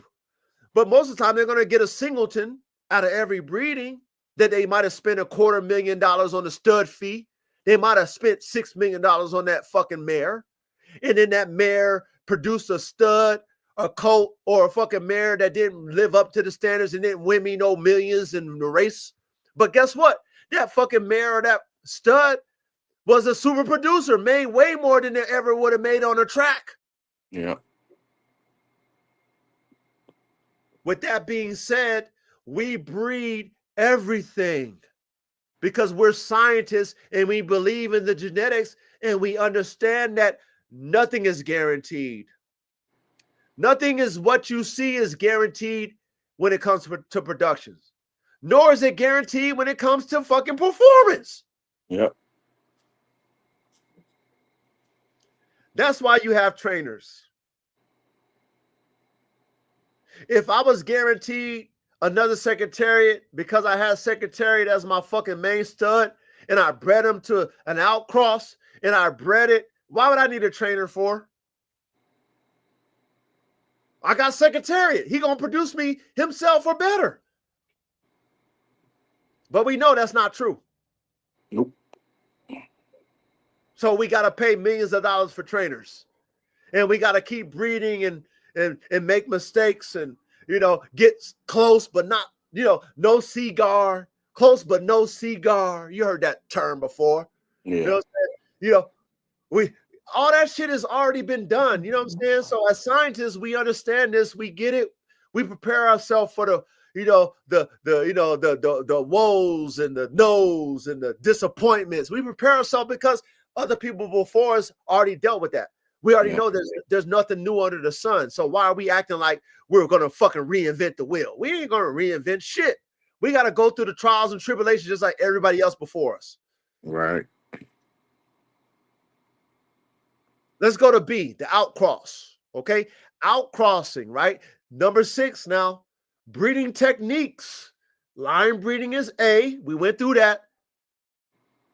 Outcrossing is B. Family crosses. The purpose for the outcross is hybrid vigor. We already went through that. The dog got AKA the coach. Already talked about that 2 years ago. A year ago, we already talked about how hybrid vigor is the Dogman's high performance Dogman and Dogwoman's best friend. So we already been there. We know this already, but this is a part of our classroom. We're talking about the game American Pit Bull Terrier. The purpose is hybrid vigor. What do you get from hybrid vigor? More robust pups, broader tool set. Do you guys understand what broader tool set means? Yep. Yeah. Chat, I hope you guys understand that. What broader Capable of doing more tasks. Yeah. Yeah, you get more genetic attributes. That's what that means. Tools in your dogs. Tools to us is genetic attributes. What those dogs can do in performance. That's what hybrid vigor gives us when it comes to high performance. That's why we love crossing. Because we want more genetic attributes. Think about your car and the more performance attributes that gives you a higher level of performance, whether it be braking, whether it be fucking handling, whether it be fucking, wind, what they call that shit? Aerodynamics. Thank you, caveman. Thank you, caveman. Aerodynamics. You know what I mean? Handling. Those are genetic attributes to your dogs. That's what hybrid vigor gives you. That's why we want it, because we're creating high performance working dogs. We're not just creating working dogs. We want the best of the best from the east to the west and the north to the south. worldwide. We want to compete with the best of them, and we want to have everything, not just a few things. I don't want to go to my opponent and he has more fucking tools than me. I got to go back to the drawing board once that happens. I'm not going to breathe the same way in the same blood. You know why? Because I'm going to get the same shit. I need to go get me an out because my opponent whooped my ass because he had a broader tool set. Does that make sense? Yeah. All right. I just want us to understand that. Okay. Famous patterns. Okay. I love this. Thank you, Coach ChatGPT. Because now this is something you guys might understand who are really into game dogs. Eli Heinzel / Carver. These are patterns for outcrossing. Power times balance. Red Boy Jocko. Bottom, wind times bite and athleticism. Bolio Tombstone. Wind, brains times toughness and mouth. Okay? Use. Restore vigor. Inject missing traits. Create nicking families. Now that's what you was talking about. Right, Caveman? Yeah. That's what Caveman was talking about. Yep. Injecting the missing trait. Yep. Yeah, like you said, there's no perfect dog. There's always something that you want to add. Like you want to add wind. Somebody else wants to add more bite, more size, more speed. Oh, Something. toughness. Yeah. I mean, until you can spit out a dog that looks like a fucking tiger, you know what I mean? Right. We're gonna keep trying. Or a lion, whatever. Well, like, I mean, a dog, yeah, a dog that can take on a tiger. I mean, not that looks like one. The dog. Yeah, the Yeah. ultimate dog. Right. But see, I'm gonna work on that master class, how I'm gonna compare dog breeding to Formula One race car engineering. Wait till I do that one. That's I'm gonna have to work on that one. But wait till I do that one, because that's why Formula One fucking racing is the pinnacle of fucking high performance race car engineering. Because every fucking year you have to get better. Yep. Because your opponent is competing with you to beat you. If you're the winner, there is a constructors championship, which is for the engineers, by the way. Oh, y'all probably didn't know that shit. Go study Formula One. And then there's the drivers, your trainers. That's your drivers. But there's a championship for the engineers. They call it a constructors championship. Who produces the best performance car for the year? You know why they do that? Is to make it competitive every year.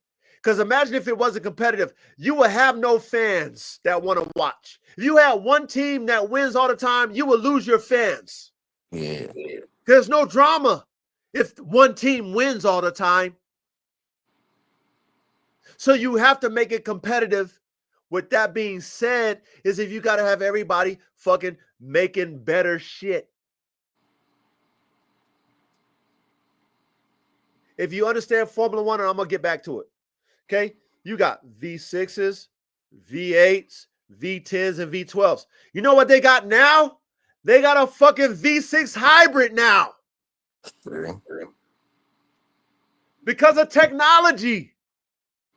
They made the engine lighter and make it produce more power because they made it a fucking hybrid. Imagine if they was thinking old school like most of these motherfucking game dog breeders is thinking today. You think they would progress the fucking shit to a fucking V? They took a V12, said, fuck a V12. We're going to make a V6 and make it more powerful. We're going to use the braking energy and the energy from the exhaust to create electrical energy that produces more horsepower, more torque, and use a V6 smaller motor to make the fucking car lighter and use a turbo. That's engineering. Oh, yeah. You think they would have thought about that if they weren't competing? Nah.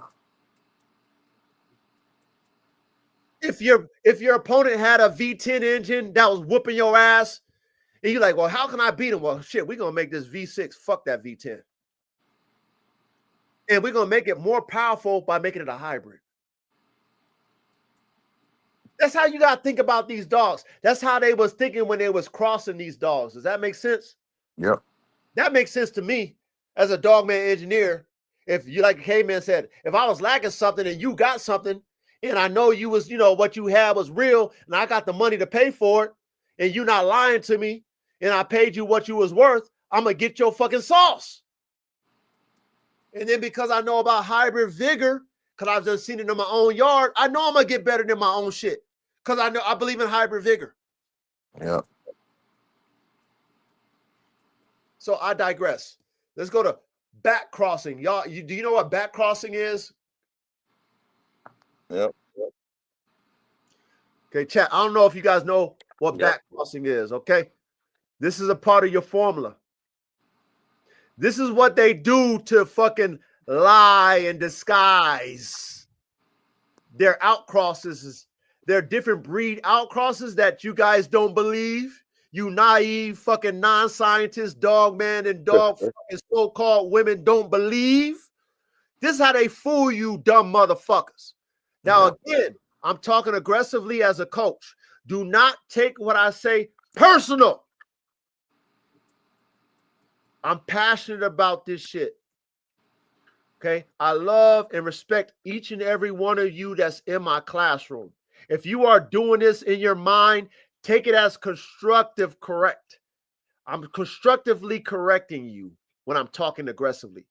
But I'm not being personal when I'm talking aggressively, okay? I have to put that out there. Reddy, you understand me, Reddy? I know you understand me. Yep.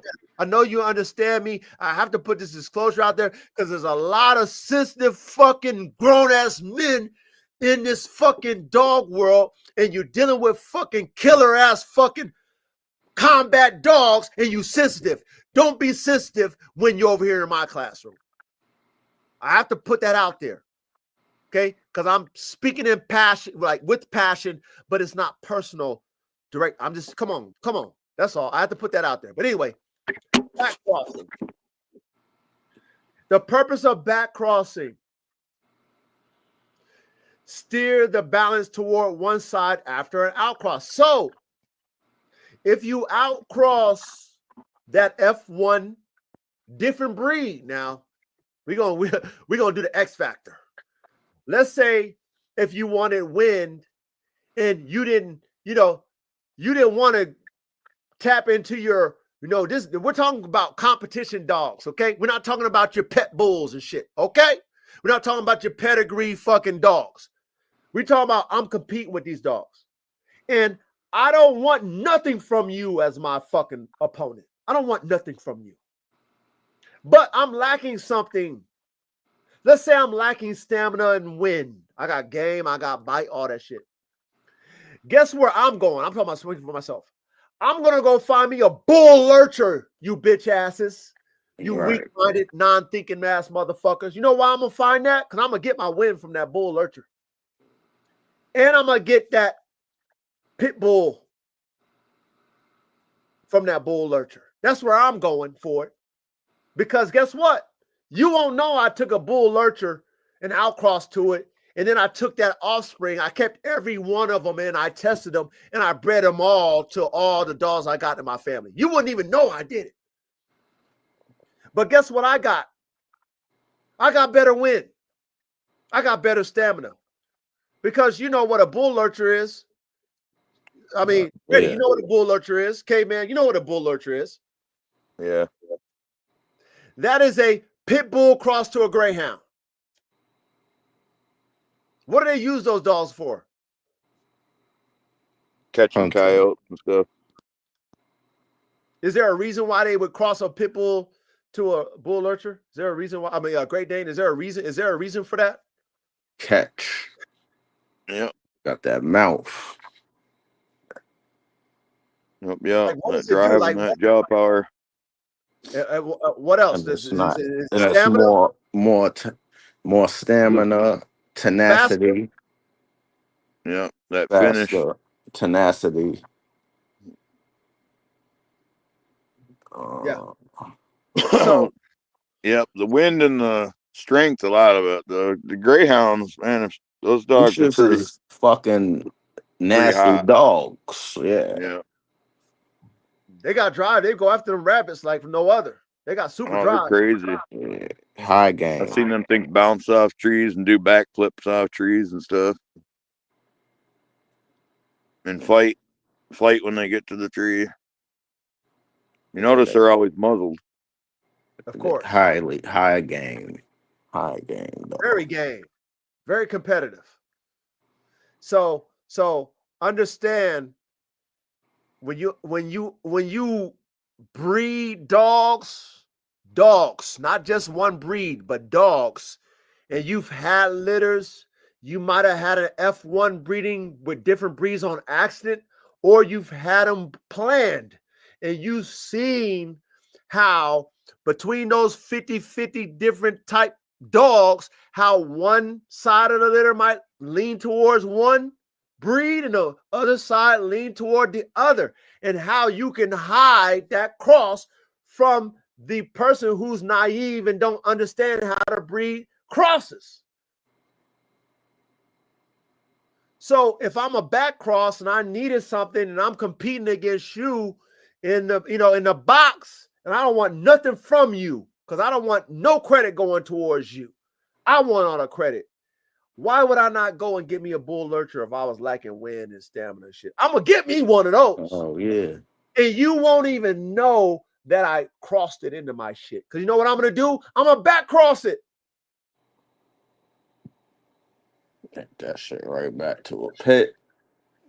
I'm gonna take that F1, all of them, and put them back in my shit. Because I'm testing everything. If I'm competing, I'm testing every goddamn thing. First and foremost, if I'm a competitor, I'm testing everything. They say all that F1 is mine. Nobody's getting that. And I'm taking all those fucking offspring and I'm bringing them to my family of dogs until I get what I want. And when I get what I want, you won't even know what I did. Then when you ask me for the shit, I'm gonna be like, nah, I can't. Nah, I ain't gonna give you that. You have to pay me a hefty penny, and then I'm not gonna tell you how it was bred, right? Because isn't that what they did? Isn't that what the old timers did, K-Man? Yep, that's what They they didn't did. tell you how they was bred. They didn't give you their recipe.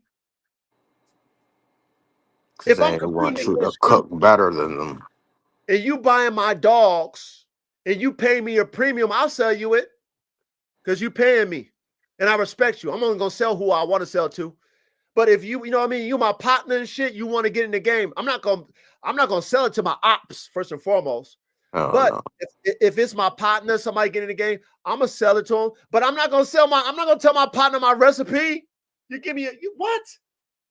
So that once he You knows get it, the he can one take up the on recipe you. and then go and sell my shit to somebody else. You motherfucking crazy. And the OGs knew that back in the day, believe it or not. But see, in today's time, y'all not dealing with competition dogs. So of course, y'all dealing with pedigrees. You don't understand the value of your sauce because you're not competing with it. But I digress. Let's keep it going. Back crossing. Example: Red Boy times Jocko, back to Red Boy to bump, bottom, and win, or back to Jocko to sharpen, bite, and athleticism. So it's showing you once you cross a Red Boy Jocko, you take those offspring and run it either back to Red Boy to go back to and compound that bottom and win, right? Because you want it to look like a Red Boy dog, but you want that vigor, or you can do it back to a Jocko dog to sharpen, bite, and athleticism because you want it to be a better Jocko dog. Does that make sense? Yep. Now it says use sparingly. Okay, keep coy, right? What's that? Coefficient of inbreeding. Is that what coy is? Yep. Okay. Keep that monitored. You got to monitor that shit. Okay. Greater than 8, minus 10%. Over 5, what is it? Over 5 gens Generation. is a common modern target. Okay. Now, D, select pressure and culling ethically, right? Done via legal work / sports. Okay, we already understand that. Okay, culling, you got to cull, right? Don't put the bullshit in there. But I'm gonna tell you this. And I learned this from thoroughbred horse racing. We breed everything, because I know you guys have heard from old timers in the game people world realm that they've taken cold dogs and produced champions. Have you guys heard that before? Yep. Yeah. How about you, K-Man? Yeah. But that's just coldness is just gameness overdone. So that's to me that dog didn't want say to fight. what? That dog didn't want to fight. Yeah. A cold dog don't want to fight. So if it ain't it's right. It's oblivious to what's going on. It's been game bred so much that it don't even give a fuck. That's why when you breed them, they throw game pups. I mean, that's not the proper way to breed, you know, but that's why it does work out like that, because I believe anyway. This is what I believe, you guys and gals. If the parents, the forefathers, if you have top tier genetics, remember we talked about the spirit of the dog and how you don't control that. Your breeding of the parents does not put the spirit in the animal. That comes from and goes and is like that responsibility is of God. And it's up to you to develop that spirit. I believe in the genetics. Okay. If I really want a dog to perform, like for example, if I was a trainer of thoroughbred horses and I'm getting paid, $50 million a year, I'm going to get damn near 90% of my horses to be top tier performers because I'm getting $50 million a year. I'm going to find a way to push that goddamn horse to its potential. But imagine if you got your fucking dogs on a chain and you ain't even a fucking trainer. You don't even have no clue about developing a dog, working a dog, and you just want a dog to show you something. You're going to just throw dogs in the trash because you ain't good at what you do. So I'm going to breed everything. That's why a cold dog to somebody's standard who don't know how to bring that fight out of that goddamn dog can breed and produce top tier level performance dogs because it's in them already. Even in the spirit of that dog, genetically, it's in that dog to be a top tier dog because it comes from top tier genetics. But if you don't know how to bring it out, if you're not a good coach or you're not a good dog trainer, then you know what? That dog ain't going to be shit in your hands. Yeah, it's not going to be shit in your hands because you ain't shit. You trash. The fuck? Why would that dog be the best with you if you trash? Like I said, if I own an NBA team or NFL team, why am I firing and hiring coaches for? Why do they do that? Because they buy the best fucking athletes. They need a coach to develop them. You keep your job if you get me to a fucking playoff or a championship. Facts. If you don't get my team that I got top tier fucking pedigree fucking athletes to a goddamn fucking championship or a playoff, you're fired. Yep. I'm not throwing away the fucking athletes unless they fucking ain't shit. But they don't throw them away, they trade them. You know how they do. They trade them. Here, somebody say, I'll do good with them. Give me them.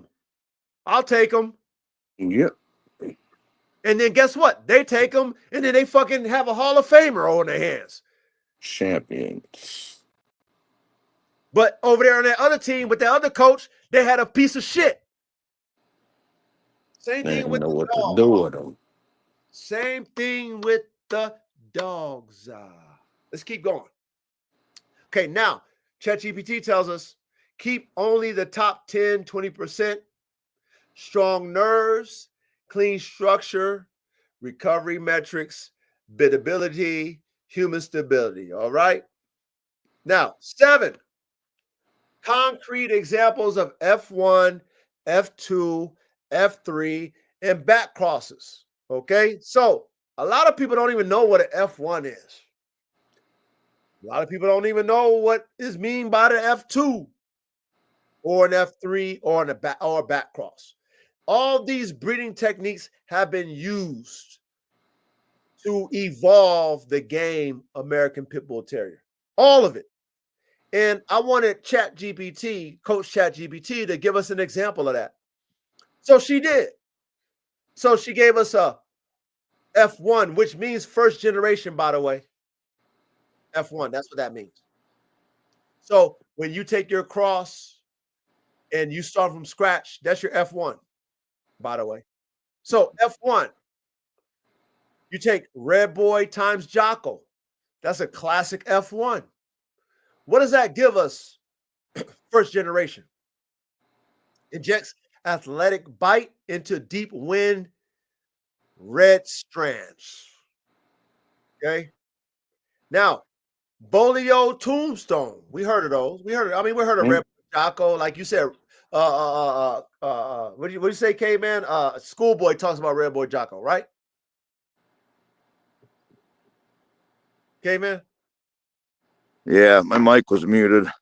Okay, cool. Yeah. Okay, so he talked about him. That's an F1. That's an F1 cross. So attribute-wise, according to ChatGPT, athletic bite into deep wind red boy strands. Bolio times Tombstone, classic F1. Big lungs / brains plus toughness in mouth. That's a Bolio Tombstone play. Eli times Heinzel Carver. Mouth and intensity cross with balance and reliability. Okay, that's an F1, right? That's first generation play. They're giving us an example of breedings that's already been done. Okay, between two different families. Now we got F2. That's the second generation. Now you know what that is? That's how you compound your genetic traits when you do an F2. Okay, yeah. That's an F1 to an F1, by the way. That's a brother and sister breeding. You guys understand that? Yeah.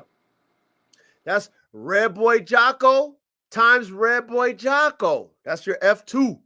We do that to compound genetics. That's after you get that fucking wild, broad-ass cross, that explosion of genetics with your F1. It's all over the place. Now you want to create prepotency.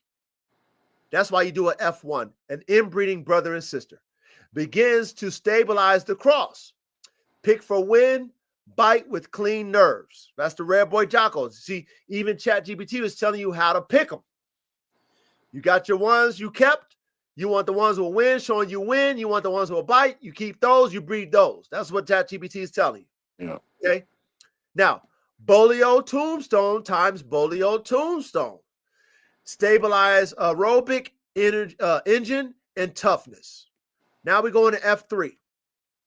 Okay, so it says F3. It says third integrational step still within the crosses. So an F3 is like a line bred. When you line breed. Okay, keep low relatedness between mates at F3. All right, you begin to see predictable type, size, head, muzzle, stride, recovery profile. Okay, it says select the top 10, 20%. Okay, only verify hips, elbows, cardiac, and test environment stability. Now watch this. This is my formula, all right, for my bull herder. F1, but see, I'm not going to line breed on the third. Okay, this is my formula. Similar, but a variant. They're suggesting you line breed on the third. I'm not doing it. I'm doing F1, AK to a Malinois. Then take brother and sister. That's the F2. And then I'm going to take the brother and sister of that F2. And then I'm done. Okay, I'm done. I'm not going back cross and continue. I'm done with that. Okay, yeah. With that variant, I'm done. That's it. I'm having semen off the F1. I'm having semen off the F2, and I'm having semen off the F3. And then that's own creation. Boom. I tighten that up. That should be pre-potent for that particular F1 type cross. And then I'm taking AK and I'm doing them with a whole nother bitch the same way. And then what I will do is take those different AK variances and then I'll breed those. Then I will line breed off of those. That's what I'm doing. That's my formula.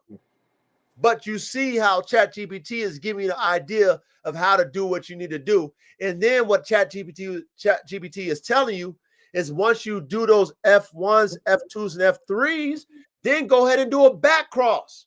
Now, have you ever heard of the old breeding techniques, 3 in and 1 out? Yeah. I know y'all game pit bull guys have heard of that. 3 in and 1 out. This is where that come in at. The back cross is your out. But see, what ChatGPT did for us is it solidified us into 3.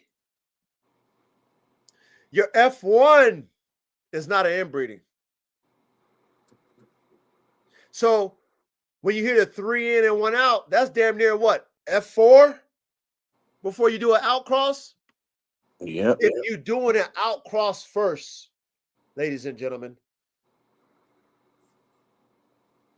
But the formula, what ChatGPT is telling us to do, because we still want to maintain a level of vigor. Does that make sense? Yes. If we keep inbreeding and line breeding, we lose vigor. If we're breeding high performance working dogs, we don't want to sacrifice performance for pre-potency. We don't want to, even though we have to. It's a song and a dance. So what ChatGPT is telling us is to maximize pre-potency while still keeping a level of vigor. Do your inbreed line breeding in the 2nd generation, 3rd generation, and then in the 4th back cross.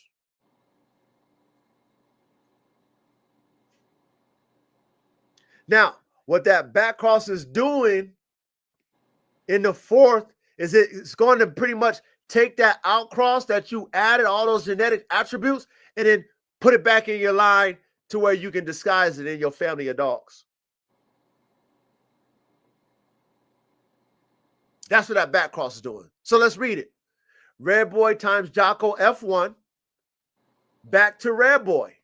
That equals 75% Red Boy, 25% Jocko. Pushes bottom win while keeping a sharper bite than a pure Red Boy. Does that make sense? Yeah. Let's do Bolio Tombstone.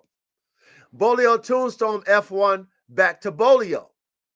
75% Bolio. Now, when you do that back cross, okay, 25% Tombstone emphasizes long brains while keeping enough edge. Eli Heinzel F1 back to Eli. Consolidate bite mechanics while holding more balance than pure Eli. Okay, the idea: cross, prove, back cross strategically, then inbreed lightly on the best producers, always with health and temperament at the front. So this is how you're able to take your bull lurcher, your hound, whatever, and hide it to the naked eye of the naive dog enthusiast or your competitor. Because that F1 that you tightened up and then you brought it back to your family, you made 75%. How they gonna know what you mixed in that bitch at 75%? They not gonna know. Not gonna know. So if you're not a dogman engineer or dog woman engineer like we are, and you don't know how to breed dogs like we do, you don't know how to add attributes, you know nothing about hybrid vigor, you don't know nothing about any other dog breeds, My formula, I'm going to whoop your fucking ass in the ring. I'm going to whoop your ass in the box. Because I know how to add shit and create freaks of nature and you don't. I know how to hide shit phenotypically, but genotypically, my shit has fucking got all the top tier genetic attributes. I got all the genetic tools like ChatGPT said we need to have. My dog comes with more features than your dog. But my dog look like a pit bull and so does yours. My dog come in the same weight as yours. But I got some secret sauce that you don't know how I had it. It's none of your fucking business. You're dumb. You're stupid. I'm not. So does the back cross make sense to y'all? Yeah. All right, let's keep it going. Yeah. One of my tools. Yeah, I mean, it was the OG Dogman's tools too. You know, the ones that didn't want you to know their pedigree. You know, the ones that lied on their fucking paperwork. Yeah, it was their it was their fucking tool too. It was their fucking ingredients too. Y'all just dumb and don't know no better. Okay, but we teaching you tonight over here in this classroom. That's what I do over here. We teach over here. This is the classroom. Hopefully you paying attention in class. Okay. Anyway, we are number 8. It says why many of these nicks work. We know what nicks mean. Clicks, nicks. Okay. We know what that means now. Nicks. All right. So anyway, complementary. One side contributes to what the other side lacks. That's what wasn't that what you was talking about, Caveman? Yes, sir. Thank you. Wind, mouth, balance, intensity. Okay. All right. That's the reason why I would add a cross. That's the reason why I would do an F1, whether it be a family or a different breed, because I need something to either complement and add. That's what I need. Heterosis. Heterosis. We know that means hybrid vigor. Yep. F1. That's heterosis. F1. Different family, different breed. Nicks work. Why they work. Clicks work. Pay attention in class. And F1, like top crosses, often give the most athletic, robust individuals. So if we're creating high performance working dogs, ladies and gentlemen, why would we not have an F1 breeding in our formula? If it gives us the most athletic and robust individuals, why would that not be in our fucking formula, our toolbox?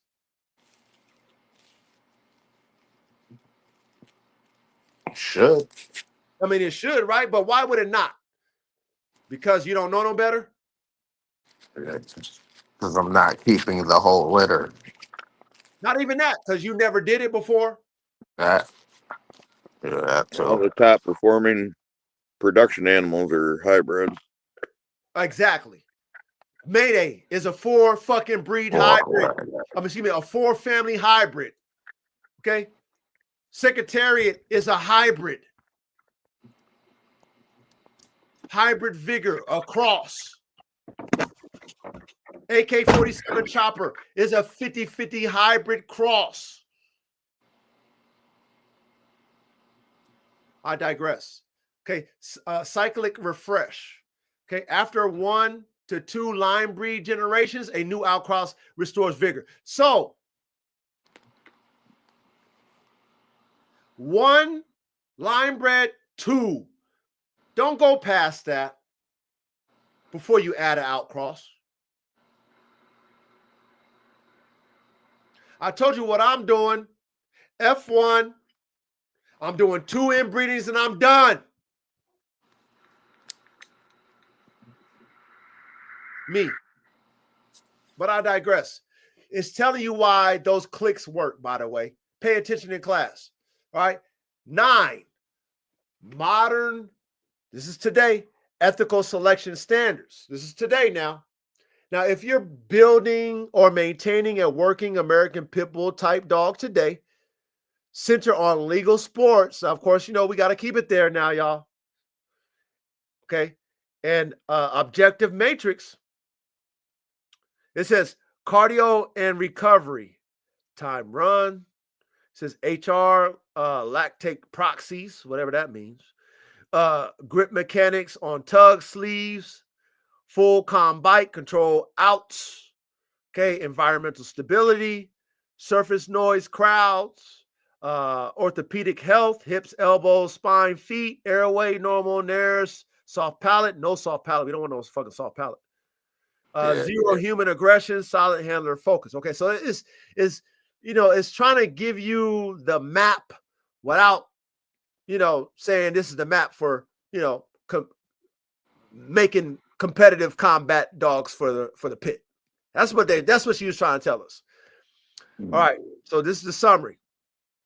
The game American Pit Bull Terrier grew out of large Bulldog and Terrier populations, repeatedly crossed and refreshed, then refined in America by breeders whose name became families: Kobe, Tudor, Corvino, Hempfield, later Heinzel, Carver, Boudreaux, Eli, Patrick, Bolio, McCoy, Red Boy, Chavis, Jocko, Crenshaw, Jeep, Hollingsworth, Mayday. Are we all familiar with those? Yep. Thank you. Thank you. It avoided severe inbreeding depression by cycling, line breeding, and outcrossing across many families, culling weak stock, and keeping an effectively broad base. The best results came from smart family crosses, F1s. Uh-oh. Pay attention in class. The best results came from smart family crosses, F1s. And even those secret sauces, F1s, by the way, that y'all don't fucking know about, that's none of your fucking business. But at the same time, you need to know that it was there. Don't be naive. Stabilization, which is F2, F3, and targeted back crosses, always measured against real world legal performance and health. So this is, look, this is, remember that? Okay. There was a debate about the dogs of today versus the dogs of yesterday. And I talked about this when it comes to American dogs, not the dogs overseas where those individuals out there can do that legally. Because I guarantee you they're doing what we just talked about in this classroom. Yep. They're competing, they're not sharing their sauce, and they're F1ing the fuck out of their dogs to beat their opponent, believe it or not. But you individuals in America aren't competing on that level. So of course, you cannot measure the dogs of yesterday, the ones that compete that we, put in the Hall of Fame, like we talked about, the bloodlines of yesterday, that they were competing, to your dogs of today, because your dogs aren't competing on that level. So you would never breed the way they bred. So we cannot measure our dogs of today like they were measured of yesterday. Do you agree with that, or am I just fucking making that shit up? I agree. What about you, K-Man?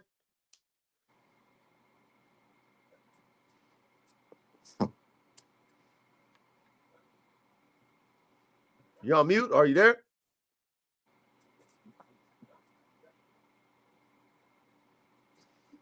Oh shit, I guess it might be on me. I lost his thing. Chat, there's no way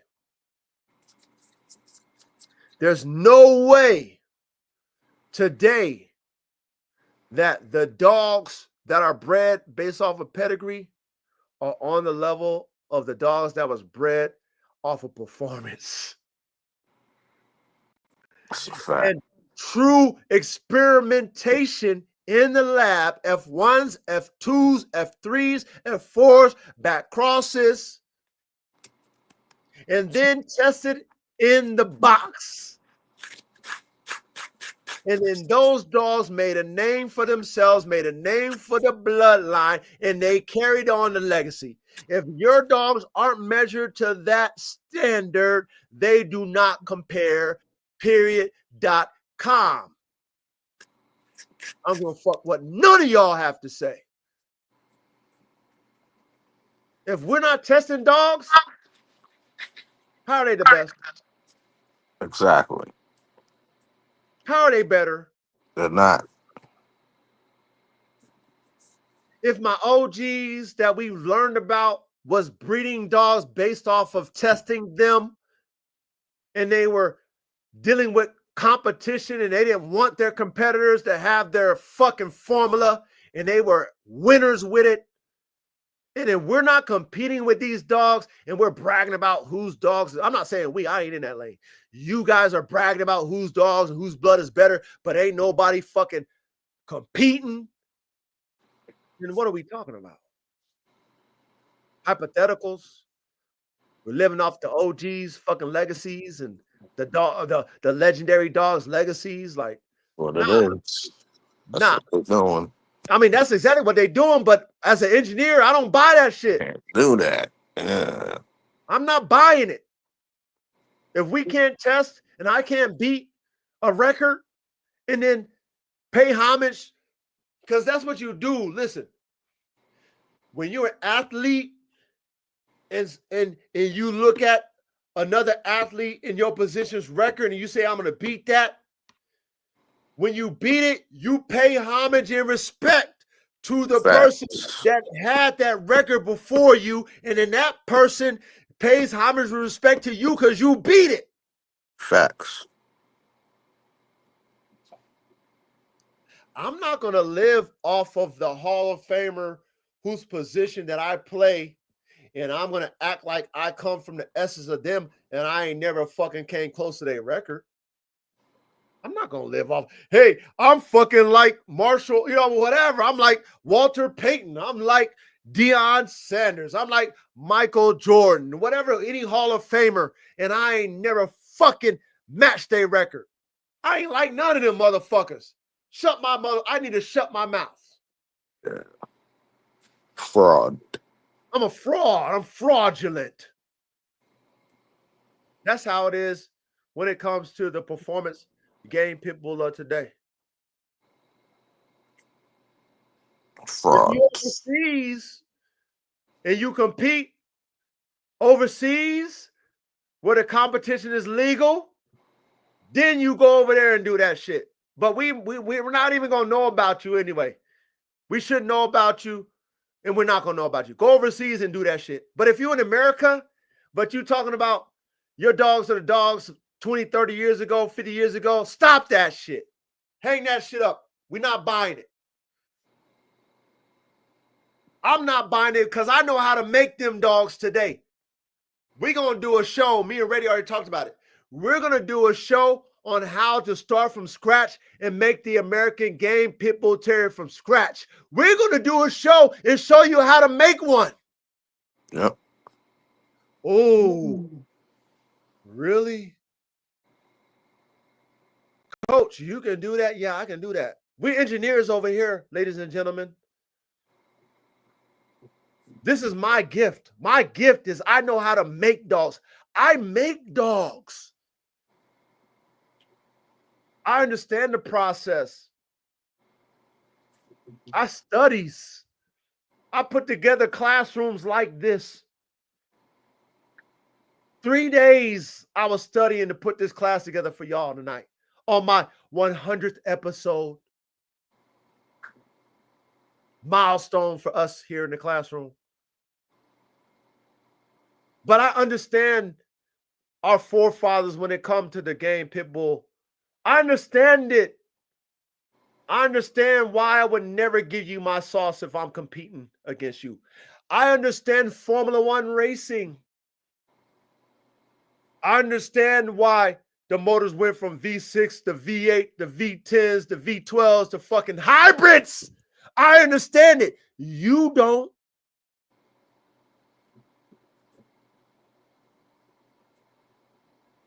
But in this classroom, we're going to understand it. And guess what? Ready? Guess what, chat? This is how we're going to make better dogs every time. This is how I'm going to make better than AK-47 Chopper. Because you know why? I don't look at AK as his bloodline. I look at AK as what his attributes is and what I can produce with him. That's how I look at AK. I know if I want freaks, I need to cross AK. I don't inbreed AK to produce freaks. I only inbreed AK to compound who he is.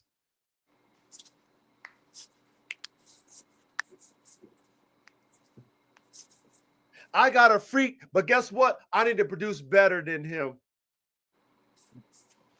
One thing about AK, ready? One thing about AK chat is that AK is not secretariat. AK produces himself. AK, he's a producer. So I don't got to go back to his mama and daddy and produce another AK so I can produce me something that's the same or better. I'm blessed to have a dog that produces himself like Mayday. So when you have that, my job as an engineer is to produce better. Does that make sense, Ready? Yep. Chat, I know y'all follow me. I know y'all follow me.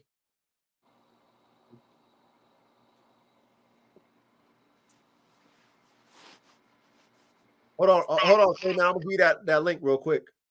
So, you know, that's our class tonight. We put in 4 hours. Hey, we put in 4 hours, Ready? Yeah, 4.5 hours. You know what I'm saying? Hey, Epic, hey, I mean, Ready. You know what I'm saying? Man, you a dog, man. I respect your dogmanship. I know you serious. I mean, what you think, man? How we do with this classroom, man? Nah, this was 100 for the 100. Straight. It's a lot of gold lessons in here. Yeah, a lot of information. Shit that I didn't even know. Now I know.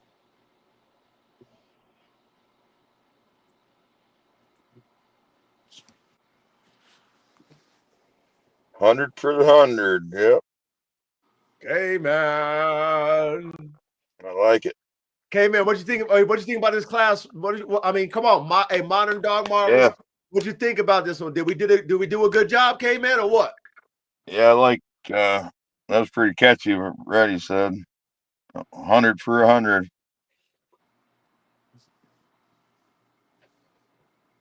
Yeah, we always tear it up.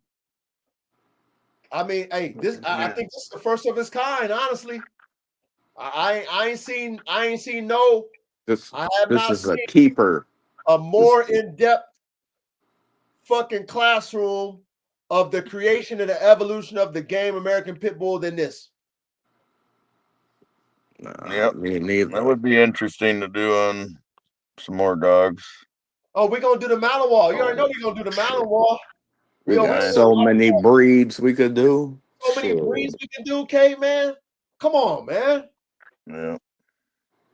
Breaking shit down like engineers, and that's why I put on here Dogman Engineer Edition. This is not for everybody.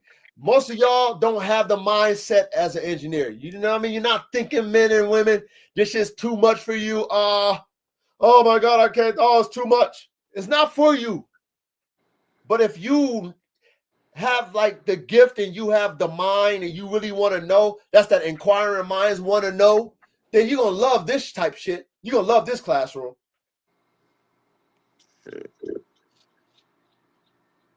I found another herder as well. The Serbian defense dog. It's a herder, but they said it's not for the military because it'll really kill you. What is it called? Serbian defense dog. You already know what time. You already know what you got to do for me. Yeah. Now that's the dog that they use to guard the holes in the fence, right? Or not? What is? I can't remember if that's the dog I'm thinking of or not, but they got this breed. It's like a German It's in Shepherd. Serbian. It's in Serbia. Yeah, They where use they put the dog up at like the border, and it just kills anybody who tries to cross the border. that's one of them, yeah. Yeah, yeah, And those it, are and they badass. also use it for herding too. It does a good job herding cattle and shit too. But they don't want it. They don't want to put it on man because it defeats man fast. It got wolf blood in it. Did it come out of Red Star kennels? Nah. No, predate them, or It's a is Serbian that kennel that is makes it. that where they got the idea? Or Well, Red Star was what, World War II? mm, I can't remember now. I forgot so much of that history that maybe I need to start doing some these going back. dudes they started. They used Rottweiler, American Bulldog. Then they selected Staff, and then they got like some type of Mastiff, and then they chose Cave Wolf, Oh, Serbia.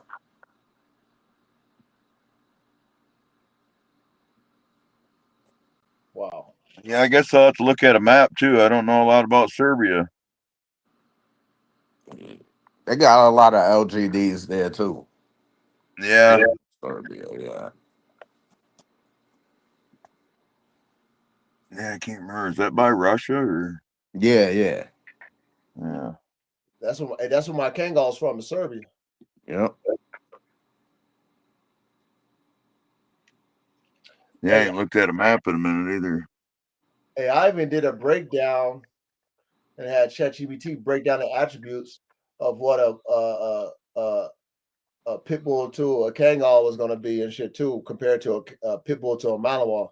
So I mean, I got so much good information.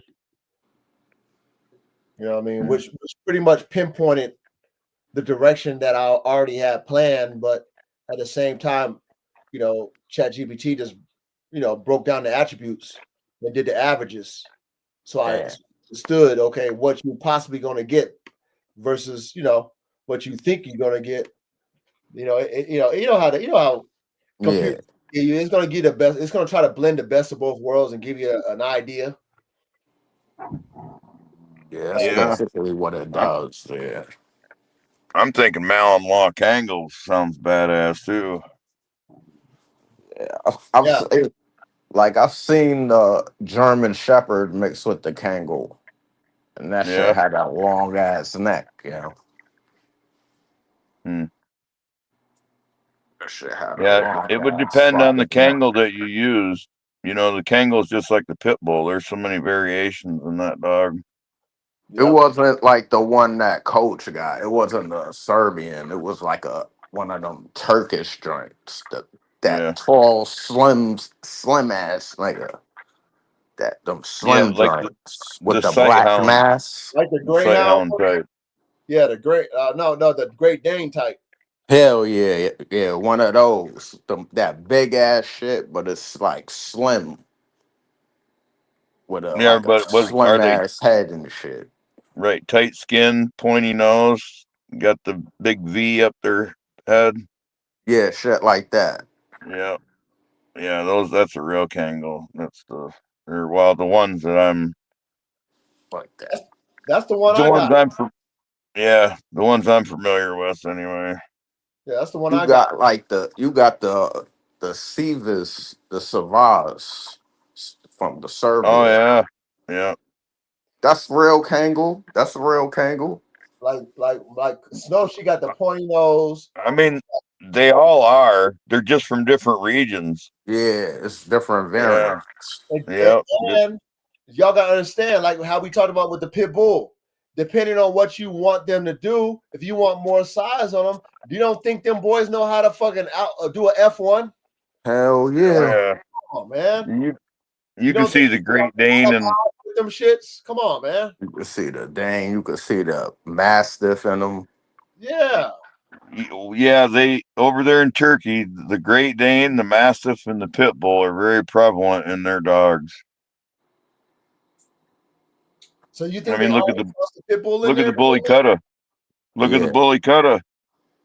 Yeah, I'm getting into those a lot now. Right Yeah, now. or Cuda, however you say it. They got Pit Bull and Bulldog and Great Dane and Mastiff and all kinds of shit mixed in them. And Yeah, depending on which they one, got their own versions of our dogs in them. yeah, We got the Bull Terrier, they got the Gull Terrier, and that shit got the straight muzzle instead of the muzzle that our Bull Terriers got. That stupid shit, that sloppy ass shit. They got the straight the shit like a original, pit bull, the original sauce. shit. Yeah, Yeah, Indian Pakistani Mastiff. That's what they call them, Pakistani Mastiff. I wonder where them terriers originated. Did they originate in India. Europe? Oh, they originated in India. That's where the Irish and the English got them from.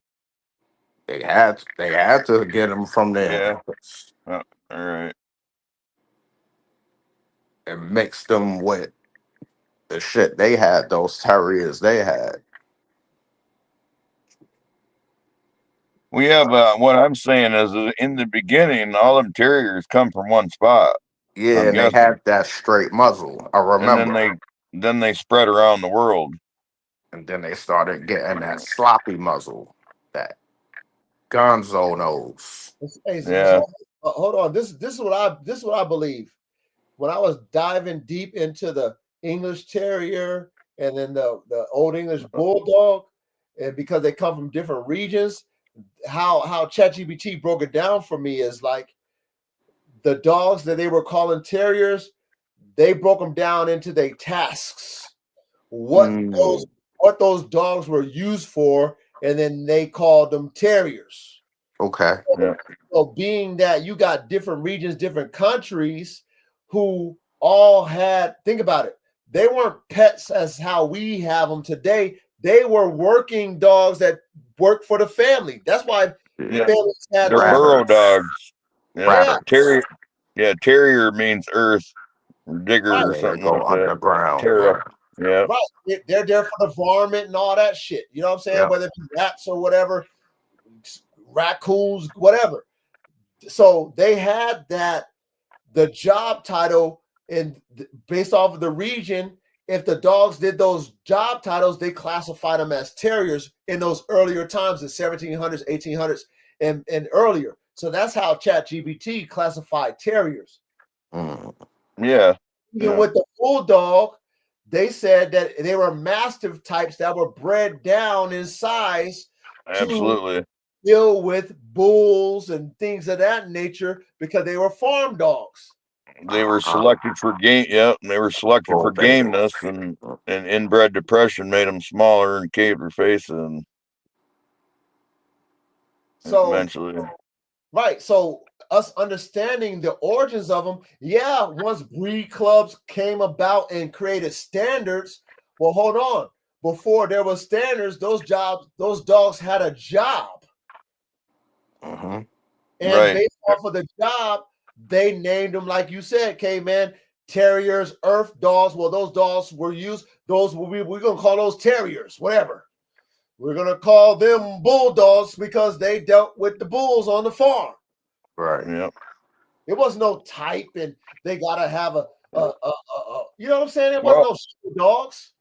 They set the standard. You know what I mean? They didn't match a standard. They made the standard. Over time, though. Right. Well, I'm saying the dogs, you know what I mean? Like they weren't bred to meet a standard. They were what they were, and then they made a standard off of that. But then somehow it got corrupted to where it became a show dog. Yeah, they changed the standard. Now you got to make your dog match this standard instead of making the standard match the job. The job. There you go. Okay, man. There you go. And that's what ChatGPT, when I kept digging and digging and digging and digging, that's what ChatGPT came up with. As far as the dogs concerned, they label the dog based off of their job. And that's why they have so many different variances, because we're not going to have the same dog in the same region. Are you kidding me? Exactly. Who's going to come with their dogs and leave them in Africa? Leave them in, that shit sound good. That shit sound good. But there's farmers in every region. There's herders in every region. Shepherds in every region. You dealt with what you dealt with. Every region. And you trained your dogs for what you trained your dogs for. And like you said, selective breeding, we kept breeding the dogs that was able to do what we needed them to do as far as the job. And then we labeled them as such. Period. Yeah. Period.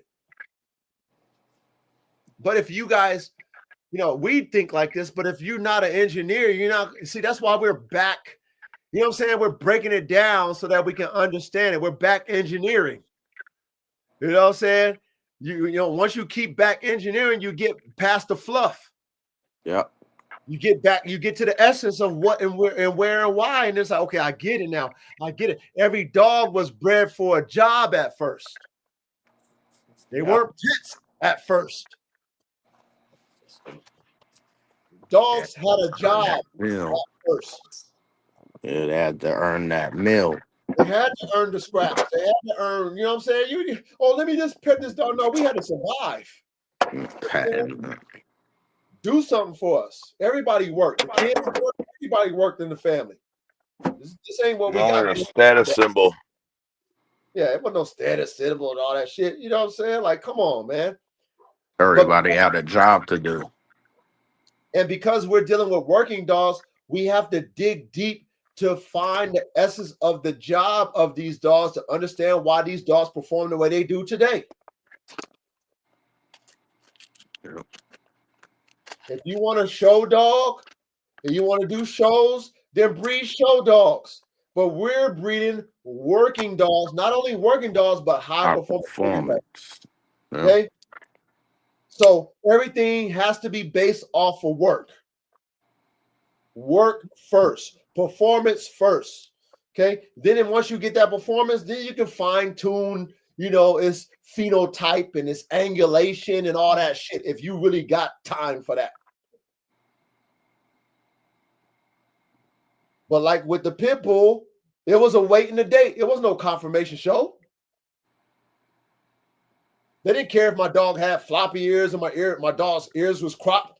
They didn't care if my dog had stiff stifles or if my dog was bold in the front. They didn't care if my dog had an underbite or an overbite or a perfect bite. It was a wait and a date. Is that motherfucker gonna scratch or not? You gonna scratch? You gonna be game? You gonna have this? You gonna win? What you gonna do? And if that dog can look ugly as fuck, if it's a winner, this getting praised. Yeah, and bread. And bread. Thank you very much. So that's part of the reason why the game American Pit Bull withstood the test of time, is because it was a competition dog. It has a competition breeder. You're going to put whatever it takes for you to win. And for it to be the ultimate combat dog, it had to have everything in its toolbox to win. Mm-hmm. Mouth, stamina, win, fucking strength, speed, smarts.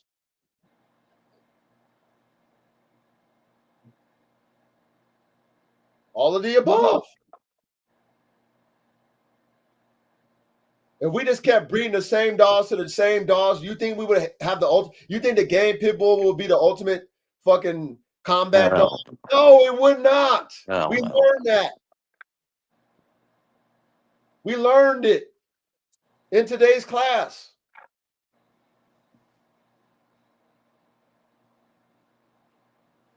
According to Coach ChatGPT, Mayday is the most well-rounded dog ever bred. Sure. 4 different families on them. I mean, what more you need? What formula do you need to copy? Huh? I mean, you need to get you a 4-way cross. You know what do they call that? Scatterbred? Yeah, or composite breeding if you're doing it professionally. Break that down, okay, man. Composite breeding. What is Well, that? it's made of a composite of breeds. It's used a lot in production, like cattle. You breed an Angus to a Simmental, and then breed that to like a Hereford Charolais. You know,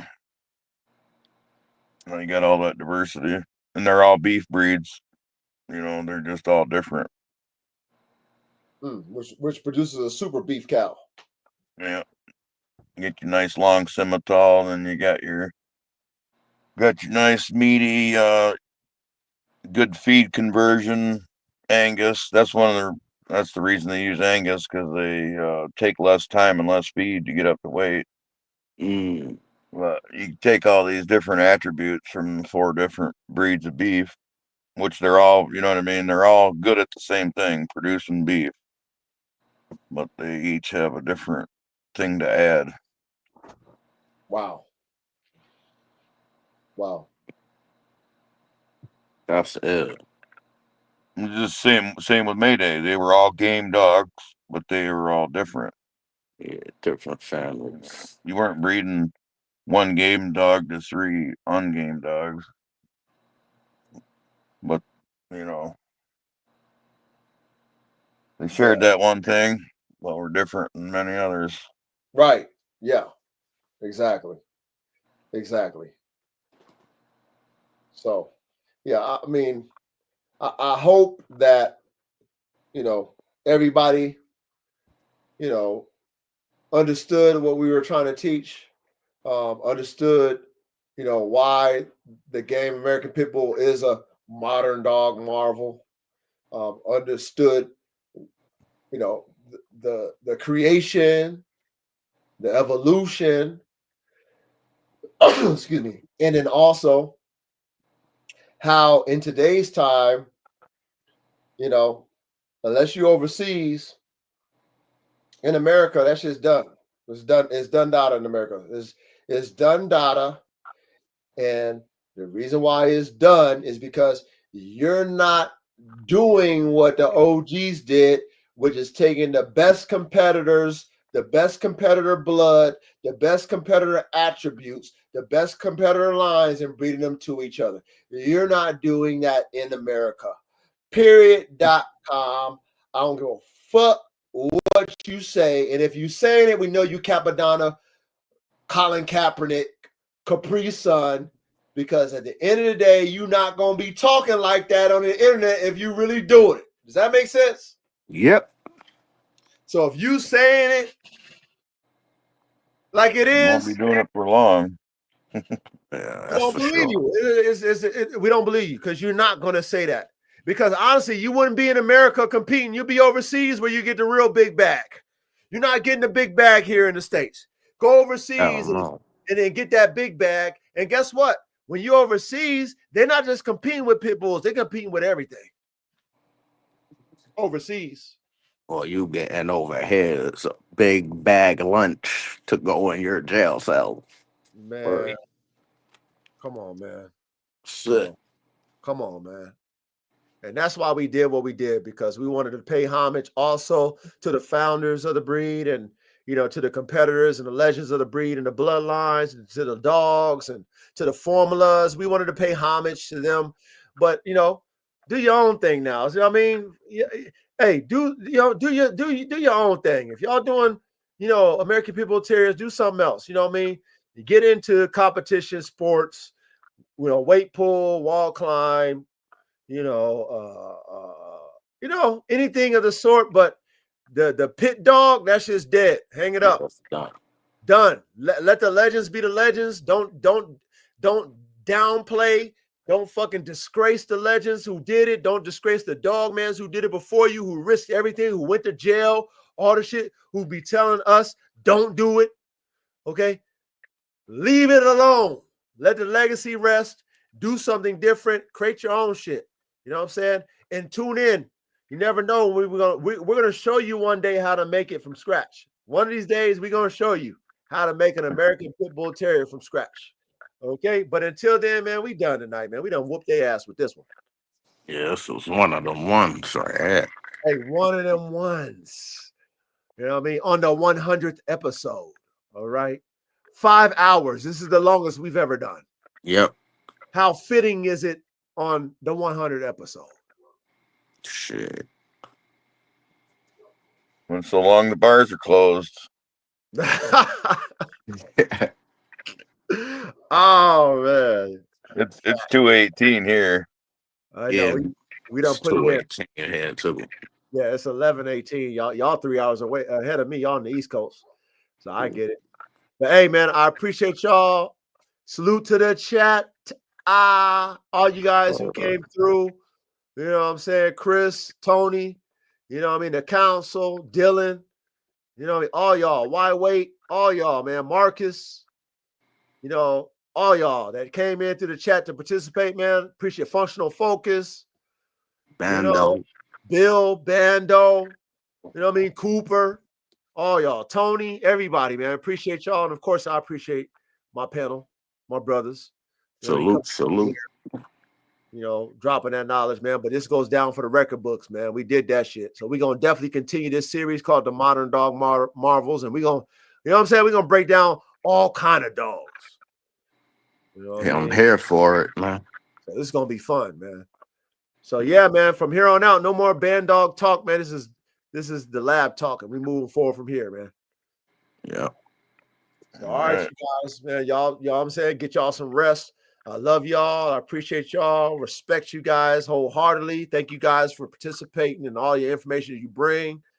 And man, much love and respect, y'all. Much love and respect. Much love. Yes, Good night, sir. everybody. Good night. Or good night. See you next week. Yes, sir. See you next Thursday. Peace. Peace.